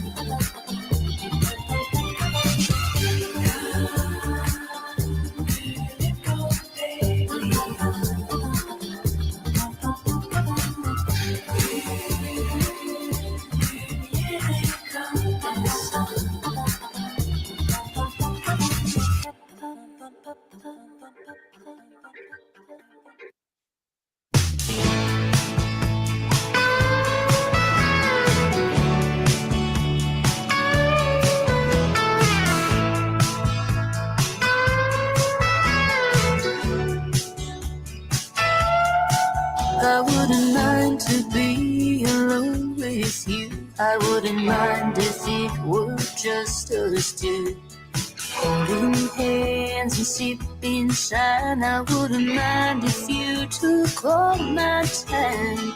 The music plays, but all I see is me with you and you with me. If you held me tenderly, I wouldn't mind. Look at the stars, they shine so bright. There ain't nothing I've ever had that felt this right. We've come so far, what a wild ride. But if we did it all again, I wouldn't mind.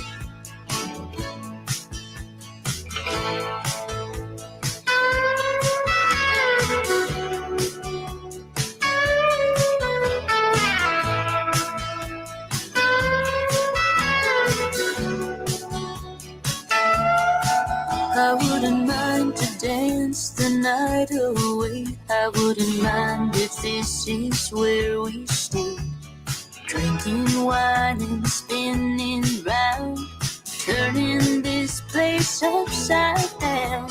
The music plays, but all I see is me with you and you with me.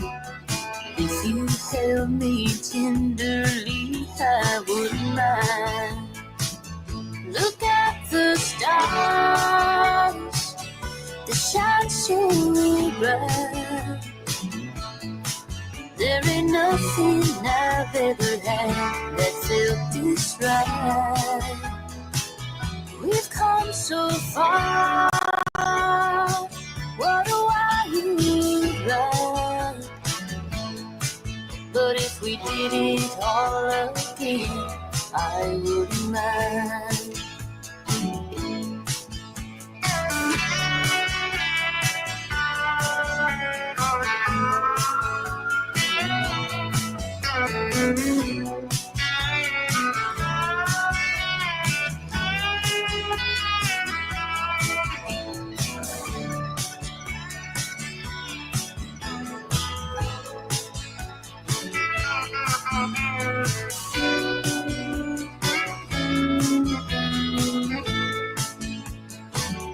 Look at the stars, they shine so bright.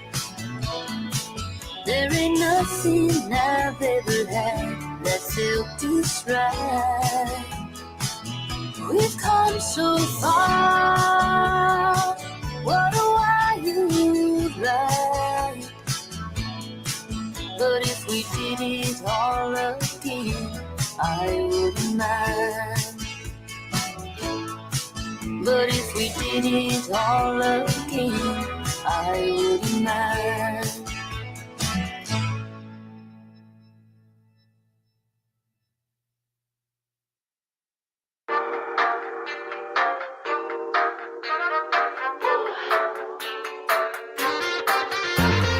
This is that love life, so nice. Luxury. Luxury. This is that love life, so nice. Luxury. Luxury. Walking with attitude, influence on magnitude. Yeah, we going up, up, up, up. We a whole mood. Love to see a big win. Hop in the whip for a spin, spin. Headed for the top, yeah. Cute the violins. Glitter gold on a roll. Watch me shine, watch me glow. This is that love life, so nice. Luxury. Luxury. This is that love life, so nice. Luxury. Luxury. Coming in on the scene, looking so fresh, looking so clean. Everybody talk about a glow up, yeah. Cause they love to be seen. Baddest in the whole crew, so fly, so new. Get that bag, money green. I'm with the crown, I'm that queen. Glitter gold on a roll. Watch me shine, watch me glow. This is that love life, so nice. Luxury. Luxury. This is that love life, so nice. Luxury. Luxury. Luxury. Luxury. Luxury. This is that love life, so nice. So nice. Luxury. This is that love life, so nice. So nice. Luxury. So nice. So nice. Luxury.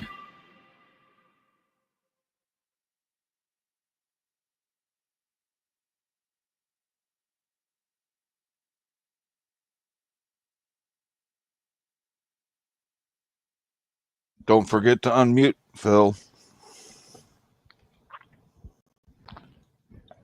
Damn it, I stretched too. Ken said if I stretched, it would help with that, but didn't.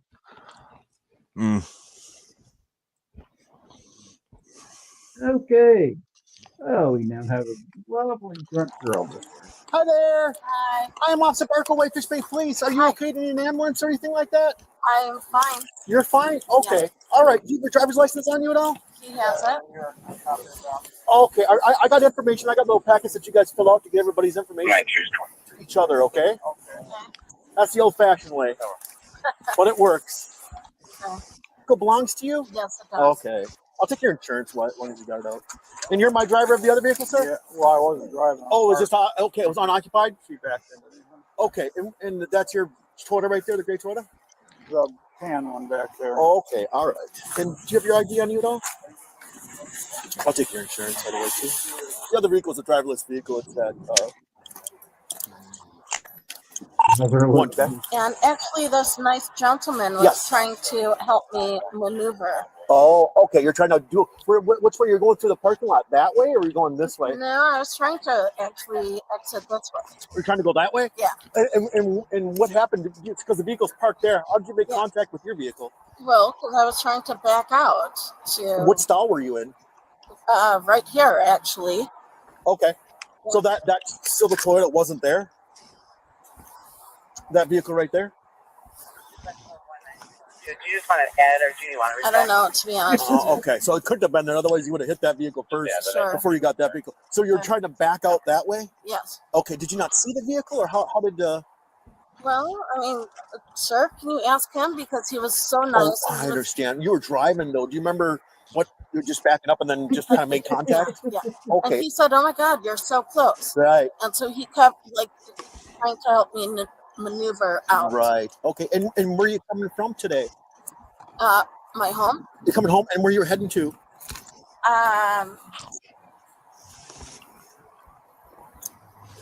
Someone whose husband died. Okay. And I just bought flowers for her. Oh, okay. From Sendix here? Yes. Oh, okay. All right. All right. Anything to drink today? No. Geneva? Okay. You're valid to drive and everything, though? Yes. Okay. You on any medications, Geneva? No. Okay. All right. Sit tight. I'm going to run some things, okay? Okay. Thank you. He's the vehicle wasn't occupied. He sounds like he was trying to help her back up. Sounds like it. Okay. Well, Okay. Okay. A very special announcement. On the other screen, there was a super chat sent for 666, which brings us up to 1,500 days. And 325 short of 5 years. And Coke Dog is gone for 625 days, which leaves him 105 days short of 2 years. Right. 1,500 days of Jim suffering. Well done, everybody. Well done. and congratulations for everybody helping take him out from adding Burger King to his list. There were no witnesses or nothing like that?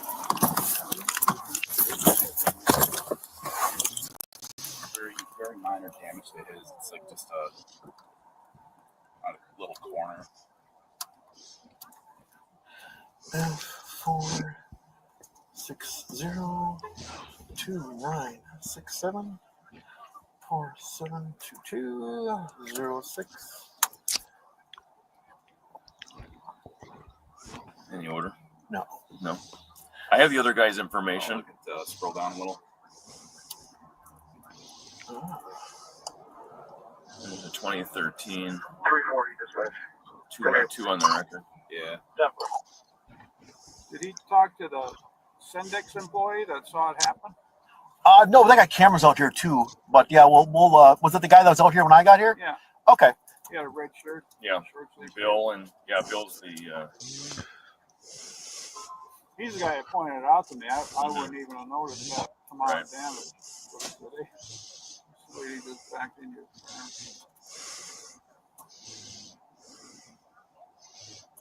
She said someone was trying to help her back up. Was that you or is that somebody else? Yeah, that was me trying to help her get away from the car. Oh, after she hit. After she hit. Oh, so there's no more damage. No, there was no damage. Okay. All right. Well, here we go. Yeah. All right. Thank you, sir. Be safe. It's unfortunate, but. Hello. Question: did anybody by any chance see the accident happen? Yeah. Did I saw it and I was Gotcha. You want to talk to me over there? Yeah, if you wouldn't mind. I was obviously very concerned. Can you smell the liquor on her? I didn't get that close to her. I've got another officer right now that's speaking with her, one-on-one outside. Okay. What was her mannerisms like? You know, other than the odor that you were smelling, was she could you see, like, was she fumbling around with anything? The only thing I noticed was like her eyes were like very like weepy and like sort of watering, and her mannerisms. I didn't really see her because she was like standing here. Sure. And this department is tight, so it's not like I could like see her walking. Mhm. I saw her walk outside because I looked to see if she was getting into a vehicle because the smell coming from her was really concerning. Mhm. And like when she was up front too, she was in a long line, so she just stood there. Sure. So I didn't observe like her like staggering or anything like Okay. that. But the smell of alcohol is super apparent coming from her. Sure. That's why I watched to see where she was going, and I saw her back in that old car Okay. from this window. Where she was, like, her car is now. She pulled ahead. Where was she? Do any of these Was she in the obnoxious spot drunks ever basically just where those guys are standing right now? Yep. confess to being backed drunk? right into Yeah, and she wasn't even looking. Like me and our store director were watching her No. because she sat in her car for a while, rolled down the window, and then she backed up and like wasn't even looking behind her, and then smashed into that gold car behind her, Okay. which was like an old man's car. Did something happen? Was that damage up front from something new? She didn't hit anything forward, did she? That you saw? I didn't see that, but there was a car in front of her. Okay. There were cars all around her. Gotcha. I just saw her back into the gold car. Okay. And I was kind of like, I hope she gets into an accident in the parking lot, that she doesn't like drive away and do something more. But yeah.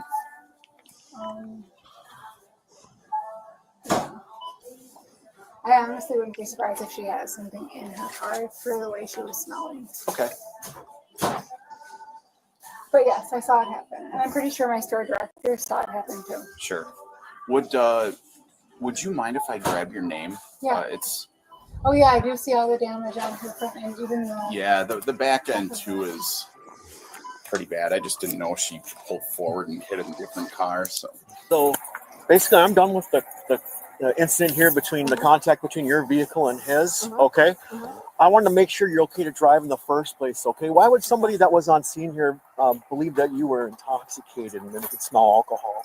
Is there a reason? Did you happen to have some alcohol in the vehicle or anything like that? Or No, no? it was You not said you have nothing to drink or anything like that, I right? just came here to buy flowers. I saw that. Yeah. How would you Yeah. know, right? What anybody else? Yeah, fair enough. So you said no alcohol today and no medications, right? No medication. Okay. I can see that your eyes are a little bloodshot and watery. Is there a reason for that? You're crying? You've been crying? Yes. Okay. I understand that. Again, when I'm looking for indicators of impairment, okay? So at this point, I have some driving behavior before I got in contact with you, okay? And that's making contact with that other Was she vehicle, crying okay? because she was Luckily, out there's of not much alcohol? damage, okay? You weren't injured. Nobody else was injured, okay? Are you willing to do some standardized field sobriety testing with me? Absolutely. Excellent. Okay, we'll eliminate everything, and if everything checks out, we'll be on your way, okay? Okay. All right, let's put your paper documents back in your vehicle, okay? So that we went over it earlier, but I will go over it again because it's free news. We're 1,500 days, which leaves Jim 325 days short of 5 years. It's Scope gone for 625 days, which leaves him 105 days short of 2 years. So well done, everybody. I'll put them in here.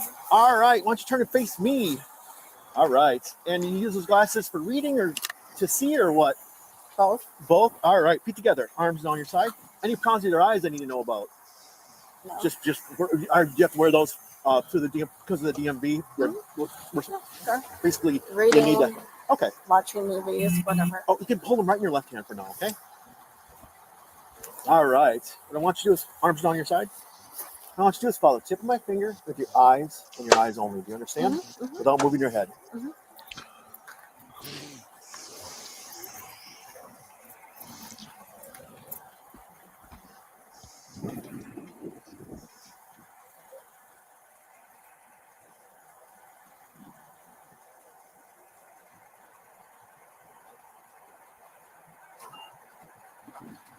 Yeah, I'm you're doing. You have to keep following it, okay? Oh, you started looking at me again. Follow the tip of my finger.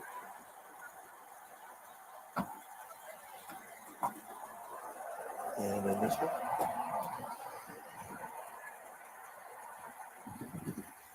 And this one.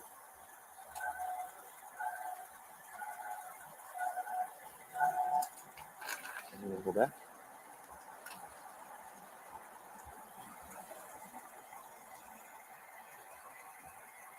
And now this one. Okay, and back again. And back this way. All right, this time we're going to go up. Just keep on the tip of my finger without moving your head. You understand? No. But just keep on the tip of my finger. This time I'm going to go up. When you raise your eyebrows, just keep following as far as long as you can, okay? Okay.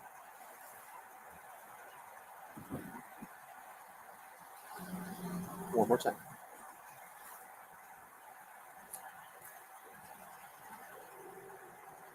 Okay, sit and relax. You have any problems with your legs or your knees or anything like that? No? Okay. Let's have you keep your hands out of your pockets for now. All right, this next test is a walk and turn test, all right? What I'm going to do is I'm going to stay in that position. So stand with your feet together, arms down your side. All right, what we're going to do is we're going to imagine a straight line directly in front of you from about where your left foot is all the way to about right there, all right? So for now, let's go ahead and take your right foot, place it in front of your left, touching heel to toe. Perfect. Right foot in front of your left, heel to toe, just like I did. Perfect. Stay in that position while I demonstrate and instruct this test, all right? Don't start the test until I tell you to do so, and keep doing the test until you've completed it. You understand?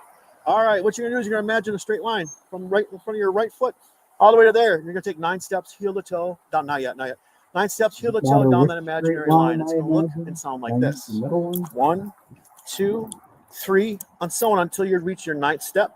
With your lead foot still on that line, take a series of small steps in a circle, and then take another 9 steps, heel to toe, down that line. It's going to look and sound like this. 1, 2, 3, 4. And again, you're going to go all the way to 9, okay? Remember, during this test, keep your eyes on your feet, count each step out loud, and keep your arms on your side. You understand? All right, so place your right foot in front of your left, touching heel to toe. Yep, right foot in front of your left, heel to toe, and arms on your side. You may begin. 2, 3, 4, 5, 6, 7, 8, 9.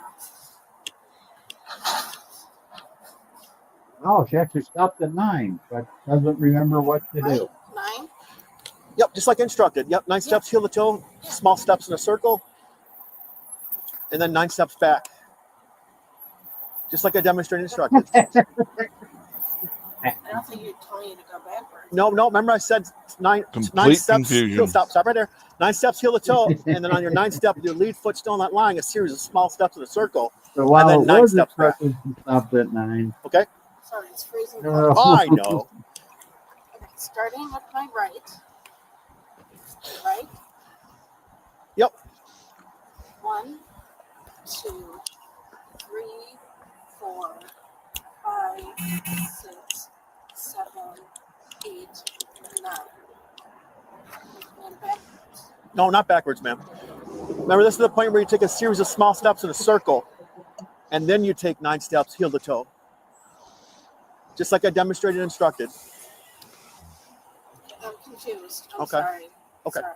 Okay. I'm supposed to do it. Careful. Yes, alcohol has that effect, ma'am.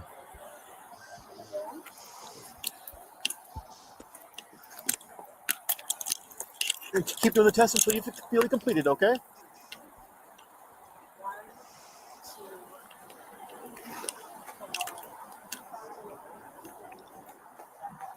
3.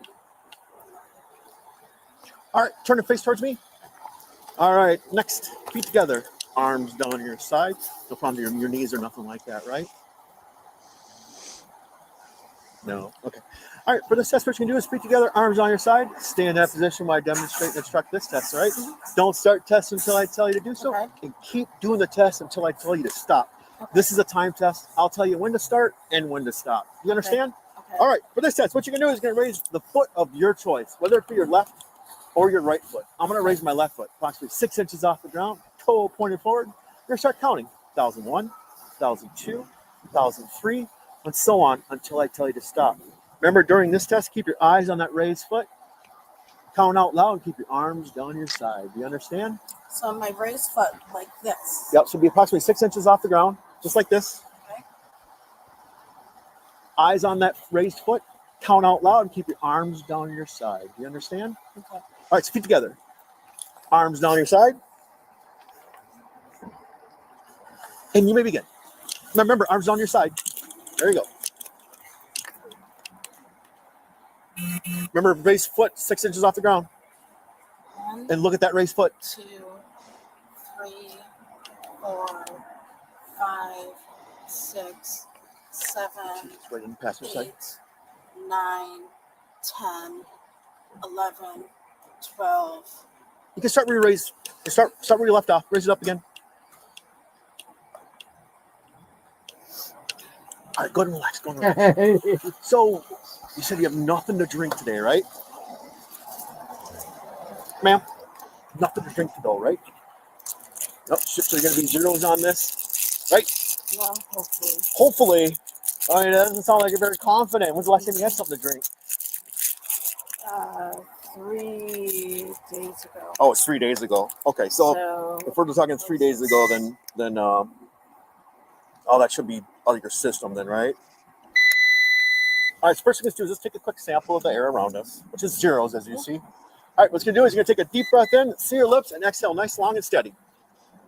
Go, go, go, go, go, go, go, go, go, go, go, go. There you go. All right. One more thing. Let me guess, not zero. At this place, I am placing on arrest. Motor vehicle intoxicated, okay? I think you have a little bit too much to drink to be driving today, okay? Just get your hands out of Yeah. There you go. Are they Just let 'em go. Canadian? Yeah, you go. There you go. Just relax. Sounds like it, doesn't it? Possibly Minnesota, eh? 22's got one in custody, 1055. I got cell phone on my car. Okay. Yeah, we'll get your purse, your cell phone. Do you want us to get your purse in there too for you? In your vehicle, do you want to give me permission to move it? It's obviously not allowed. Sweatshirt there. They're awfully nice, so I would guess Wisconsin. There we go. Yeah, We're just gonna 22's safety got lock one in these so custody, they're not getting 1055. any tighter, okay?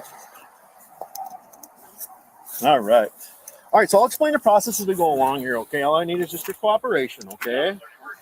All right, is there anything illegal on you? No, Nothing that's going to poke or stick me? no. Okay, I got that. So we'll go right to do is we're going to contact Sendix and see if it's okay with your vehicle to sit in the parking lot here. Okay. And if they're not, then it might have to be towed, okay? Okay. But we'll talk to them, let them know that you're going to be with us for a little bit, okay? We'll get Okay. you right to the PD where we can. Want to sit back a little bit for me so I can get the seatbelt on? That sounds real good. This is actually really tight. Which one? Which one's really tight? This. I think it's because of your jacket. Once you step off me, I'm going to put 2 cuffs on just so we can release those arms from being so close to each other, all right? It's because you have your jacket on. Everything's so... not much room there. So I'm going to put a second set of cuffs on, okay? What's your car? All right. Thank you, Sithel, for the 5 gifted memberships. I gotta get to YouTube to look that up, or can you see it, Hank?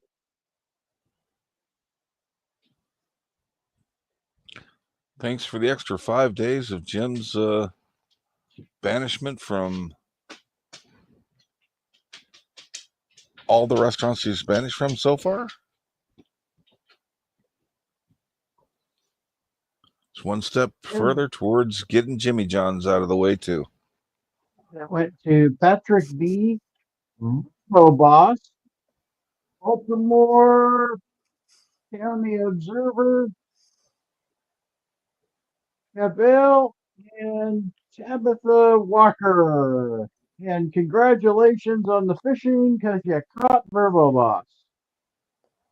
Yay!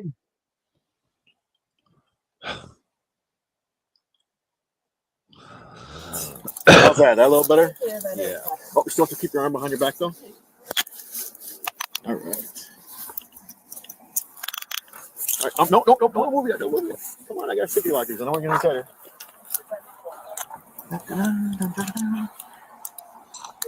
Okay. Now you can take a seat. Fuck your head when you sit down. No, now you're on the seatbelt. So how about we step out again? Can you see what the date is on that? Touch your head when you get out, okay? On the body cam? All right, now sit down. There we go. 24. All right, let's get seatbelts in. I'll plan on getting a crash. In case I do, you'll be going in and out, okay? Yeah. All right. 0.12, so. Go ahead on down third fence. Still breath with us. Are they taking thirds downtown? 1, 2. Okay. Okay. Thanks, sir.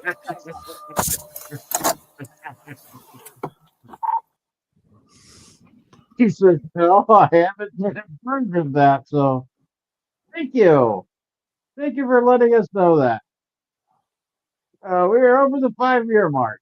We are over the 5-year mark. I will get the details on that from Jim, but thank you so much. So no more Jimmy Johns.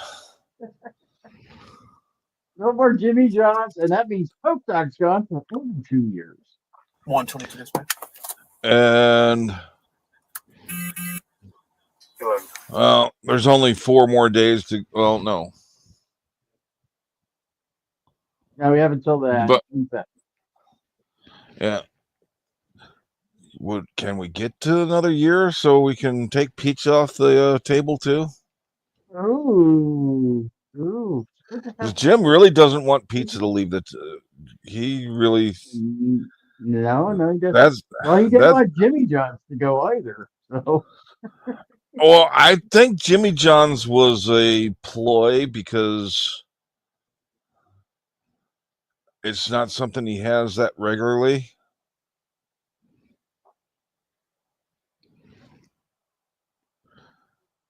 Just like he's tried to play off some other places that Right. Like AFC. Yes. He actually tried to convince me that he would really miss being able to eat salads.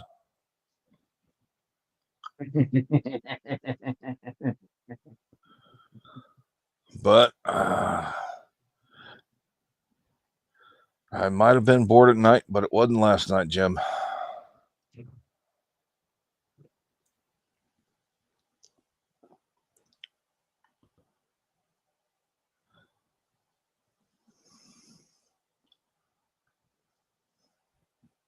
Let me get verification. Okay, we do have a little slight update in our other court case that we're filing.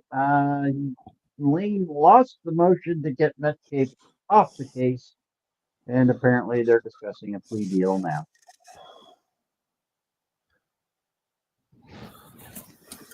I didn't think. Hold on one second. I talk to my dispatcher real quick, okay? I thought the plea deals was stuff they discussed on the side, not in court. They do. They're probably taking a break to see if they can come to a resolution. Transporting one adult female in custody from the stop location to the PD beginning miles. From listening to what I could hear of his arguments this morning, I don't think he's going to take a plea deal, but I could be wrong. Right now, no, right fish pay. Yep, we're going right to our PD, and I got to do some paperwork with you, and I'll explain everything to go along. All right? I won't be. When it comes down to you making a phone call, you can make that phone call, okay? But I still got some paperwork I got to do first, okay? All right. 122 dispatch. Yo, how's the weather been up that way? You can show 158, 10-8, and 192 will be following me. It's been actually fabulous. It's been a little bit cool this last week, but it's been like in the 80s. So, and we've also had rain. So, I don't mind the rain. It's all the thunder, lightning, and hail that's been coming with it. we haven't been getting that. We've just been getting rain. We did have thunderstorms about a week ago, but for the most part, it's just been rain. Yeah. Like yesterday morning, the ceremony and parade at the Veterans Cemetery got canceled because the electrical storm was just way too. Definitely wouldn't have been a smart thing to have people out there with the flags being humans lightning rods.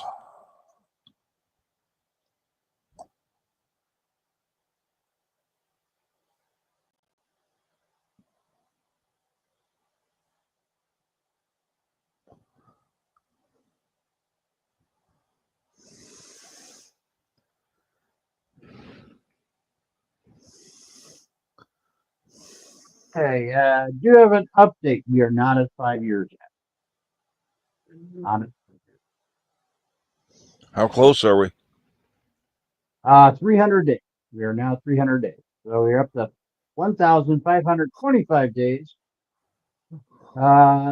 It leaves us 300 days to go to reach our goal of 1,825 for 5 years. Coke Dog is at 650 days. So that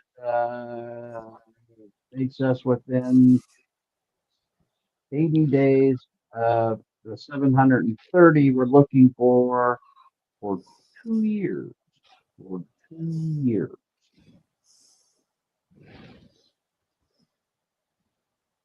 So thank you, everyone, for contributing to Jim's misery. We really appreciate it.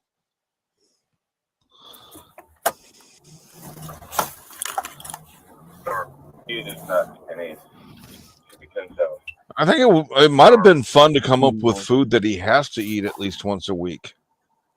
Well, you know, we got like the cauliflower crust pizzas with pineapples and anchovies. Or the cauliflower rice. Okay, because that is not right. I've done the cauliflower rice. It definitely doesn't taste anything like rice, but it's a decent filler that has very little flavor. Sue Bear, no, he has not made it to 5 years yet. There's a little misunderstanding on my part earlier, so I apologize for that. Getting everybody's hopes. We have 300 days to go. Yeah, you're only off by 300 days. Well, I mean, you know, we've been kind of focusing on 5 years, but if you know, when I stop, I look at it and I go, you know, he's at 15 or 1,525 days. And to think we started the campaign thinking hopefully we'd get a little over a year. So it's just, yep. Everything beyond 365 is gravy. Well, we started the ice cream thing. It would just be a couple of weeks, maybe a month or two. Right. And it ended up being over a year. So we're trying to match what we previously did. So we got about 50 seconds left on this video. Knock that out.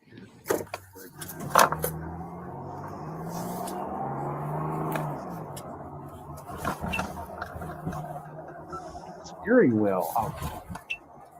Changed up better.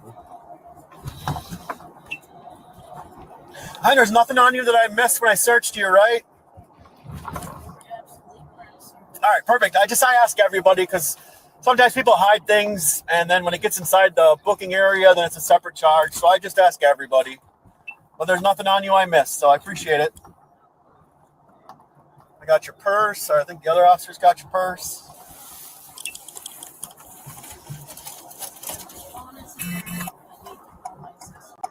Okay.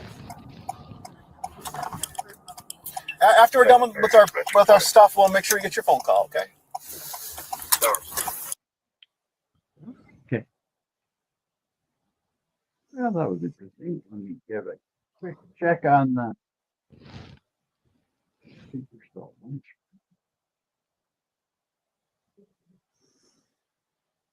Yep, they're still at lunch.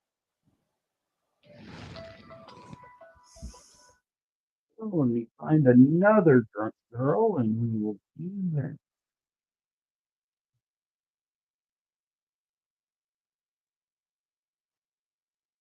That should be good.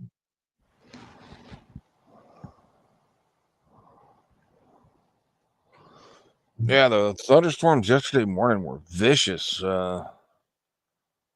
Got just over a half-inch of rain in about 45 minutes. Wow. This is Frank's favorite, or Hank's favorite type of drunk girl spit at an employee. Where's your emergency? For the target is Sherman Avenue. What kind? You spit. Okay, she just spit at me from behind. She wants to be arrested. She was saying that she wants the cops to come by. Okay, we're on the way to the target. Is she female, white, black, or Hispanic? I want to say black. She's wearing a gray shirt, white shorts. Where is she in the And store currently? she just walked out the store. She's headed north. Okay, somebody's close enough to spit at you, and She took some food and she took a shirt. You aren't sure what the race is? Head of the target 15. Question mark? Sherman, shoplifter and assault just occurred. Female, black, gray shirt, white shorts. Currently walking northbound. Took multiple goods and spit on the security. The woman was spotted by officers shortly after the initial report.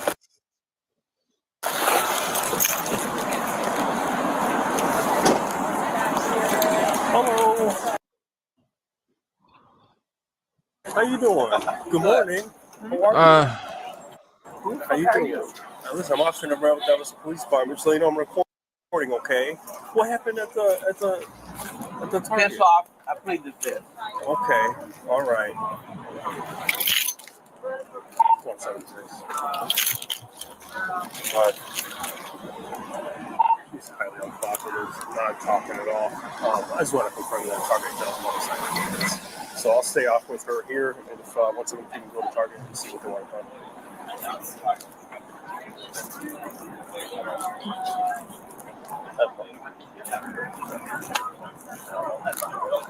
Hey. Thank you. Can't be doing stuff I wouldn't pull, okay? Yeah, I'm 52 years old. I can do well. Don't talk to me.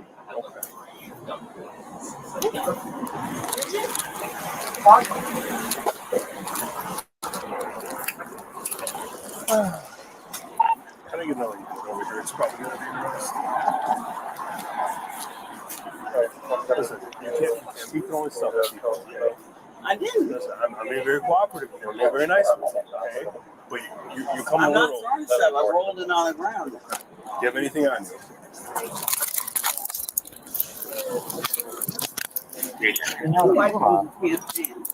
Well, you spit at the lady at Target. No, we're not doing that. Lady.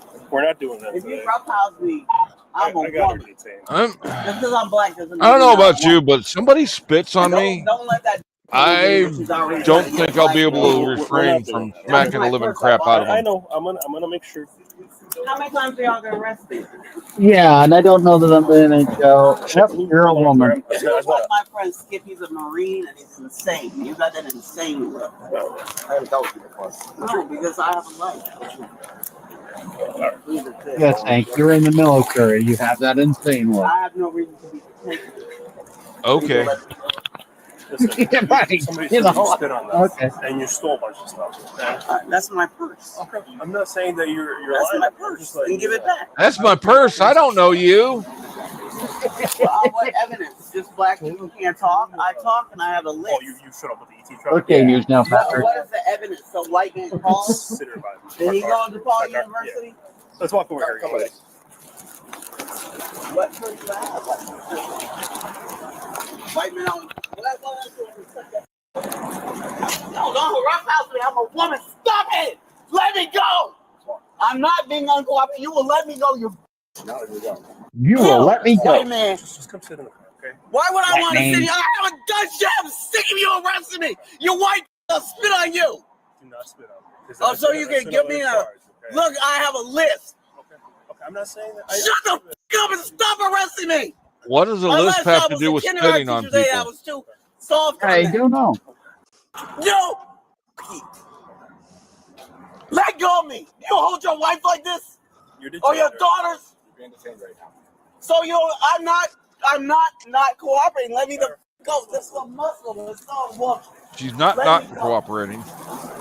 So Hey, she can sit down here. I'll work with her. So how about take a seat? Take a seat. I'll work with you. But Let you go. gotta I'm not afraid. Hey, You have guns, young lady, taser. just- What are you afraid about? Black skin? Just sit down.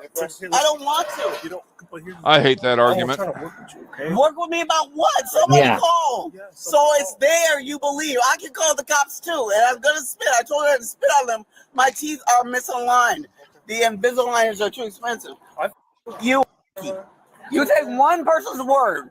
Can you take my side of the story? You're not under arrest. You're being detained. I know that. Why? So what happened? Why?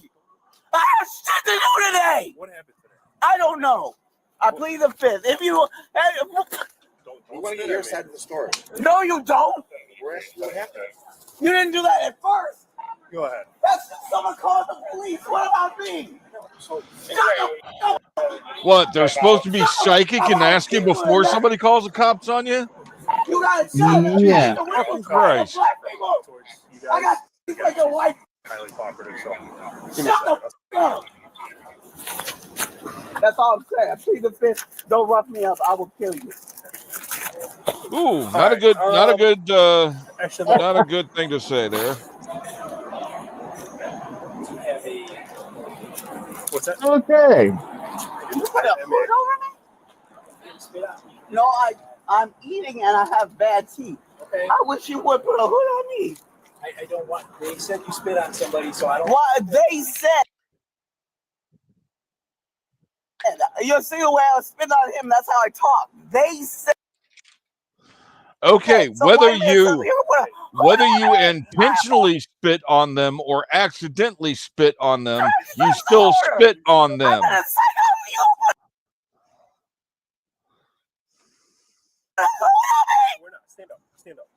Well, and it would be a lot different if you just went, you know what, it was an accident. I didn't mean to do it.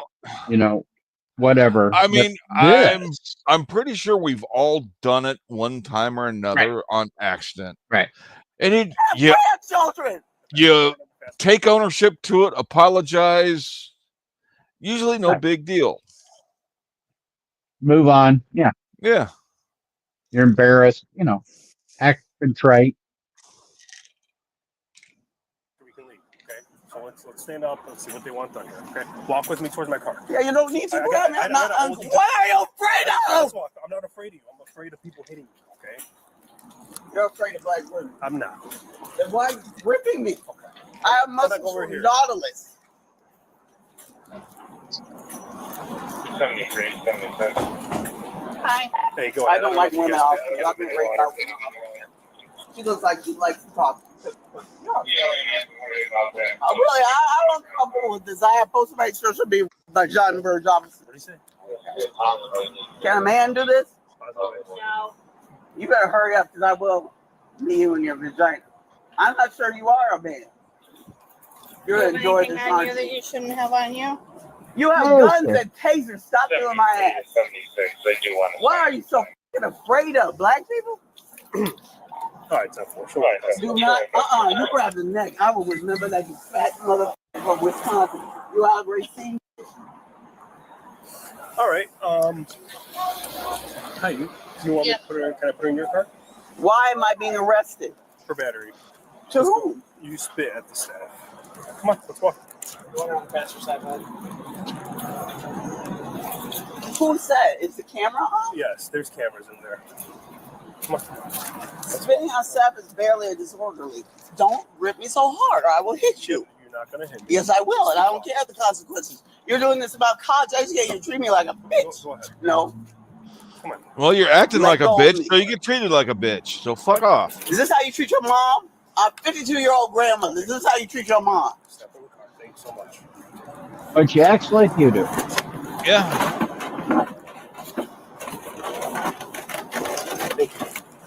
Don't touch me.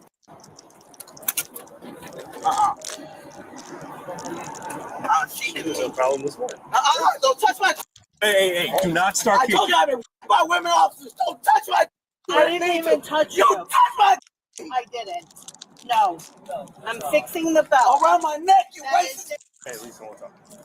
You need to Too stop. tight. I don't need to do shit. Bitch. Get the f out of my face. Wow. And if it would The have been woman a was black charged with officer, battery and she would have theft. been. Share your thoughts below and remember to like and subscribe for more videos. Wow. That escalated quickly. Yeah. It's a shame with the actual racial issues we have going on that Right. assholes like this will use it to their advantage and just Right. water down everybody's legitimate complaints. Right. I agree with that.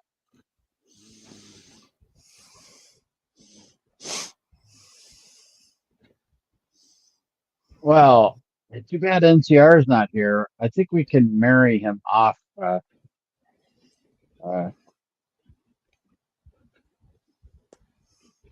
posthumously. I have the perfect one for him.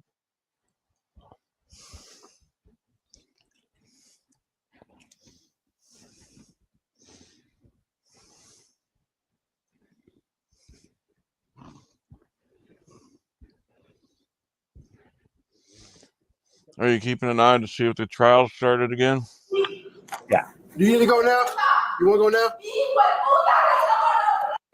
No mereces ser mamá. Do I have Pobres hijos I got all tuyos. here. Yeah. Are you sure? Dios, repréndelo, Dios. This officer thought it was just another unruly passenger at the airport, but what he didn't know was that this call would spiral into chaos, ending with a woman stripping naked, screaming, and causing complete mayhem inside the station. Good. You guys go? This lady scores everybody. See what I mean? Perfect for NCR. With Shirley. I got no problem with nakedness, but So what you guys doing? Try to be call her, but she's not. So you denying a flight or what? What's going on? Probably not because she's under something.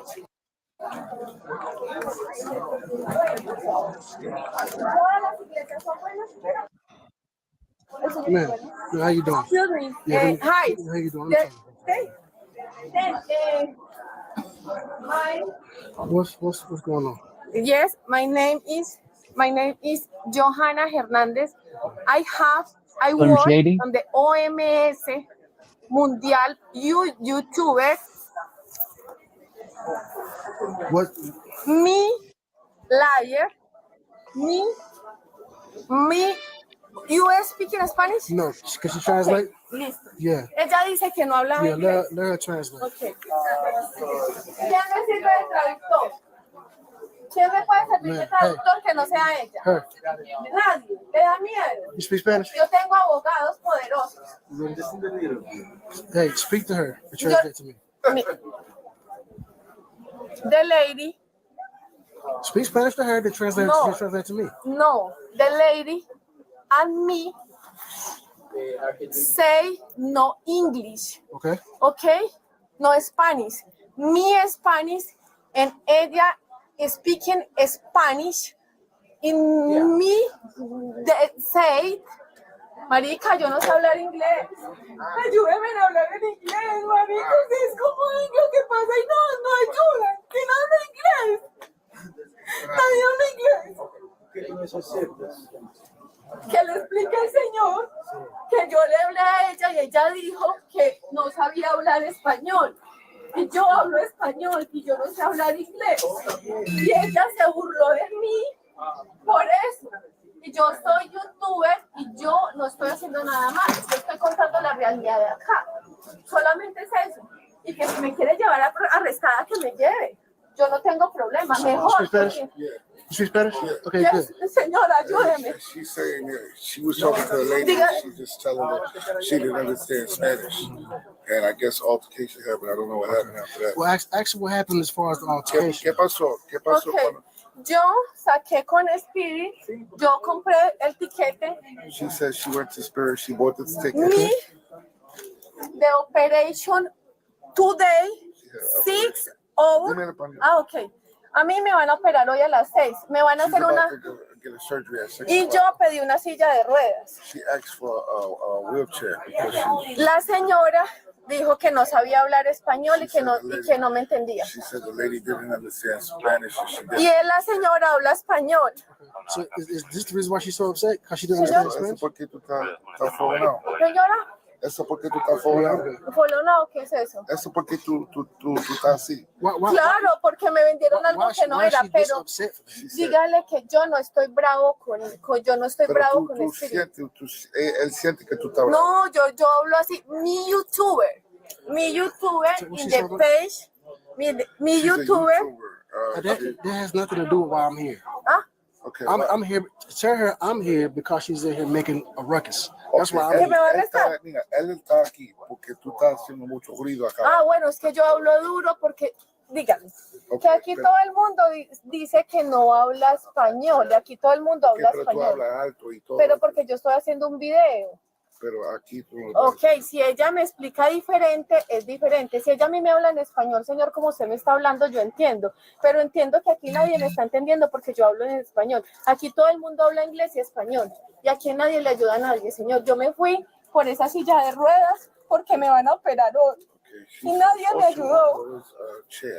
And she's trying to speak to people, but nobody understands her. So she's frustrated because no one understands her. Nobody understands Okay, her. so She needs a wheelchair because she's getting an operation. Okay, so this flight's about to go out, correct? Yeah. Are they doing maintenance on the plane? Yeah. Okay, so the walk from here to the plane is probably 40 feet. In the Does she need a wheelchair to walk 40 feet? Tú no necesitas rueda ahora, ¿verdad? Señor, Tú necesitas. la silla, yo la necesito.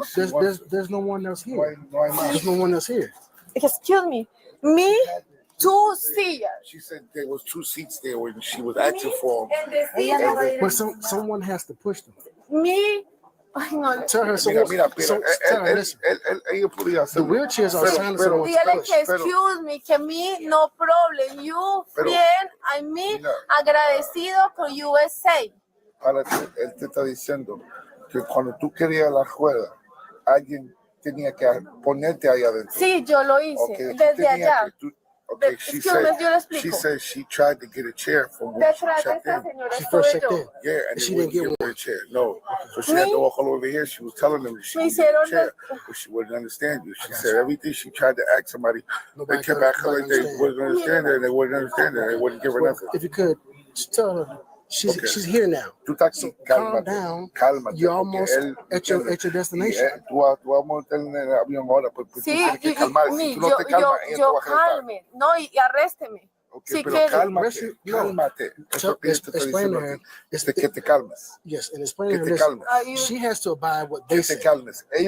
Si ellos no te quieren entrar al vuelo, porque como tú Ok, estás diciendo, que no me entre. Okay, pero- Yo me quedo mejor. pero Diga, cálmate. yo me porque- quedo. porque- You're not boarding? Okay, so now her board is denied now. So No, now, no boarding. yeah, no No, boarding. mejor porque ahí sí los voy a You drove up here, demandar. Dr. Wall? Mejor. You drove, I Gracias, walked. señor. Okay, I'll walk you down. Yo voy a pasar my liar No. in the, Okay, mira, yes, okay. eso era lo que necesitaba, Follow, señor. follow him. Camínenme Thank you, acá. brother. Appreciate you. Thank you, man. Yeah, I know. I can tell. Yeah. No me van a operar. No voy a viajar hoy, viajo mañana. Tranquila que viajo mañana. Yo compro el avión. Aquí me van a arrestar. Espere. Yo sé que usted me está viendo. Espere. Okay. Mi comprar ticket in spirit desde la entrada, pedir de shade. Me, She upset because she wanted the wheelchair way when she checked in. And they didn't give her one. She got upset because nobody was understanding or giving her what she wanted. So then she comes to the gate and she starts making a ruckus about why she had to walk so far. And then so now, but my thing is, you're here now, so why make the ruckus? You already made it here. She's not understanding that. She wants to keep pushing her thing. Let's go, man. Come on, let's go. Let's go. Let's go. Let's go. escúcheme, por favor. We passed that now. No, no me voy a montar en el avión. Yeah, you getting off this terminal. Me pago taxis, ¿ok? No, you're okay. Mi legal en Estados Unidos. Mm-hmm.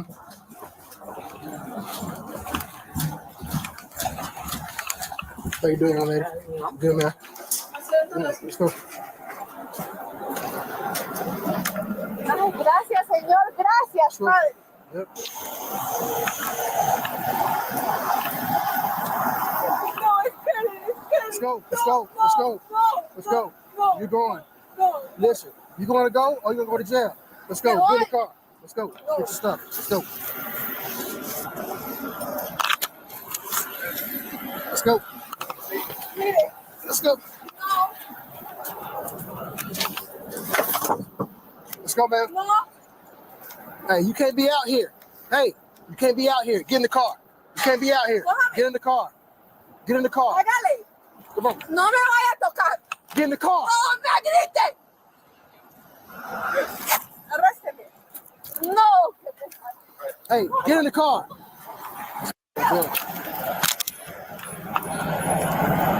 Where does she think she's going?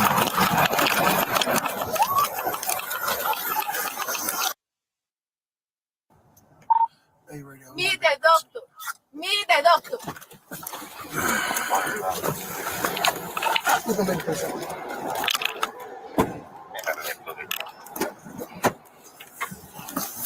No. You attended myself. You, ojo, me bota las cosas, señor. You attended my derechos humanos. Los derechos humanos, vale, señor. Usted me pegó. No.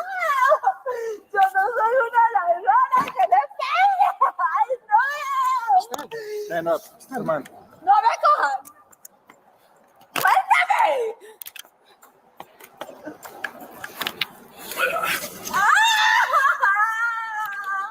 ¡Auxilio! ¡Help! ¡Help! ¡Help! Ellos... ¡Ay! ¡Mis manos! ¡My hands! ¡My horse! ¡Estúpido!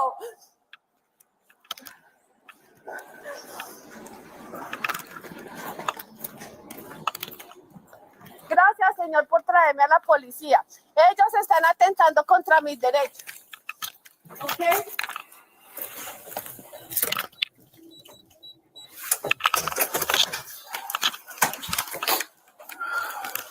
My liar, my liar.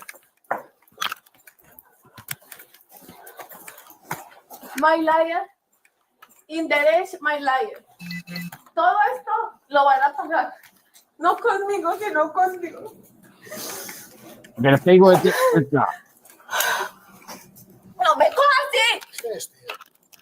You very problem.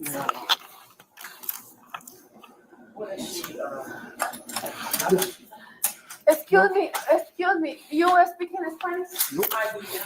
I need speaking Spanish. Liar. Okay, hold on. Pues, a mis brazos. Tranquilo. Mira cómo me pegó. Me auxilio. Yo trabajo con la Organización Mundial de la Salud, ¿ok? Sí, habla un poquito español. Un momento. What was the issue? Me pegó en la cara. Mira cómo me volvió. Mira. Yo no estoy loca. It's okay. Por favor, So we go to escort her out. She walks with us. She gets out to the car. She takes off running out to one of the planes. So I had to run her down. So nobody Spanish has talked to her yet? No. I had a guy there that was translating well. But the problem was she's upset because she wanted a wheelchair when she first checked in. And she didn't get the wheelchair. So she's pissed off because she had to walk because she had some surgery or something. And she's mad. So then she gets to the gate and she's expressing how mad she is because she didn't get a wheelchair. Now she wants one at the gate. I'm like, well, listen, you're about to board the plane. You don't need the chair now if you walk all the way out here. So why all the hubbub? Just wait and get on your plane. Soy una hija de Dios. Él me not aborting. She says, okay, cool. She understood. Get outside. Take her stuff, put it back in the car. She takes on running. Pero también tengo a Dios en mi corazón. Yo no hice nada malo. Yo pedí una silla de ruedas porque me dolía la espalda mucho. Y yo pagué por eso. Okay, we're going to put that on hold because the trial is back. So let me get to the trial.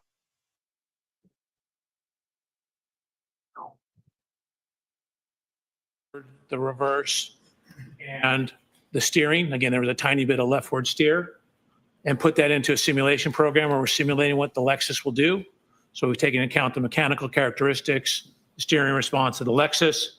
So this is to show what it represents on the left-hand side.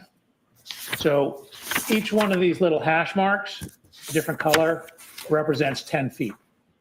The red lines show the extent of motion. Remember what I said, initially pulled forward, then backed up, past its initial spot, and then went backwards further distance. So what this shows is where we simulated this in a program called HVE. So that's the vehicle. News on really cool news. Hi, really cool news. Lane is taking and then it accelerated in reverse, past its initial mandatory starting time to position, be determined. That's and came to rest More right to there. come.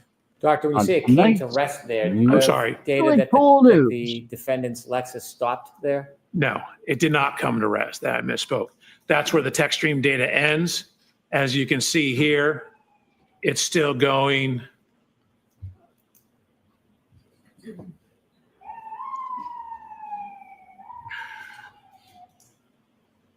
It's still going approximately 23 miles an hour when that ends. You'll have to zoom in on that so the jury can see what you're referring to. Please. So again, as I mentioned, the text stream's taking a window of data. It doesn't take anything outside the window. You can see that when we account for the wheel slippage, that the vehicle at the time of the last data point, again, is at 74% throttle, 3,300 revolutions per minute, and is going backwards approximately 23.9 miles per hour. And you can see it's traveled a total distance backwards of 53 feet back from where it initially started.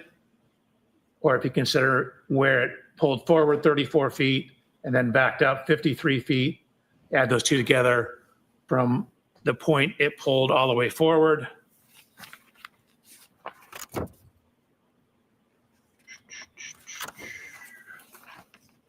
So this is 10, 20, 35 forward. And then I'll go 10, 20, 30, 40, 53 back for a total of 87 feet. So from the maximum point it pulled forward to where it backed up, again, that was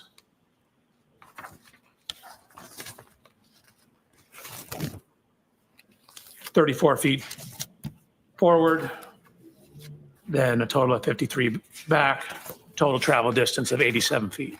So went all the way forward where it stopped, it then backed up 87 feet. And when the text stream data stopped, it's still moving. It's still moving about 23 miles an hour, and you're still at 74% throttle and 3,300 revolutions per minute on the tachometer, RPM gauge. We could turn the light on for a moment. Dr. Welcher, in your analysis of the data and the information you acquired and the evidence that you relied upon, did you come to some conclusions and opinions regarding the defendant's Lexus that evening? I did. As part of that opinion, you mentioned that you considered mileage to map distances as one way of mapping the location of the vehicle. Do you remember that? I do.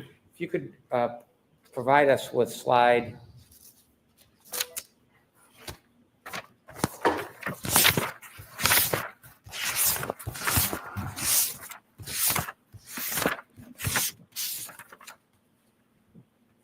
I believe it's slide 25.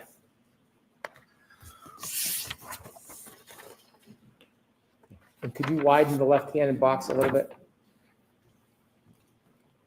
And you mentioned you measured or you ran information about distances between different routes? Correct. Specifically regarding Fairview to Meadows, the first box. Do you see that? I do. There are 3 different mileage numbers. Yes. And then there's streets to the left. Can you explain what's set out in that box? Sure. It's basically 3 different routes you can go. Sherman Street, Pleasant Street, Washington, and Sherman Street. When you considered the shortest route, 2.3 miles on Sherman Street, did you attempt to determine how long it would take to travel 2.3 miles, how fast the car would have to be moving? For a second there, I thought it was going to take how long it takes to die in the cold. Travel 2.3 miles in 4 minutes and 15 seconds? Yes. Let me Google it. And what did you determine? How long? So to go 2.3 miles in 4 minutes and 15 seconds, you would need an average speed of 32.47 miles an hour. What if you took the longest route, 2.8 miles, and you considered 2.8 miles in 4 minutes and 15 seconds? Did you make a determination? I did. Could you share that with the jury? It's 39.5 miles per hour. Is that what the average speed of the Lexus would need to be to travel that distance in that Correct. time?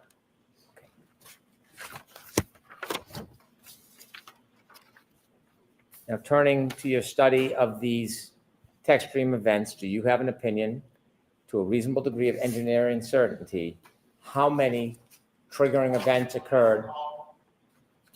How many triggering events occurred in that ignition cycle 1162? Objection, Your Honor. I'm going to allow that. In 1162, the tech stream recorded 2 triggering events. And do you have an opinion as to the type of triggering event, the type of movement of the defendant's Lexus in those 2 triggering events? I do. Regarding the first triggering event, 1162-1, do you have an opinion, to a reasonable degree of engineering certainty, what type of event the first triggering event was? Objection, Your Honor. I'm going to allow that. The actual trigger was excessive rearward acceleration. The event was during the course of a 3-point turn. And do you have an opinion, to a reasonable degree of engineering certainty, the time between triggering event 1 and triggering event 2 in that cycle 1162? Yes. And could you share with the jury your opinion, to a reasonable degree of engineering certainty, the time between those 2 triggering events? Approximately 8 minutes and 5 seconds. And do you have an opinion, to a reasonable degree of engineering certainty, as to the type and triggering event of the second event, 1162-2? I do. And could you share with the jury your opinion, to a reasonable degree of engineering certainty, the type of event to that second triggering event? Objection, Your Honor. I'm going to allow it. It's, again, the trigger event itself was a transition into reverse and then high throttle application. It's a forward motion followed by a lengthy high-speed rear impact or rear motion. Your Honor, I'm going to move to strike that portion of the answer. Yes, I'm not going to highlight it. I So appreciate that. get the answer again. Would you like me to ask the question again, Your Honor? Yes, Mr. Lessie, yes, right. I'll strike the previous answer. Go ahead and ask the question again. Okay. Do you have an opinion, to a reasonable degree of engineering certainty, as to the nature of the second triggering event, 1162-2? Just for the record, Your Honor. Yep. Yes. Could you share your opinion with the jury? The triggering event was high throttle opening in a transition to reverse. It's a forward motion followed by a higher speed rear motion. And at the end of the trigger event, you're still at 74% throttle. Do you have an opinion, to a reasonable degree of engineering certainty, the entire distance captured in that 10-second window during the back maneuver, or 1162-2? Do I have an opinion about it? Do you have an opinion, to a reasonable degree of engineering certainty, about Yes. the entire distance that is captured in that 10-second window of the second triggering event, 1162-2? So it obviously only captures what's going on during the trigger. It doesn't capture before or after the trigger. Understood. Do you have an opinion as to just what is captured as far as the distance? Yes, And what is your opinion? that it's 87 feet. So again, the initial forward motion is 34 feet, followed by it backing, crossing the initial point, and then backing up an additional 53 feet. And finally, regarding this part of your analysis, do you have an opinion, to a reasonable degree of engineering certainty, as to whether the defendant's Lexus was decelerating, accelerating, or remaining the same at the end of that data captured at the triggering event 1162-2? It was accelerating at 74% throttle.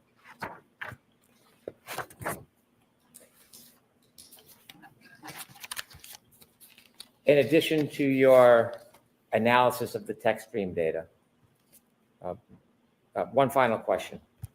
Do you have an opinion, to a reasonable degree of engineering certainty, the relative time this backing maneuver occurred with the defendant's Lexus that you just spoke about? Yes. And could you share with the jury your opinion to a reasonable degree of engineering certainty? Sure. It matches the window of the cell phone data for Mr. O'Keefe that puts it in front of 34 Fairview. So the backing event occurred somewhere between 12:32:04 and 12:32:12.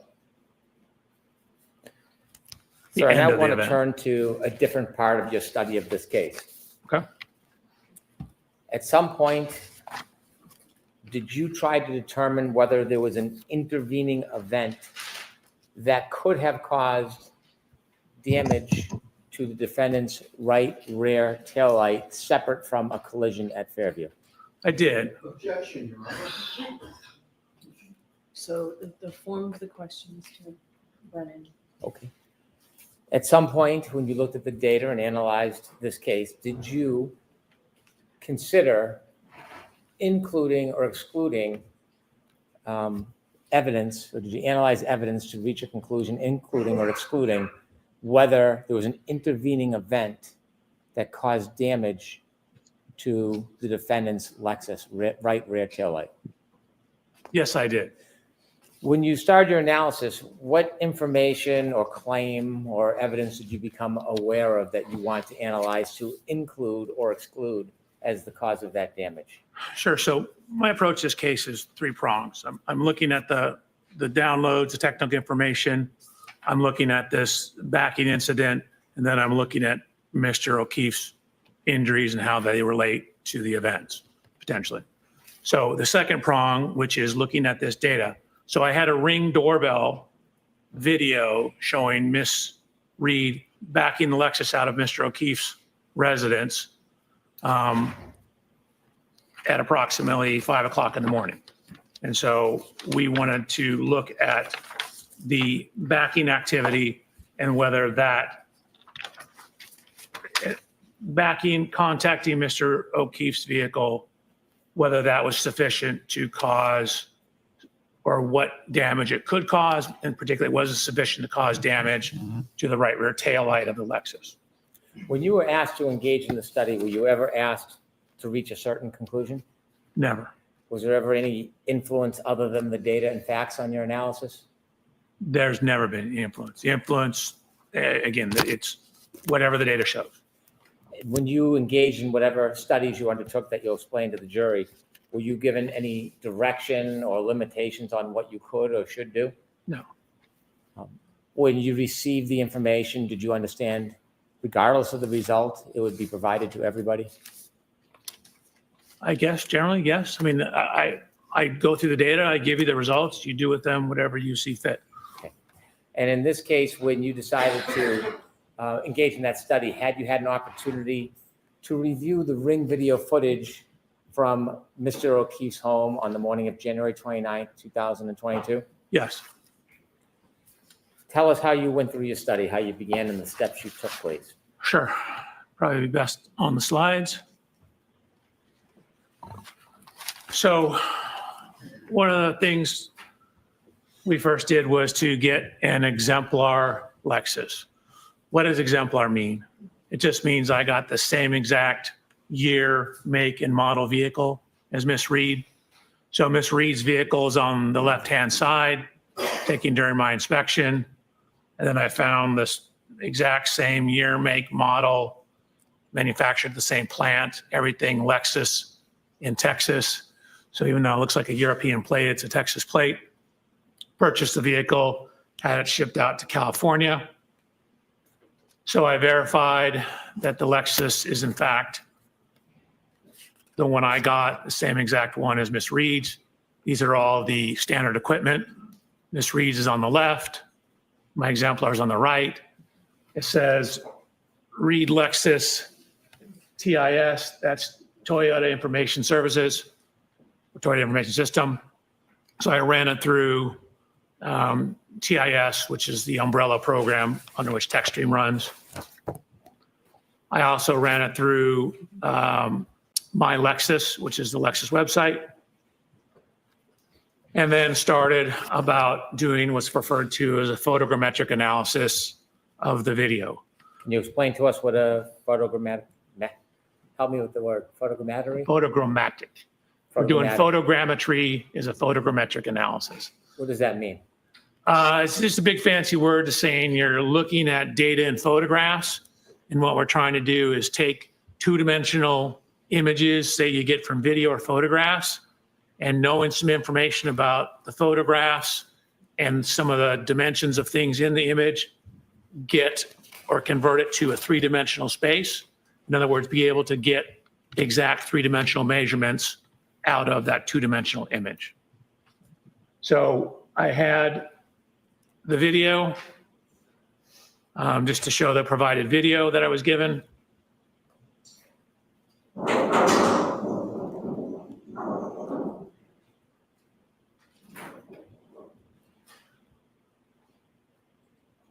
So Mr. O'Keefe's vehicle. I don't know if you noticed, but there actually is contact between the vehicles.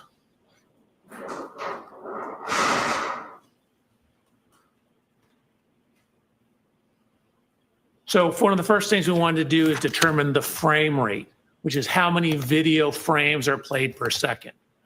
Your normal kind of video camera has about 30 frames per second. Your standard movie is 25 frames a second. You know, a modern IMAX is like 60 frames a second. The frame rate of the camera, how many images it shows per second, because video and films are just single images played really fast. So it looks like motion. And so determining the time between each frame tells you how much time occurred. So if we know the time between each frame, and then we can figure out how far the vehicle moved, distance divided by time is speed. So we put it through a couple different programs. This is called AMP5. We got 19 frames a second. This is a specific forensic program called Axon Investigate, 19.8 frames a second. This is a publicly available program called FFMS. Same thing, 19.8 frames a second. Another program, Media Info, 19.8 frames a second. Anyways, 5 different sources.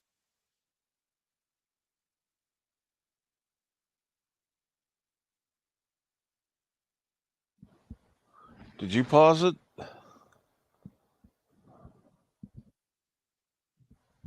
And then I don't think so.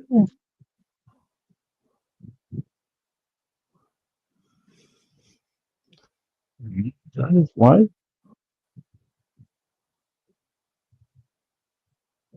What the hell happened? I don't know. Something here. Let's see.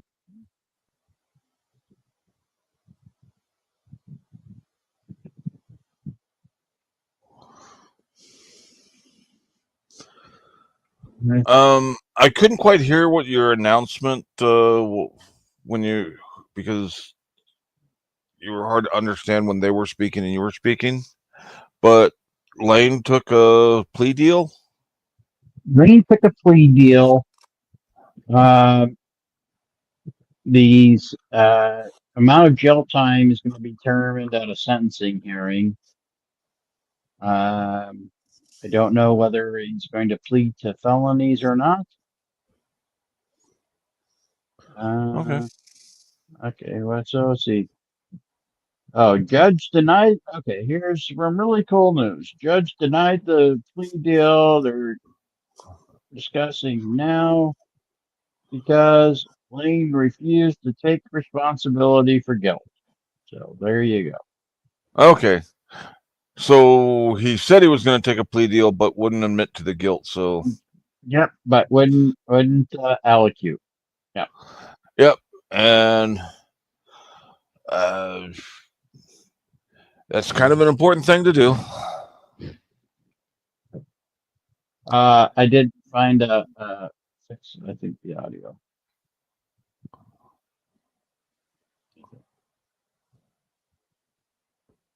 We can then use that to give us some three-dimensional information from our 2D video. So there's the points on slide 81. Slide 82, excuse me, slide 81, second part, we're basically just fading in.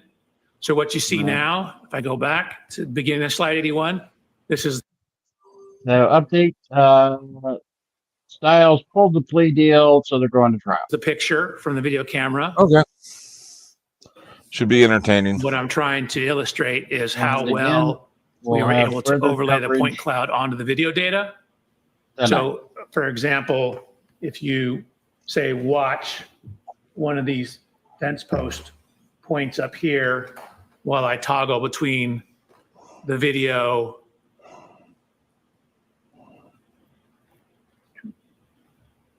there's a laser scan, there's the video.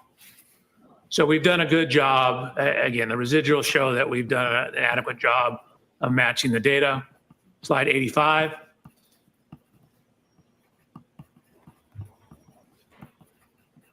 So what I'm doing here is toggling between, this is the video of the car. And remember I told you I went out and I inspected Mr. O'Keefe's vehicle and did a laser scan of it? So we're now taking that laser scan of the video, or excuse me, of the vehicle, and overlaying it onto the car in the video. So this is the video image. That's the laser scan laid on top of it. So we know all the dimensions in the laser scan. We know all the dimensions in the scene of this.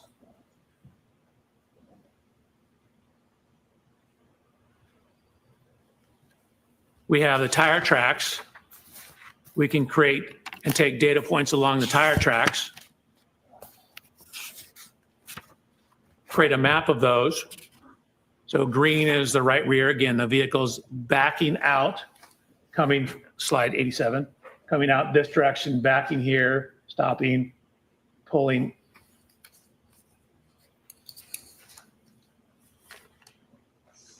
Pulling forward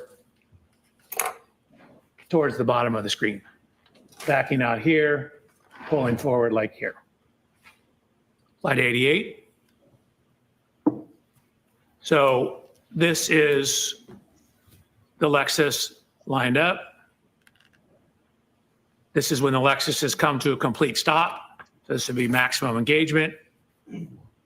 Again, this is just toggling frame 88. And we have the time and the frame number. 369 on the same slide.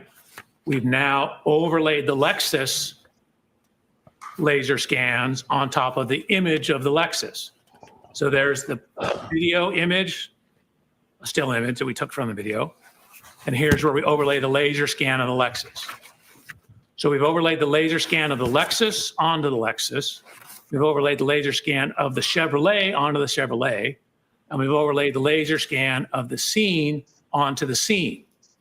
So now what that allows us to do, we now know the position of everything in there. And we've also tracked the position of the tire tracks. So that's what it looks like if you overlay the computer model of Ms. Reed's vehicle onto the tire tracks. Slide number, please. Oh, my apologies, Your Honor. Slide 89.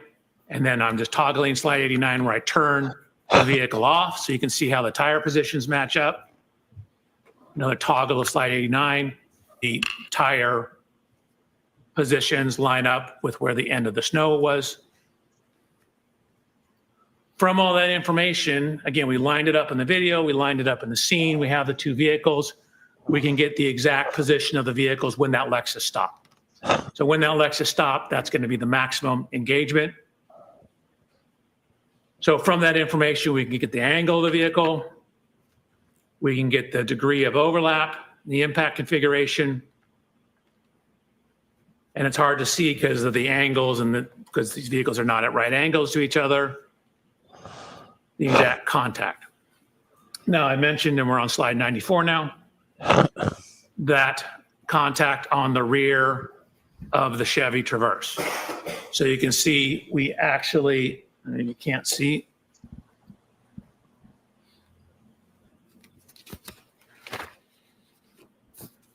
So we took a whole bunch of data points within those two areas where the snow got dislodged. And we're looking at where that is. So if you look at that on the vehicle, so this is where it is on the rear of Mr. O'Keefe's Chevrolet. You can see it's about 25 and a half inches above ground, 32 and a half inches above ground. Here's Mr. O'Keefe's vehicle. So these marks are kind of, this is the Chevy Traverse words, are approximately right here. Again, I had the opportunity to inspect Mr. O'Keefe's vehicle. There's no damage where these marks are. So sure, it knocked the snow off, but it wasn't sufficient to cause damage to his vehicle. We then mapped that data onto Ms. Reed's vehicle to look at where that height is. So you can see the only contact marks are down at the bumper level. I mentioned how that bumper sticks out. This is exactly where you'd expect it. So the only evidence of contact is nowhere near the upper taillight. I emphasize the word upper taillight because it is right in line with the lower taillight, but yet the lower taillight also was not broken. So again, 25 and a half, that's 24 right here, 25 and a half. That's 24 right here, 25, 25 and a half. That's right where that scuff mark was. It's also right at, again, the level at the top of that light. This light is not broken. I've looked at the front of it. I've looked at the back of it. I've looked all around it. It's not broken, and it sticks out further than the light above it. So using those positions, matching the overlay of the vehicles, we can get the speeds from that. We know where the Lexus is. We know how much time it is between each frame. So we know how far it moved. And so what we know is that when it first came to a stop, right before that, it was going about 0.7 miles per hour. So realistically, somewhere between a half to 1 mile an hour, just to account for some variations, but definitely going 1 mile an hour or less at impact. Slide number, please. Oh, thank you, Your Honor. Slide 99. That's the dimensions. Slide 102. Similar to what I said, no damage to that light, no damage to Mr. O'Keefe's Traverse in that area. And then if I could, I would like to go back because I realized I skipped over something.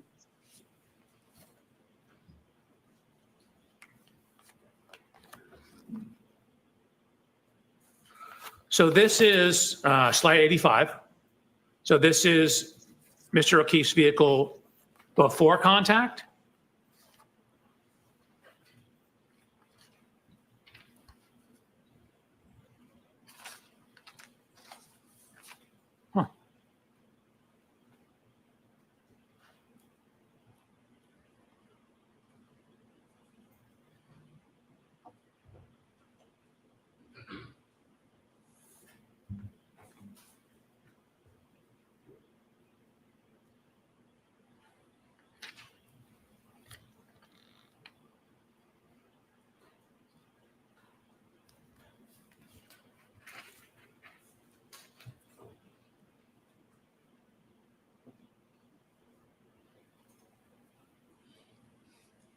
I don't know what happened this time.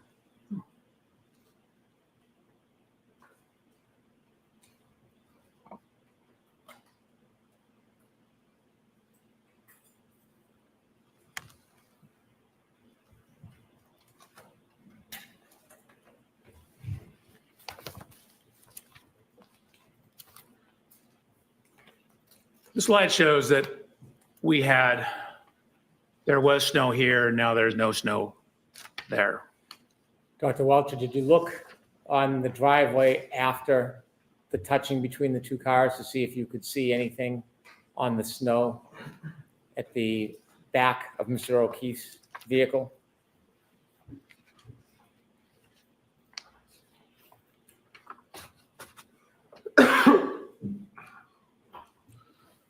So referring to this slide,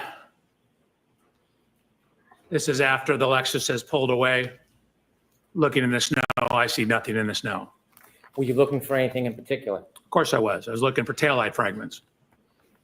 In any of the videos that you have that show Mr. O'Keefe's vehicle after the defendant's Lexus touches it, do you ever see any remnants or shards or fragments of taillight on the ground? I do not. When you did your analysis and study, trying to include or exclude this touching as the source of damage to the defendant's Lexus rear right taillight, did you consider speed as part of that analysis? I did. I considered speed, and then again, knowing we have the positions of the vehicle, we looked at the degree of overlap, and there's only about 2 to 3 millimeters of overlap between the vehicles, which is insufficient to cause the tail light that's recessed in from the edge on the right rear of the Lexus to contact the rear of the Chevrolet. Considering all the data analysis that you did you come to a conclusion to a reasonable degree of engineering certainty whether the right rear taillight of Miss Reed's Lexus was broken or damaged during the contact with Mr. O'Keefe's car at around 5:07 a.m. on January 29, 2022? That impact did not break or crack that taillight. Is that your opinion? That's my opinion. Is that to a reasonable degree of engineering certainty? That's to a high degree of engineering certainty.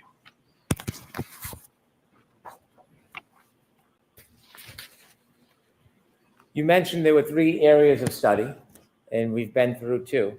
Correct. Could you tell us what you focused on your 3rd area of study regarding this case? So the 3rd area of study, I'm now focusing in on the injuries, the at-scene physical evidence, taillight fragments, broken glass, things of that nature.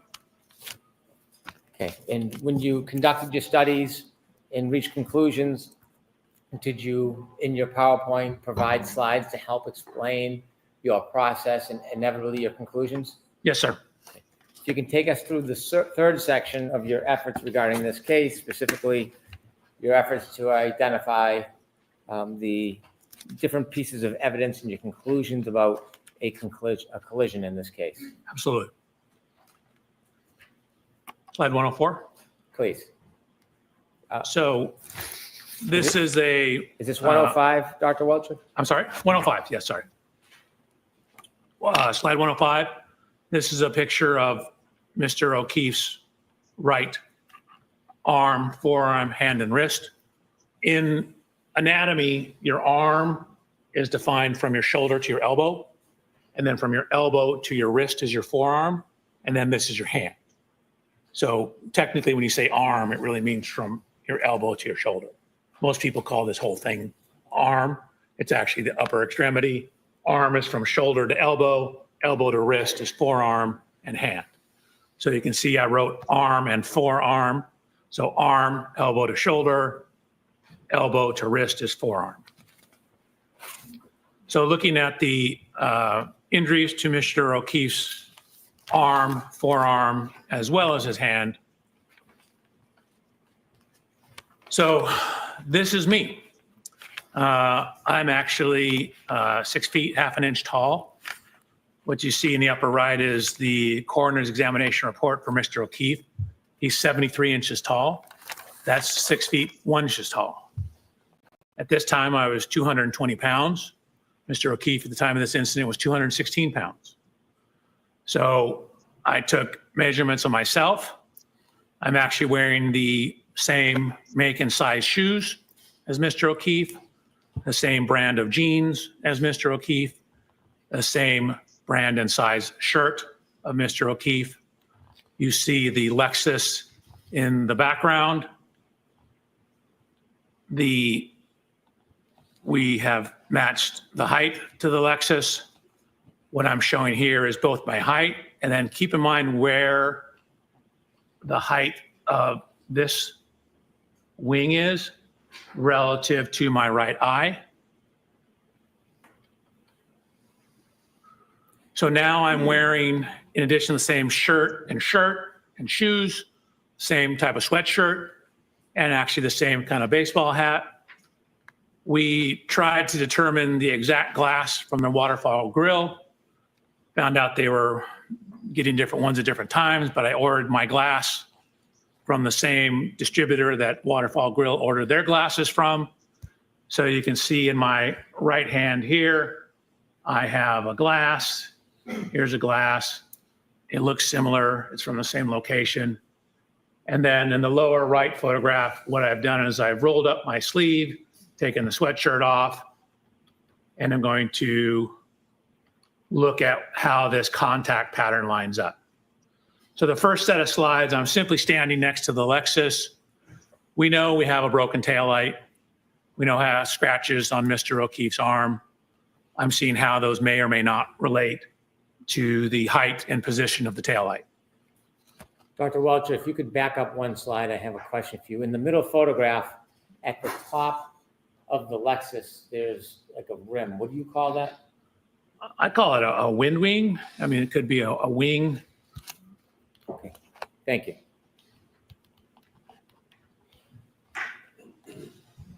Air dam would be another. Okay, so I then set about to do a little bit of testing with the Lexus. The first test you're going to see is me. Should we just call it a damn wing? Just walking backwards or actually sideways into the Lexus. What I've done is I've painted the Lexus right rear tail light with what's called grease paint. Kind of sort of like paint, but it doesn't dry. And then I have backed up sideways, side shuffled into the Lexus with my arm out, see what the damage pattern looks like, or basically where someone of Mr. O'Keefe's height's arm would contact the rear tail light. So then what you see is I've shown the photographs again. I show the paint transfer onto my arm. The yellow grease paint on my hand was to show where my hand would hit the tail light. And so just kind of me walking slowly sideways into it, the approximate location of the taillight, and I'll line it up with the broken taillight in a second, lines up with the approximate location of the lacerations on Mr. O'Keefe's arm. Dr. Welcher, let me ask you a question. When you're engaging in these demonstrations, are you attempting to try to show exactly how Mr. O'Keefe was struck? No. So we don't know exactly how he was struck. And pedestrian impacts are extremely sensitive to exact angles. And so where exactly your foot is, whether your foot's off the ground, can have an effect on where you end up after that. We just don't have enough information in this case to determine all that information. We know the taillight was broken. We know the glass was broken. We know we have damage to the rear of the Lexus. We know we have lacerations in Mr. O'Keefe's arm. So I'm trying to see if there's any correlation between all those. Well, can body posture on a clip or a side swipe collision change the trajectory or the injury? Of course.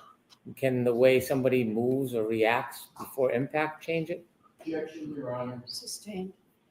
What are other things that can change the trajectory of the person and the injury? Bill, go ahead and stop yours. I'll take over. And knocked off balance or clipped and knocked off balance, you can take.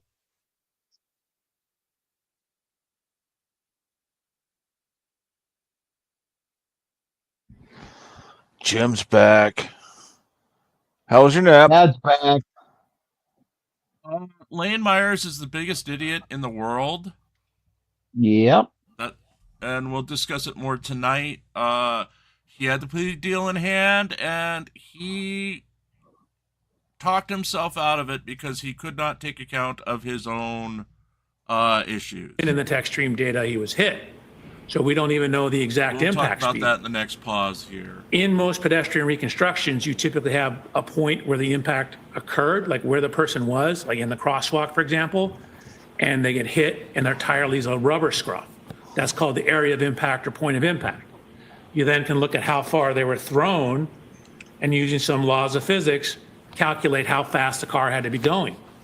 Well, we don't have that in this case. We don't know exactly where Mr. O'Keefe was on the roadway when this happened. Sorry, I'm about to go to the next slide. Without having an exact point of impact or an exact speed or an exact body position, are you able to specifically replicate the actual collision and the way Fans are saying he blew it harder than exactly you had replicate? anyone blow No. it And again, in terms of how he would move, again, we don't know where exactly on the roadway he started. So in terms of how he moved, that's a function of where he started. We don't know if when he was clipped, he took an additional step before falling backwards. So that will change how far you are off the roadway. So the impact, which you'll see in a second, even at 2 miles an hour, will induce rotation of the body. So depending on the speed, the higher the speed, the more rotation. So if I may,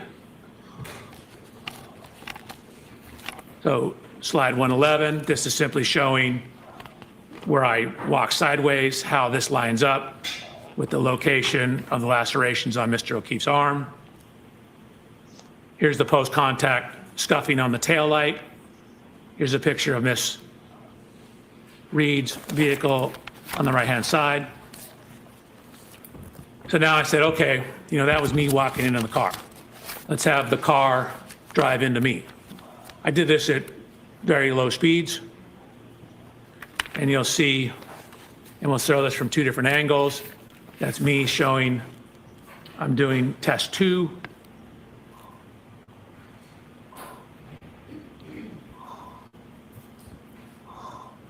This is from a camera that we have pointing down at it.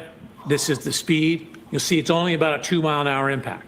But even a 2 mile an hour impact redirects me back and causes me to rotate and take a step.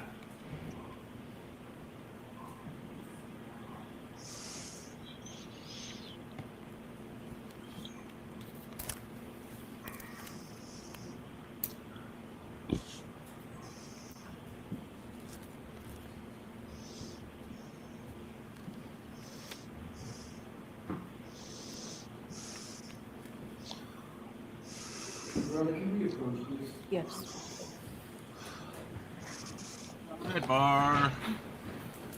Sidebar. Sidebar. Okay, so the lowdown is Lane Myers is the biggest idiot on the fucking planet. Excuse my French. We already knew that. No, I'm had- not convinced he's dumber than Chili. Well, he talked himself out of a plea deal, which would have given him maybe 2.5 years in jail, would have had him plead guilty to 2 felonies with the possibility of immediate probation. There would be, jail time would be mandatory, but probation is right there, and he'd probably get out in a month or 2. The thing is, he will not accept responsibility for his actions. And one of the actions was that when he told his followers to call the victim and to harass the victim, that she was put in a position where she could reasonably feel fear from his actions. And he said, no, she could not, because that was somebody else's actions. That wasn't my actions. So I'm not going to admit to that. Judge says, well, that's not how it works. If you are accepting a plea deal, you're accepting to how it is written on the paper here. And Right. they argued for like 45 minutes over this. For what? And that he's not admitting his guilt. So they came up with alternative terms. The Resnick said, well, what about if he says this instead? And Styles at one point is like, after today, we're pulling this plea deal. If he doesn't make a deal here, he's not getting a deal. Okay. We're going to trial. And Resnick's like, well, but what about this? And after this trial, this whole thing was supposed to go half an hour. It went over 2 hours, and the judge basically was like, no, we're not going to come to terms on this. I can't take your plea deal. You could discuss this again. If there is a plea deal, with Judge Metcalf. She found no merit to anything he said about Metcalf earlier. Right. She was just Right. like, you're not giving me anything here, basically. You're just complaining. You're complaining about stuff that judges do all the time. These are not things you can complain about.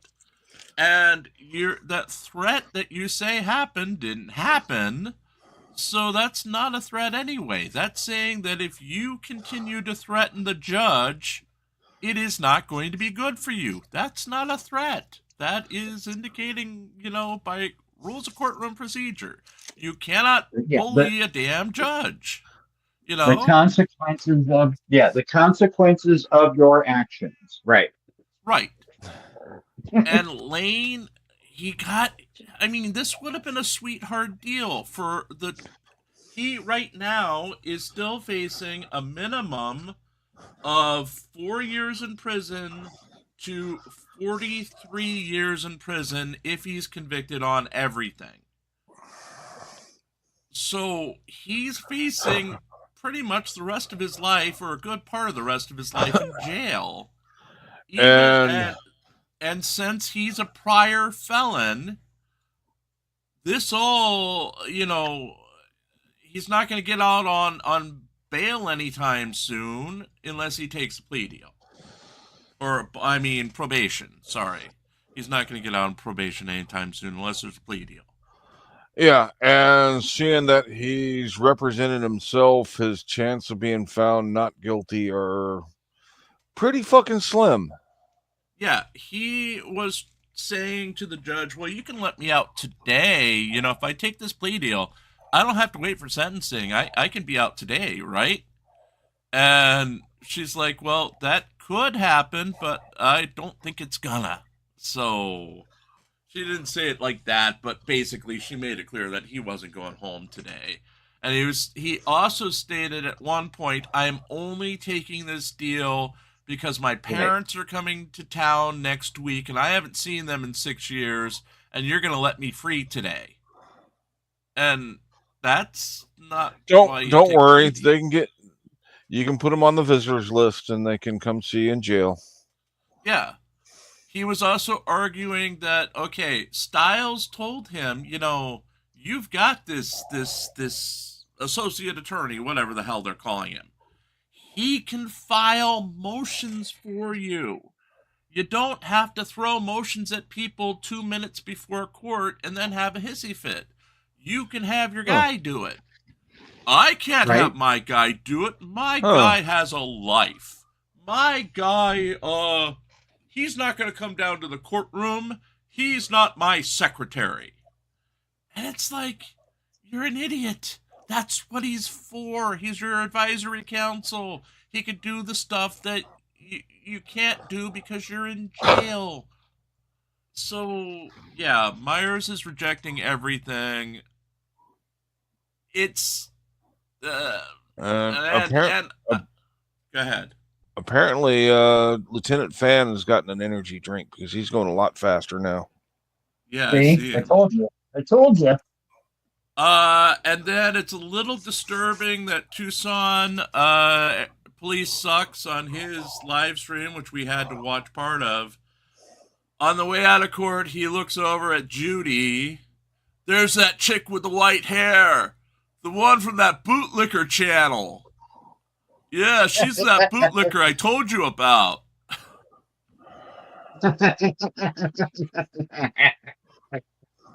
Yeah. And yeah. So I did private the video is privated for now, or it's unlisted. I will have to edit it a little bit to take out his video, so he can't, if he presses and makes a copyright claim, we'll be prepared for it. But the audio from the courtroom just kept dying. And then parts of it you couldn't hear because the damn judge wasn't speaking into the microphone or whatever. Yeah, we had a hard time when we were stream sniping earlier. We had a hard time. It was glorious. Yeah.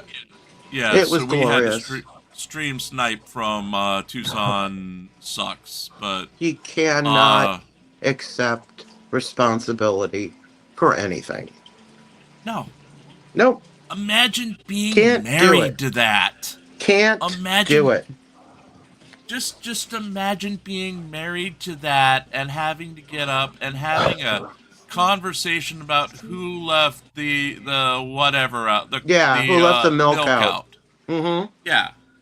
That would be a 5-hour discussion with threats of violence. Define left out. Yeah.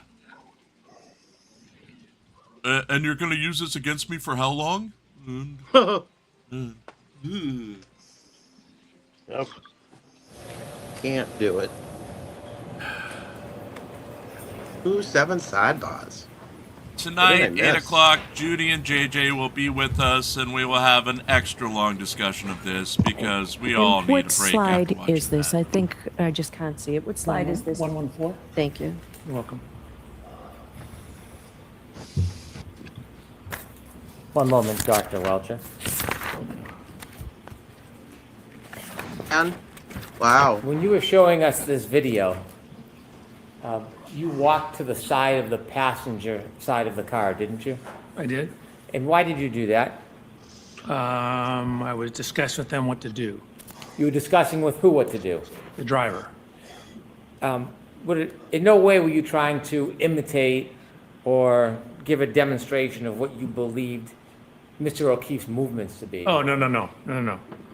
This speed's just 2 miles an hour. I was having a discussion with the driver about what we needed to do to conduct the test. So when you walked up to the passenger side, it wasn't to replicate a study or a movement or give an opinion? No, that walking had nothing to do with this case except for me instructing the driver what to do. Thank you for that clarification. Sorry about that. No apology necessary. Could you go back to the beginning when you were explaining this so we can go through it? So this is the dynamic test, test 2.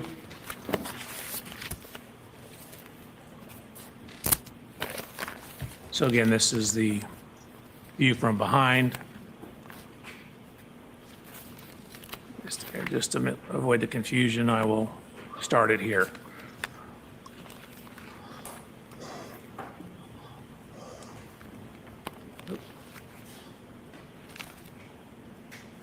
What speed is the car traveling? You can see it.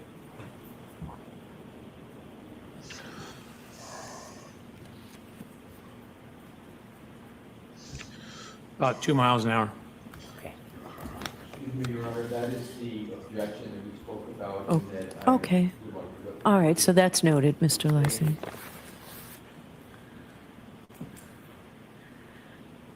So similar to the other test, this is the post-contact image of the transfers onto my arm. Actually, the yellow paint, you can see from my hand is here. This is from the arm and forearm. Here's the paint transfer pattern. Wow, fascinating. And that slide number, I'm Dr. sorry, Welcher? I'm terrible with that. That's Slide okay. 116 now. That was 115. Thank you. Slide 116. What I've done is I've taken these yellow lines to show the extension of the components on the rear of the exemplar Lexus. Then I've done this extension of those same components on the rear of Miss Reed's Lexus and shown how the approximate location of the fractures in the taillight match up with the approximate location of the contact of the arm onto the taillight. Dr. Welcher, do you have any indication of how Mr. O'Keefe's arm was bent, what angle it was bent at? Not exactly, but for these to be taillight shard fragments, they would need to be in the area of the taillight, but it could be further up. We know from the police photographs that there was a damage to the rear body panel in the area I'm searching here. So it's possible his arm was a little higher up and the glass hit the rear of the Lexus and caused that damage. In the bottom right. Excuse me, Your Honor, objection. I will strike that last part about the glass. Thank you. The purpose of the circle is for what, Dr. Welcher? To show, in this case, primarily the location of the lacerations up on the arm, the upper part of the arm, and that they match up with the locations of at least the one remaining shard in the rear taillight of Miss Reed's Lexus. Looking at the picture of the Lexus bottom right middle, are there any marks on the Lexus itself that you took note of? Yes, it's on the next slide. Thank you. Actually, it's 2 slides. So there, again, this is the evidence marker. There was a horizontal scuff. We know Mr. O'Keefe had blue jean type pants on. There's a scuff in the area that would approximately correspond to hip level for Mr. O'Keefe. And next slide, please. Yes, ma'am, 118. Thank you. Did you describe what you saw on the bottom right-hand corner photo as well? I believe, yes, I did. That's the scuff that lines up with the approximate height of Mr. O'Keefe's right hip. So then I included previous image that you've seen, slide 119, with the reconstructed photograph of the rear taillight, showing where some of the fragments are. You can see where those fragments are relative to the curvature of the taillight. They'd be in the area somewhat centered within the region of the 2 yellow lines on slide 119. Is there anything about the photograph in the top right-hand corner that's important? If so, could you zoom in and show us? So again, it's showing that this is when it's, I believe, in the Sally Port at the police station, showing that scuff on the right rear body panel.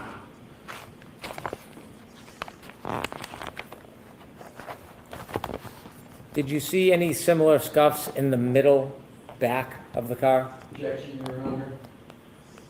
Sustained. Did you see anything notable as far as damage to the middle back of this Lexus?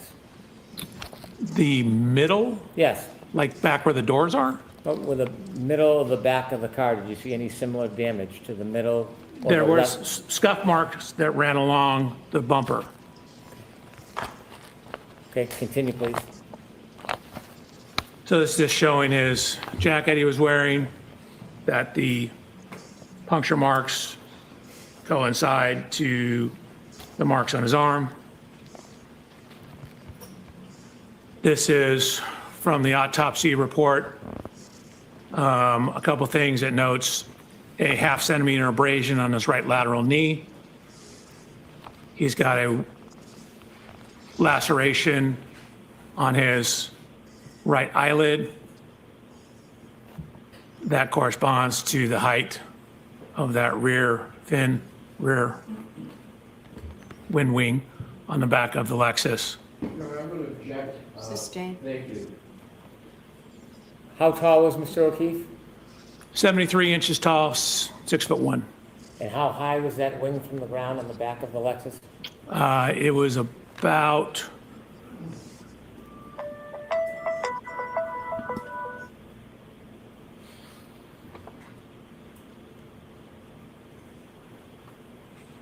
it's about 5 feet 11 inches, maybe 5 feet 10 and a half.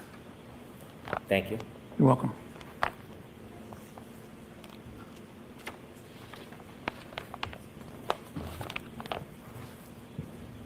You're going to want to tune in tonight, 8 o'clock, for the Lee and Myers recap. Did you notice just getting anything some about details. Mr. O'Keefe's Yeah, right there was knee? an incident afterwards. You're going to want to. I noticed there was a 1/2 centimeter abrasion on the right lateral knee. Did you know Everyone how is high okay, from his foot that but that court bruise security was on did his get knee? involved. We don't know the exact length of his knee. The abrasion appears to be right here at knee level. If you go back and look at where my knee is, that would be at the approximate level of the bumper. And could you focus in on the bumper to show it relative to the height of your knee? Sure. Oops.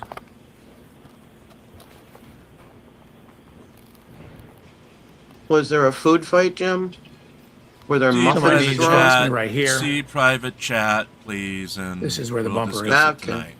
tonight. To the side of Mr. O'Keefe's knee will be in this general area. Okay, thank you. You're welcome. Sir, do you have an opinion to a reasonable degree of engineering certainty about the lacerations on Mr. O'Keefe's right arm and forearm regarding its orientation relative to the broken taillight on the defendant's Lexus. Yes, Your Honor, may I read my report, my opinion? Okay. The location and orientation of the laceration on John O'Keefe's right forearm and arm are consistent with the geometry and orientation of the right taillight of the Reed 2021 Lexus LX570.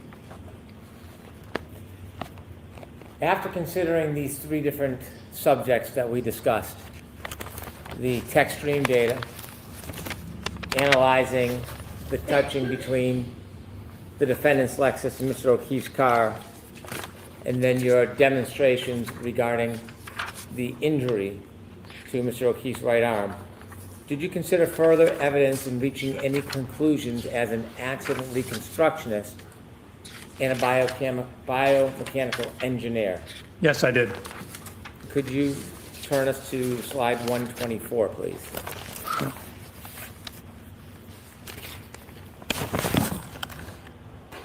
So this is some of the location of the physical evidence.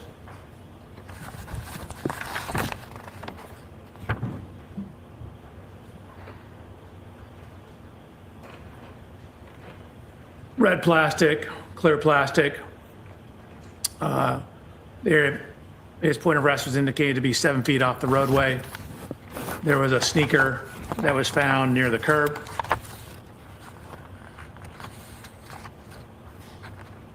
There were various fragments of taillight found in the snow on the morning of the incident, as to the afternoon of the incident. Could you zoom in on those photos so that we can see the dates? The date? Yes. Oh, sure. So January 29th at 5:46 p.m. This one's at 5:52. One's at 5:59. This one down here is at 5:46.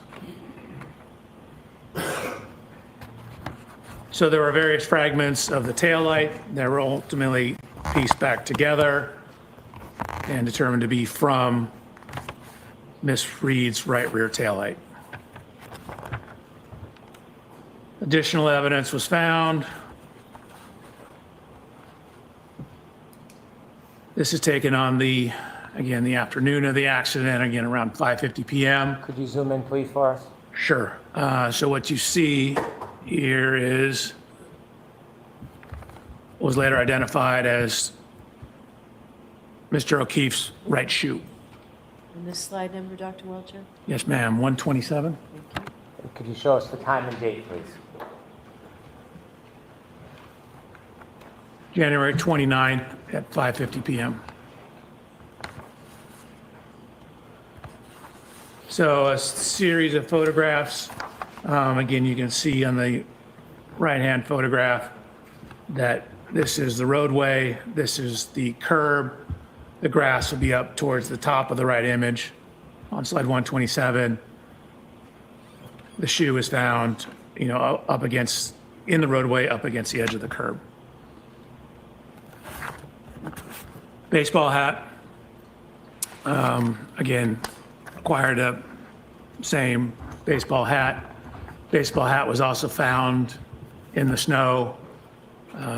You can see. I want you, before you move ahead, the baseball hat, could you give us a close-up view and also the date and time? So that's where it's buried in the snow. These were taken on February 3rd. I'm not sure what time it was.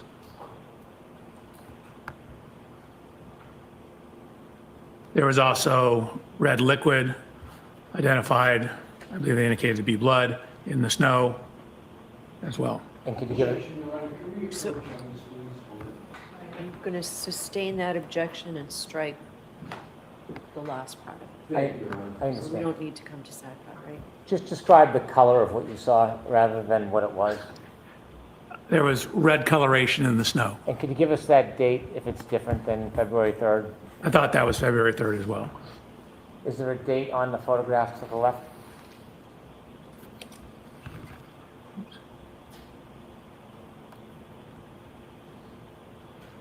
don't see one. Okay. Do you know if those photos were taken by the Canton Police Department? System. Do you know when exactly those photos were taken? I don't, except I have them dated as February 3rd. But I think that may just be the baseball hat photos. Okay, can you continue? Then we have photos of a broken glass.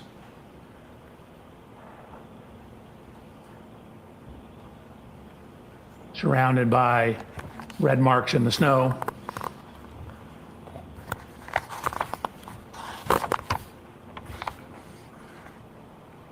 Continue, please. This, by the way, is the flagpole. And that slide number, please, Dr. Yes, ma'am, 129. Thank you. Slide 130. Can you enlarge that and explain to us what that is? Sure. So at the bottom, it indicates where it's from. So this was from a presentation I gave looking at pedestrian injury biomechanics back in 2005. And what it's showing is where what are the most common injuries in pedestrian impacts.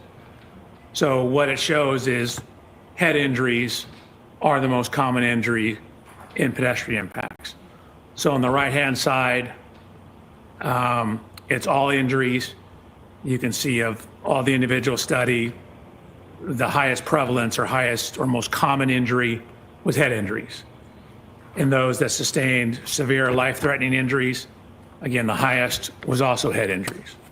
So head injuries are very commonly associated with pedestrian impacts. This is anatomical drawings just to help you understand the anatomy. The middle section here is from Mr. O'Keefe's autopsy report. The lower right diagram, the green line represents the fracture lines, predominantly here, at least in the base of the skull. So in the biomechanical and forensics just means the legal related scientific industry, there's something called hat brim line or hat line analysis. And what it is it's looking at where the hat line, you can imagine, is where the brim of a hat would be. And what it is, it's literature that's looking at where head injuries from falls commonly occur. Your Honor, I move to strike that. I'll strike, I'm going to strike. I'm going to strike. Remove from the screen. Yes, please. yes. Thank you, Your Honor. So that was slide 131.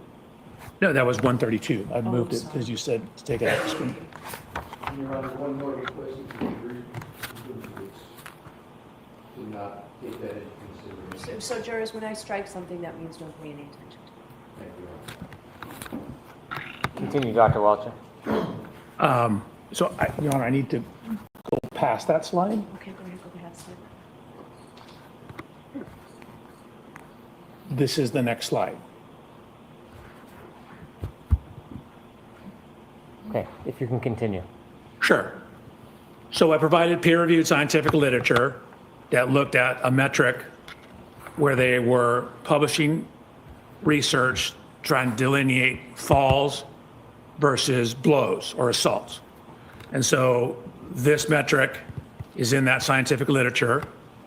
They looked at a total of 400 different events, 235 falls, 165 assaults. And so you can see where it says mandible. So mandible is your lower jaw. Can you enlarge that a little bit, please? Your Honor, pardon the interruption. I'm moving to strike. Yeah, let's take that slide down and I'm going to see you inside. Please. A little bit of a feisty sidebar.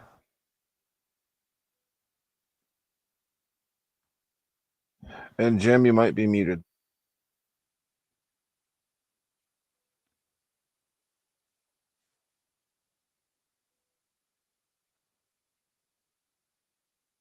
Well, if we add that to the molasses, does it make it a sticky, spicy side then?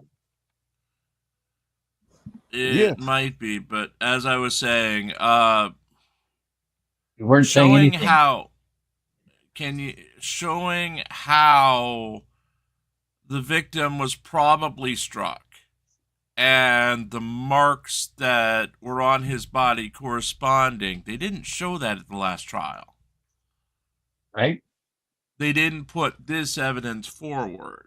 No. And this is I don't think so they much- thought they needed to, so they just fluffed it and paid the price. Yeah. I mean, if I'm in the jury, I'm thinking this is reasonable. This is probably what happened. A lot better than, oh, the dog attacked him in the 10 seconds it would take to kill him and bring him down, for him to go downstairs, get killed, be brought back upstairs, and then the dog bit him at some point by unknown people and all this stuff that they're going to say. Yep. So this shows what happened, basically. Yeah, and other evidence that he's showing that's really helping their case is disproving that the taillight got broken when she hit John's vehicle. Yeah, I wanted to ask about that because I was on the other thing. Was it the height difference that he highlighted? Yeah. Well, they actually did 3D mapping of both vehicles. Right. And showed where the impact would have happened, and that not even close to being able to damage the taillight that was damaged.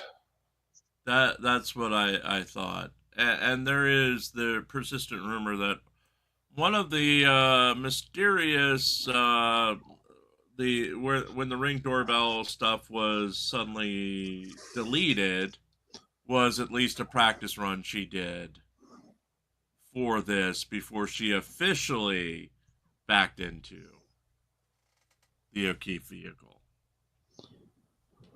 Well, the other thing he did is he explained how the sensors and all of that in her vehicle wouldn't pick up the fact that she hit John.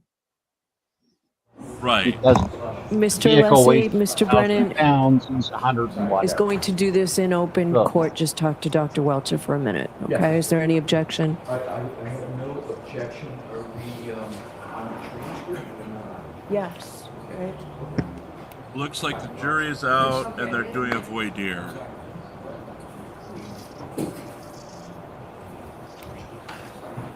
Oh dear, we had the perfect woman for you. Yes. She swore a lot and stripped naked. Absolutely. No talking, court still in session. We're going to remove the heading on each one of the slides. I don't want to repeat what it says. On each one of them, right up to the end. Thank you. Anyhow, that's all I was going to do. And I'm going to now use this to see if there's anything else and report to you later. Thank you. So it starts on page 124. Is that right, Mr. Brennan and Mr. Leslie? I don't have the whole one in front of me. Dr. Welcher, is that where it starts? That appears to be, Your Honor, yes. 124.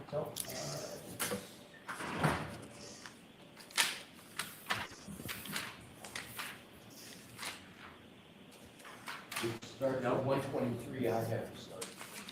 I actually have 122 is already redacted, but I have it at 123 as well. All right, I don't have it on 123. 123 was a blank slide. May I approach, Your Honor? Yes. I have 123 as a blank slide. Okay. So 124. Triple M, you do not have that. For 120. Thank you. Yep.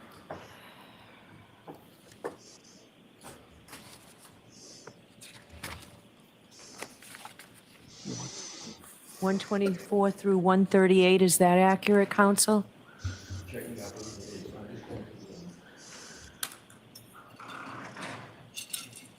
Chrissy, do you need a break? Do you need 5 minutes? Yes, Your Honor. Okay. So if you could do that for us. Absolutely, Your Honor. Dr. Welcher. I'm doing it right now. We can bring the jurors back. Your Honor, if we could just, now I just want to look at the rest. Okay. 2 minutes, and then Sure. Your Honor asks us to do that. Sure.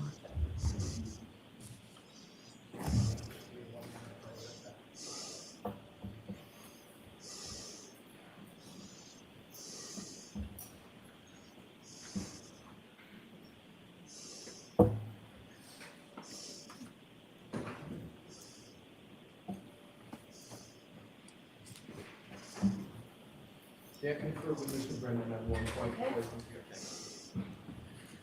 Mr. Brennan, I have to approach you. Thank you. Not on the record, Chris.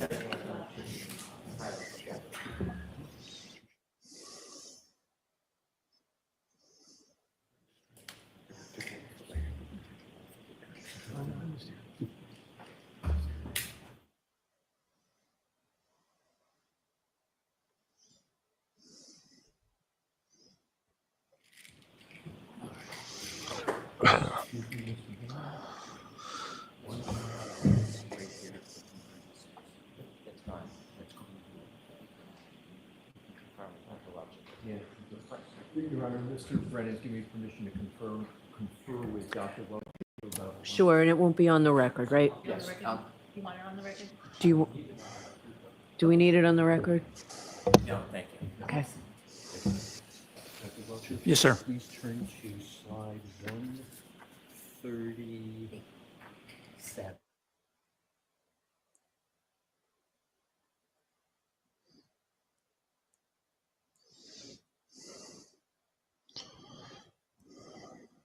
For that opportunity.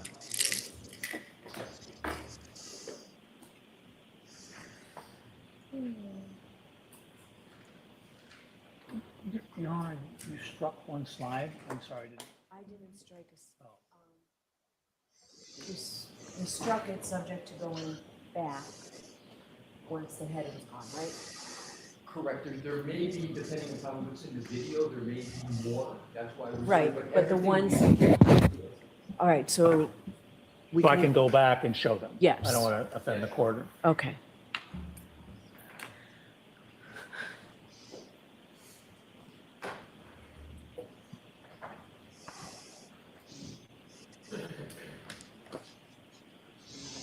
So are we starting on slide 132? 132, Your Honor. Okay, thank you.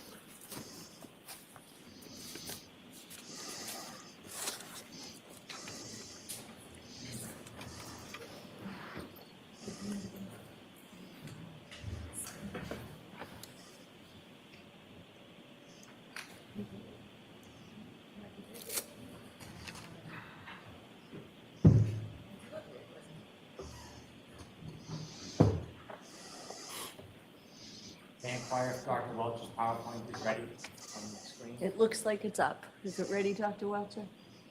You got me scared when you asked me that. I need to double check. Yes, I believe I redacted everything and we are on slide 132. Thank you. And by the way, It appears that way to me, Mr. Lessie, from here. the battery died on this. Okay, thank you. Whoever in charge of. I mean, I brought my own, fortunately, but actually, I can't find mine. Oh, Ms. Gilman has one.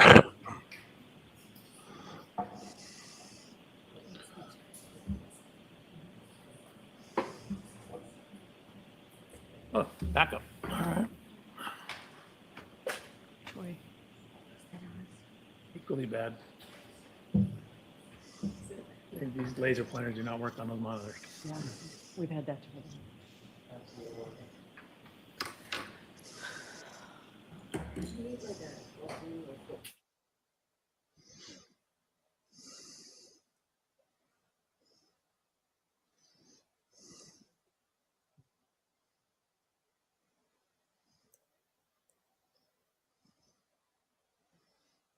Okay, then.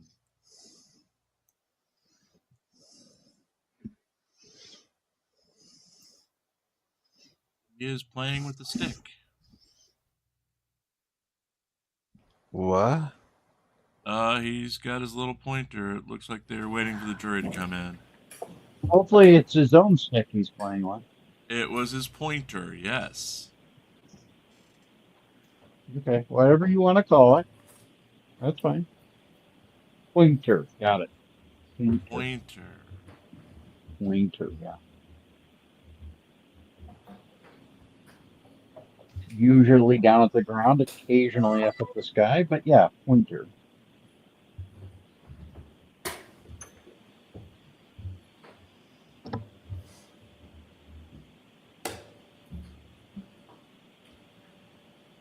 Please be seated. Court is in session.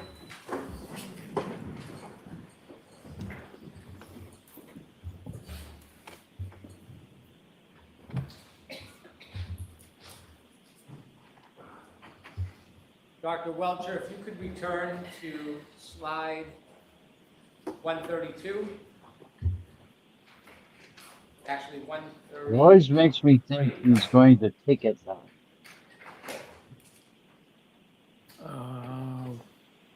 Is that me or? Well, that might be common if he was an actual welcher. 132 or 133? 133, please. The next one after that. So we did skip over 132. We skipped over that one as well. Keep going. There we go. If you can enlarge that just a little bit for us. Sure. Now, you mentioned that there was studies that talked about guiding the difference between potential injuries. Correct. Can you explain that? Sure. So I gave 3 papers and someone's dissertation on this issue. They were creating a analysis methodology to differentiate whether the nature and pattern of injuries are more consistent with a fall or more consistent with an assault, or they're calling it blows. Okay, could you walk us through what this chart means? Sure. So this is their flow chart in terms of their assessment. So it starts at the very top. You can see they analyze a total of 400 events, 235 falls, 165 blows or assaults. So what you do is you ask yourself on the first set of arrows, you look at the mandible, the jaw. And MRS, as you can see at the bottom down here, refers to a simple fracture or multiple fractures. A is no fracture. Mr. O'Keefe has no mandible fracture. So that means we go down this row. It then looks at all facial fractures.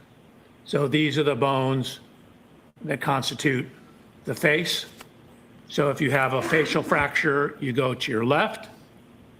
If you have no facial fracture, you go to the right. So if you have some event, no mandible fracture, no facial fracture, what they've indicated that is predominantly associated with falls and not assaults. Thank you. You're welcome. In addition, did you do any further study on the force of a person falling back and landing on their head? Oops, I did. Could you So what I did was I did what are called drop test. I took an anthropomorphic test device, ATD, which is just a fancy name for a crash test dummy, and dropped it backwards onto a hard surface to look at what happens if you were to, say, fall backwards and hit your head onto a hard surface. So on this particular photograph of Mr. O'Keefe in the upper left, there's noted to be abrasions above the fracture line in the area. You can't see that at all. You can see,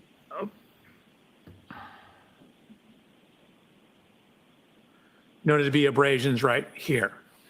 Your Honor, I brought a hat. That was the one I used in my testing. May I put it on and demonstrate something? Mr. Lessie, If you would like a sidebar, or I can. are you objecting? I am objecting. That's sustained. No, you can't put it on. Okay, so I will show you the dummy testing I did. Watch when the shoulders hit the ground, then the head hits the ground. It creates kind of an arc path that will drag and slide objects up the head. So if you have something such as a baseball hat, it'll cause it to drag across the scalp, dragging it up to a similar location to where these abrasions are. So here's the testing. Again, this is like the crash test dummies you see on television. This is myself.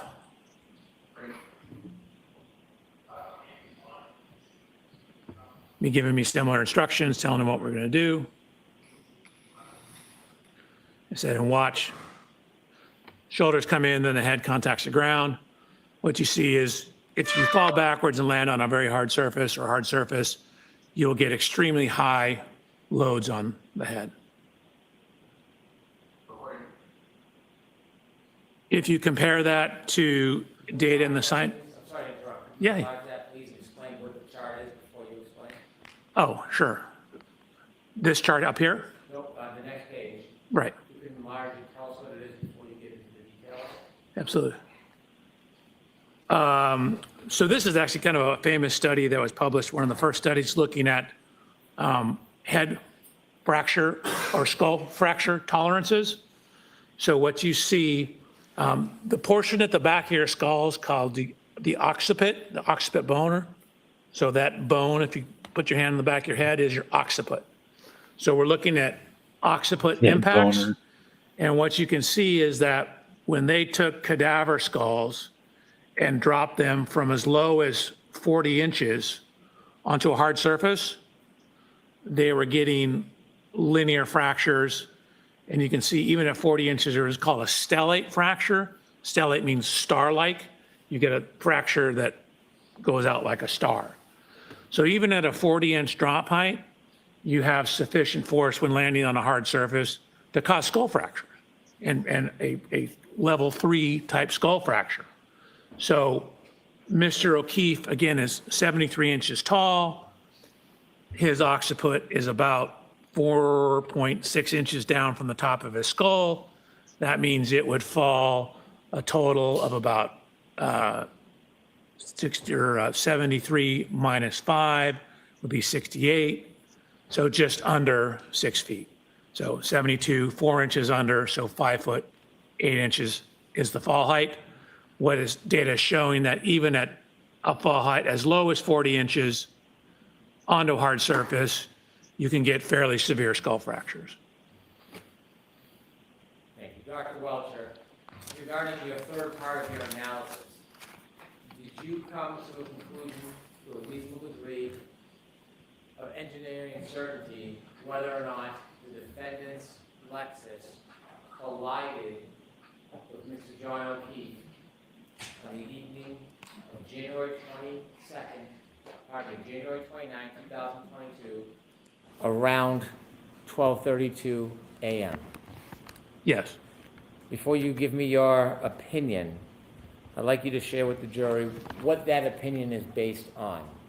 Sure. So it's based on the 130 slides you've seen, based on my personal inspection of the Lexus, the correlation of the text stream data with the infotainment data, as well as Mr. O'Keefe's cell phone data. It's looking at, I guess, where the taillight wasn't broken. It's looking at the physical evidence at the scene in terms of taillight fragments, glass fragments, red color in the snow. We have the cell phone data, the location and position of the arm lacerations, the air temperature at the time indicative of sufficient to freeze, the location of the fracture on the back of his head relative to the scientific literature, my testing of forces available falling onto a hard surface, published science on the fracture forces associated with falls. And, I'm sorry, I'm reading from my report. I'm reading from my report. Can you answer without reading from your report? Probably it's more complete if I read my report. Any objection, Mr. Leslie? I do on this question, Your Honor, reading from a report for this question. So I'm hearing reference to data. So, don't have to read, don't read from your report. Okay, dope. Okay, Dr. Rocha, let me ask you again. Based on your analysis, data available, reviews, study, based on the fact that you are an accident reconstructionist and a biomedical engineer, have you reached an opinion to a reasonable degree of engineering certainty whether the defendant's Lexus struck Mr. John O'Keefe on January 29, 2022, around 12:32 a.m.? Yes. And could you share the bases of your opinion before I ask you your ultimate opinion? Sure. So again, you've seen my slide presentation. I've inspected the Lexus. I've looked at where it wasn't damaged. I've inspected the taillight. I got an exemplar Lexus. I ran lower speed contacts to verify that the injury pattern and location on the arm is consistent with the height and orientation of the taillight. I have looked at fracture tolerance data for falling backwards onto hard surfaces. I've looked at the metrics of where his injuries were and what injuries he didn't sustain. I've looked at the cell phone data, and then I've looked at Miss Reed's interviews as well. Based on all the evidence you considered, could you share with the jury what your opinion is to a reasonable degree of engineering certainty about whether the defendant's Lexus struck Mr. O'Keefe on January 29, 2022, around 12:32 a.m.? Objection, Your Honor. Go into another. I can answer. Yes, based on the totality of the evidence, DNA, everything I've talked about, that is consistent with that happening with a reasonable degree of scientific certainty. That is what happened. Objection, move to strike, Your Honor. So I'm gonna strike that. I wanna see conflicts out for just. Sidebar. Sidebar. Holy Christ, we're sidebar happy today. Yeah, they're going for it. You said the molasses was going to go down slow. Well, they seem to like it. Seem to be getting Oh, stuck on they had to figure out how to get it chewed down quickly after the first run. I think it was adding the spicy to it. Spicy blaze.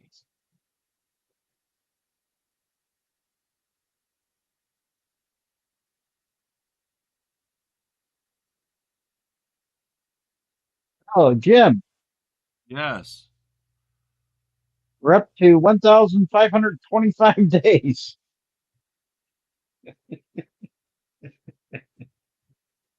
Wonderful. That's how We only many have years? 300.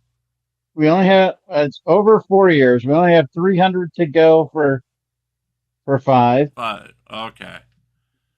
Oak Dog is up to 650.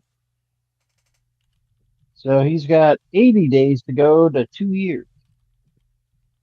Oh, wonderful. Poor Coke Dog. That poor, wonderful little doggy. Why are you hurting my poor little doggy like that? Why would Hank you and I hurt- were commenting that you know, when we first did it, we thought you'd get ice cream taken away for a couple of weeks, maybe a month. We made it up to a year. Right. And now we're doing it here up to 1,500 days. Well, we've got like a week left, and there's no way we're gonna hit 5 years. Ain't gonna happen. No, it's a Yeah. week from Thursday. It's a week from Thursday. It's a week from Thursday. It's not a so week. we have and it will 9 happen. days left. There you go. That's not a week. It will happen. 9 days It'll left in happen. the promotion. It'll happen. My 85th birthday. They're taking lanyards from the press right now. I guess this is just end of the day stuff. Yeah. Yeah.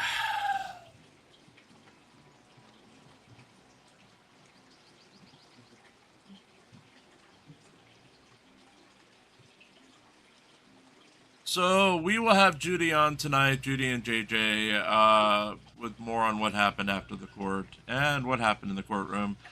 For those joining us late, yes, Lane Myers had a plea deal in place, but his mouth talked him out of it. Of course it did. He just couldn't do it. Just that close. There. It's define. What did he want? Define reasonable? Is it reasonable to think that she'd feel threatened? When you told your people to call her and they're calling her up, threatening to sexually assault her and kill her, is it reasonable for you to take responsibility for that? And he said, well, what no. definition are you using? Yes. Yes. And his attorney tried to make up his own definition. Well, this... Doesn't he, if he says this instead of that, is that okay? And the judge is like, no. He has to admit his guilt. By what definition does it mean I have to admit my guilt? So close.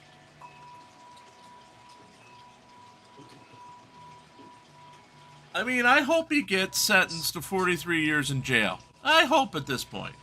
He's such an idiot. He deserves it. Sorry, I'm biased, but... So close. Just couldn't do it. It's not in his DNA. It's not in his DNA to accept responsibility for anything. It's just a little pit bull.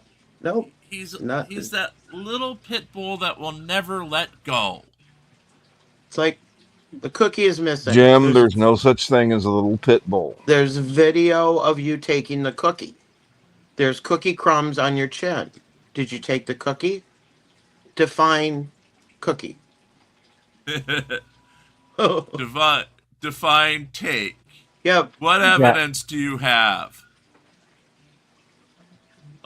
This video, who took the video?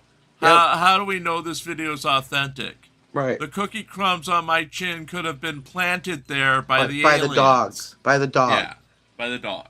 The dog licked me because the dog took the cookie. Yep. Prosecution. Prosecution planted the cookie crumbs. Yep. And what authority do you have over me to even say these horrible accusations? Yep. Yep. The authority. I know. I timed out that guy like 8 times and then I quit. He just came back with socks. It's like, you know what, idiot, whatever. What guy? The guy in Lane's, the stream Jim did with Lane. There was somebody in there being an ass to everybody. He was obviously a Lane follower, a Chili follower, or something. It's like, the judge was so mean to throw him out. He had no authority to throw Lane out. It's like, you know what? You know how patient this judge has been? My God. Yeah, all these judges have been especially patient. Yes. For Arizona, which does not have a reputation of being patient. So they are bending over backwards for him. They told him to shut up and he wouldn't. Simple. Shut up for your own good. Yep. We are handing you a plea deal. We are handing you freedom. You'd have to sit for the 30 days, but you're probably going to get out as soon as we're done with, as soon as you take the deal. You'll be eligible for probation. You'll be out on the street. You can go do whatever you're going to do. Do you think part of the plea is for him to remove the videos? Well, he has to remove the videos, but the key part of the plea is for the rest of his life he cannot communicate with the victim. Yeah. He can't talk about her. He can't do shit about her. Excuse Okay. my French. But he has to take down the existing videos. I believe that'll be part of the plea deal. Okay. But the whole thing is he can't talk about her. And telling Lane Myers that you can't talk about anything? Yep. That's a problem. Yep. Shuggy took the cookies and planted them on Lane's chin.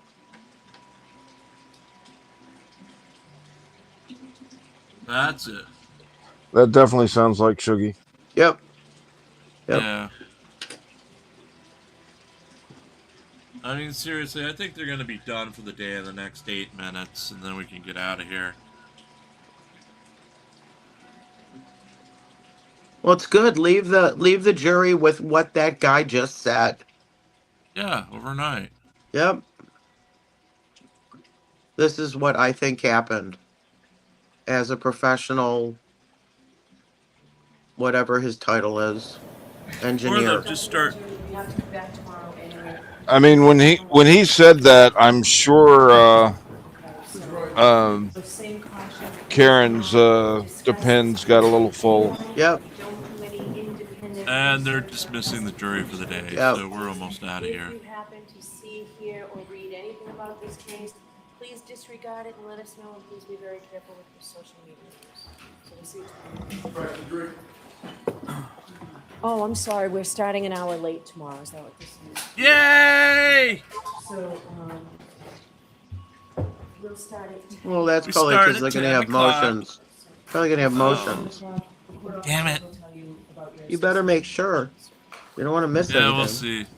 I'll see when I set it up. Court TV usually has their start time. Yeah. Though there was a debate this morning if this was day 21 or day 22, because Grant had his day 22, and some of the other ones had it as day 22, but Court TV had it as day 21, so that's what I went with. It's okay. I mean, I came in early this morning and set up.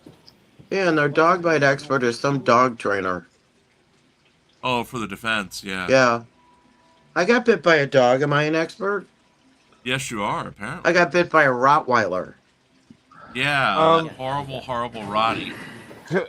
Yes, dogs. If he's been bitten by one dog, there would be some uniformity in those injuries. Dr. Welch, can step down. I know he has to come back and have his So equipment. just leave everything here. And then you'll come back in 5 minutes. Roger. All right. There you go. He's not done. Yes. Yeah, they're not done for the day. All right. So, Quit trying to get Mr. her hopes Alessi, I will up, hear Jim, you as just to your for the objection. disappointment. It's all your fault, Jim.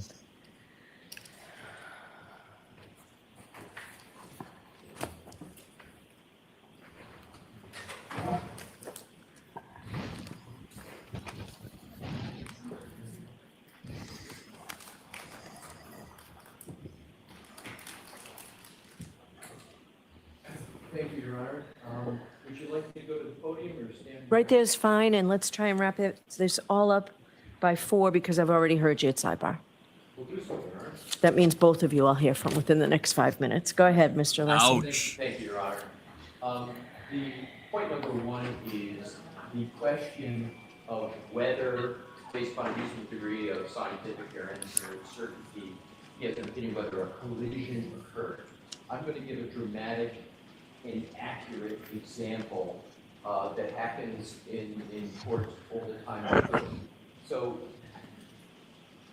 by analogy, if the issue is whether Like all the overdramatic bullshit you try. Stabbed an individual and caused a certain event, that is the ultimate question for the jury.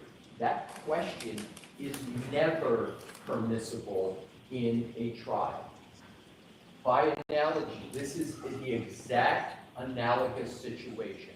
The question of whether there was a collision is the ultimate question for the jury. That is why we are having this trial. The defense strongly asserts there was no collision, and there is substantial evidence to that. We are going to cross-examine Dr. Welcher. We are going to put in our own strong case to demonstrate no collision occurred. That's no surprise. It was in our opening statement. This witness cannot, by precedent for years, opine on the ultimate question that is going to the jury. I accept, subject to evidentiary issues, the two questions that a biomechanist always answers in these situations.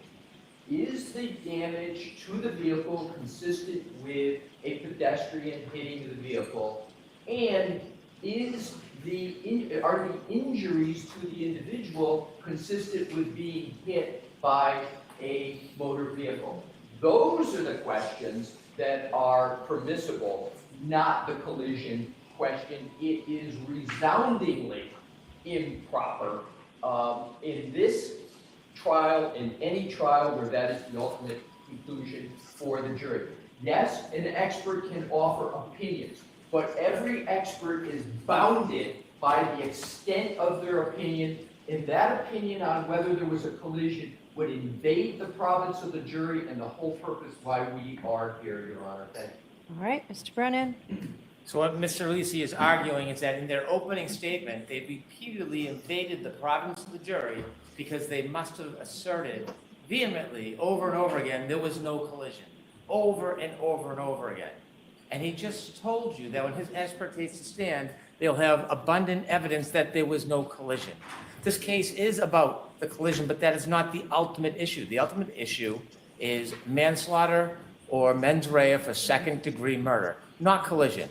They don't get to define the prosecution's case. They do not get to define or limit the prosecution's opinions. They have no case law. They have no study. They have no jurisdiction or jurisprudence to say what we are limited to. He's entitled to an opinion. His opinion is not limited to whether or not the defendant struck Mr. O'Keefe. That evidence is obvious. It's not whether or not there's damage to the car or Lexus. That evidence is obvious. He also is an enormous part of a biomedical engineer and an accident reconstructionist. He studied the tech stream data. They didn't, he did. And he's entitled to give an opinion. The tech stream data, based on fact and science and data, tells us when, if you put it together with other evidence, and where, when you contribute it with other evidence, this collision actually occurred. We don't have to play peekaboo and close our eyes to the reality of the fact that the evidence supports the conclusion to a reasonable degree of engineering certainty that the defendant struck Mr. O'Keefe with her Lexus in front of Fairview Road. I am not interjecting the defendant. I always refer to her car, so it is sanitized, her Lexus. I've been careful about that. I don't have to, but I'm very careful about it. He is relying on the tech stream data, the physical evidence, his independent studies. He is allowed to offer an opinion about whether the injuries are consistent with the damage to the car, whether the damage to the car is consistent with the injury to Mr. O'Keefe, and he's also allowed to answer, in his opinion, the issue of a collision, putting aside the fact that that was emphasized and repeated in the opening statement, and it's going to happen again when other people testify. It's not our fault that ARCA didn't testify or look into the tech stream data or they don't have an expert for it. It doesn't belittle or limit that evidence. We expect to ask Dr. Welcher, does he have an opinion to a reasonable degree of engineering certainty whether the defendant's Lexus collided with Mr. O'Keefe on January 29, 2022 around 12:32 a.m. That is one of the opinions we're going to ask him, nothing to do with the ultimate opinion of guilt or innocence or whether it's manslaughter or there's mens rea for second-degree murder. And what was your second? You said that's one of the opinions you're going to ask him. What else are you I looking will at? also ask him about the consistent with, whether the injuries are consistent with. With what? I'm going to ask him after this part about the difference between a clip or a side swipe as opposed to a full-on injury, pedestrian collision from a front or back of a bumper, and there are further slides to emphasize that point. And so there'll be an opinion regarding that as well. And you, Consistency with a side swipe or a clip. okay, so this is not the end of Dr. Welcher's testimony. He's just moving on to another area. It's close, but it's not the end. Okay. Go ahead. Yeah. Your Honor, here's the case. Attorney Brennan said, go to case law, here it is. Commonwealth v. Coleman, 366 Mass 705. And it stands for the proposition exactly that I articulated. I won't repeat it. Secondly, Your Honor, we practice what we preach. I have the ARCA report right in front of me, and I have the report of... Is that a new one or is that a... This is the new one. Okay. It's also, the old one is the same. So I can, either one is the same. They do not... Mr. Brennan incorrectly said what our experts are going to do. I don't know why he did that, because he has these in writing. Come on, Neither Leslie. Dr. Wolf or Dr. Rentschler talk about a collision or conclusion. It's consistency. It's those two questions I said at sidebar.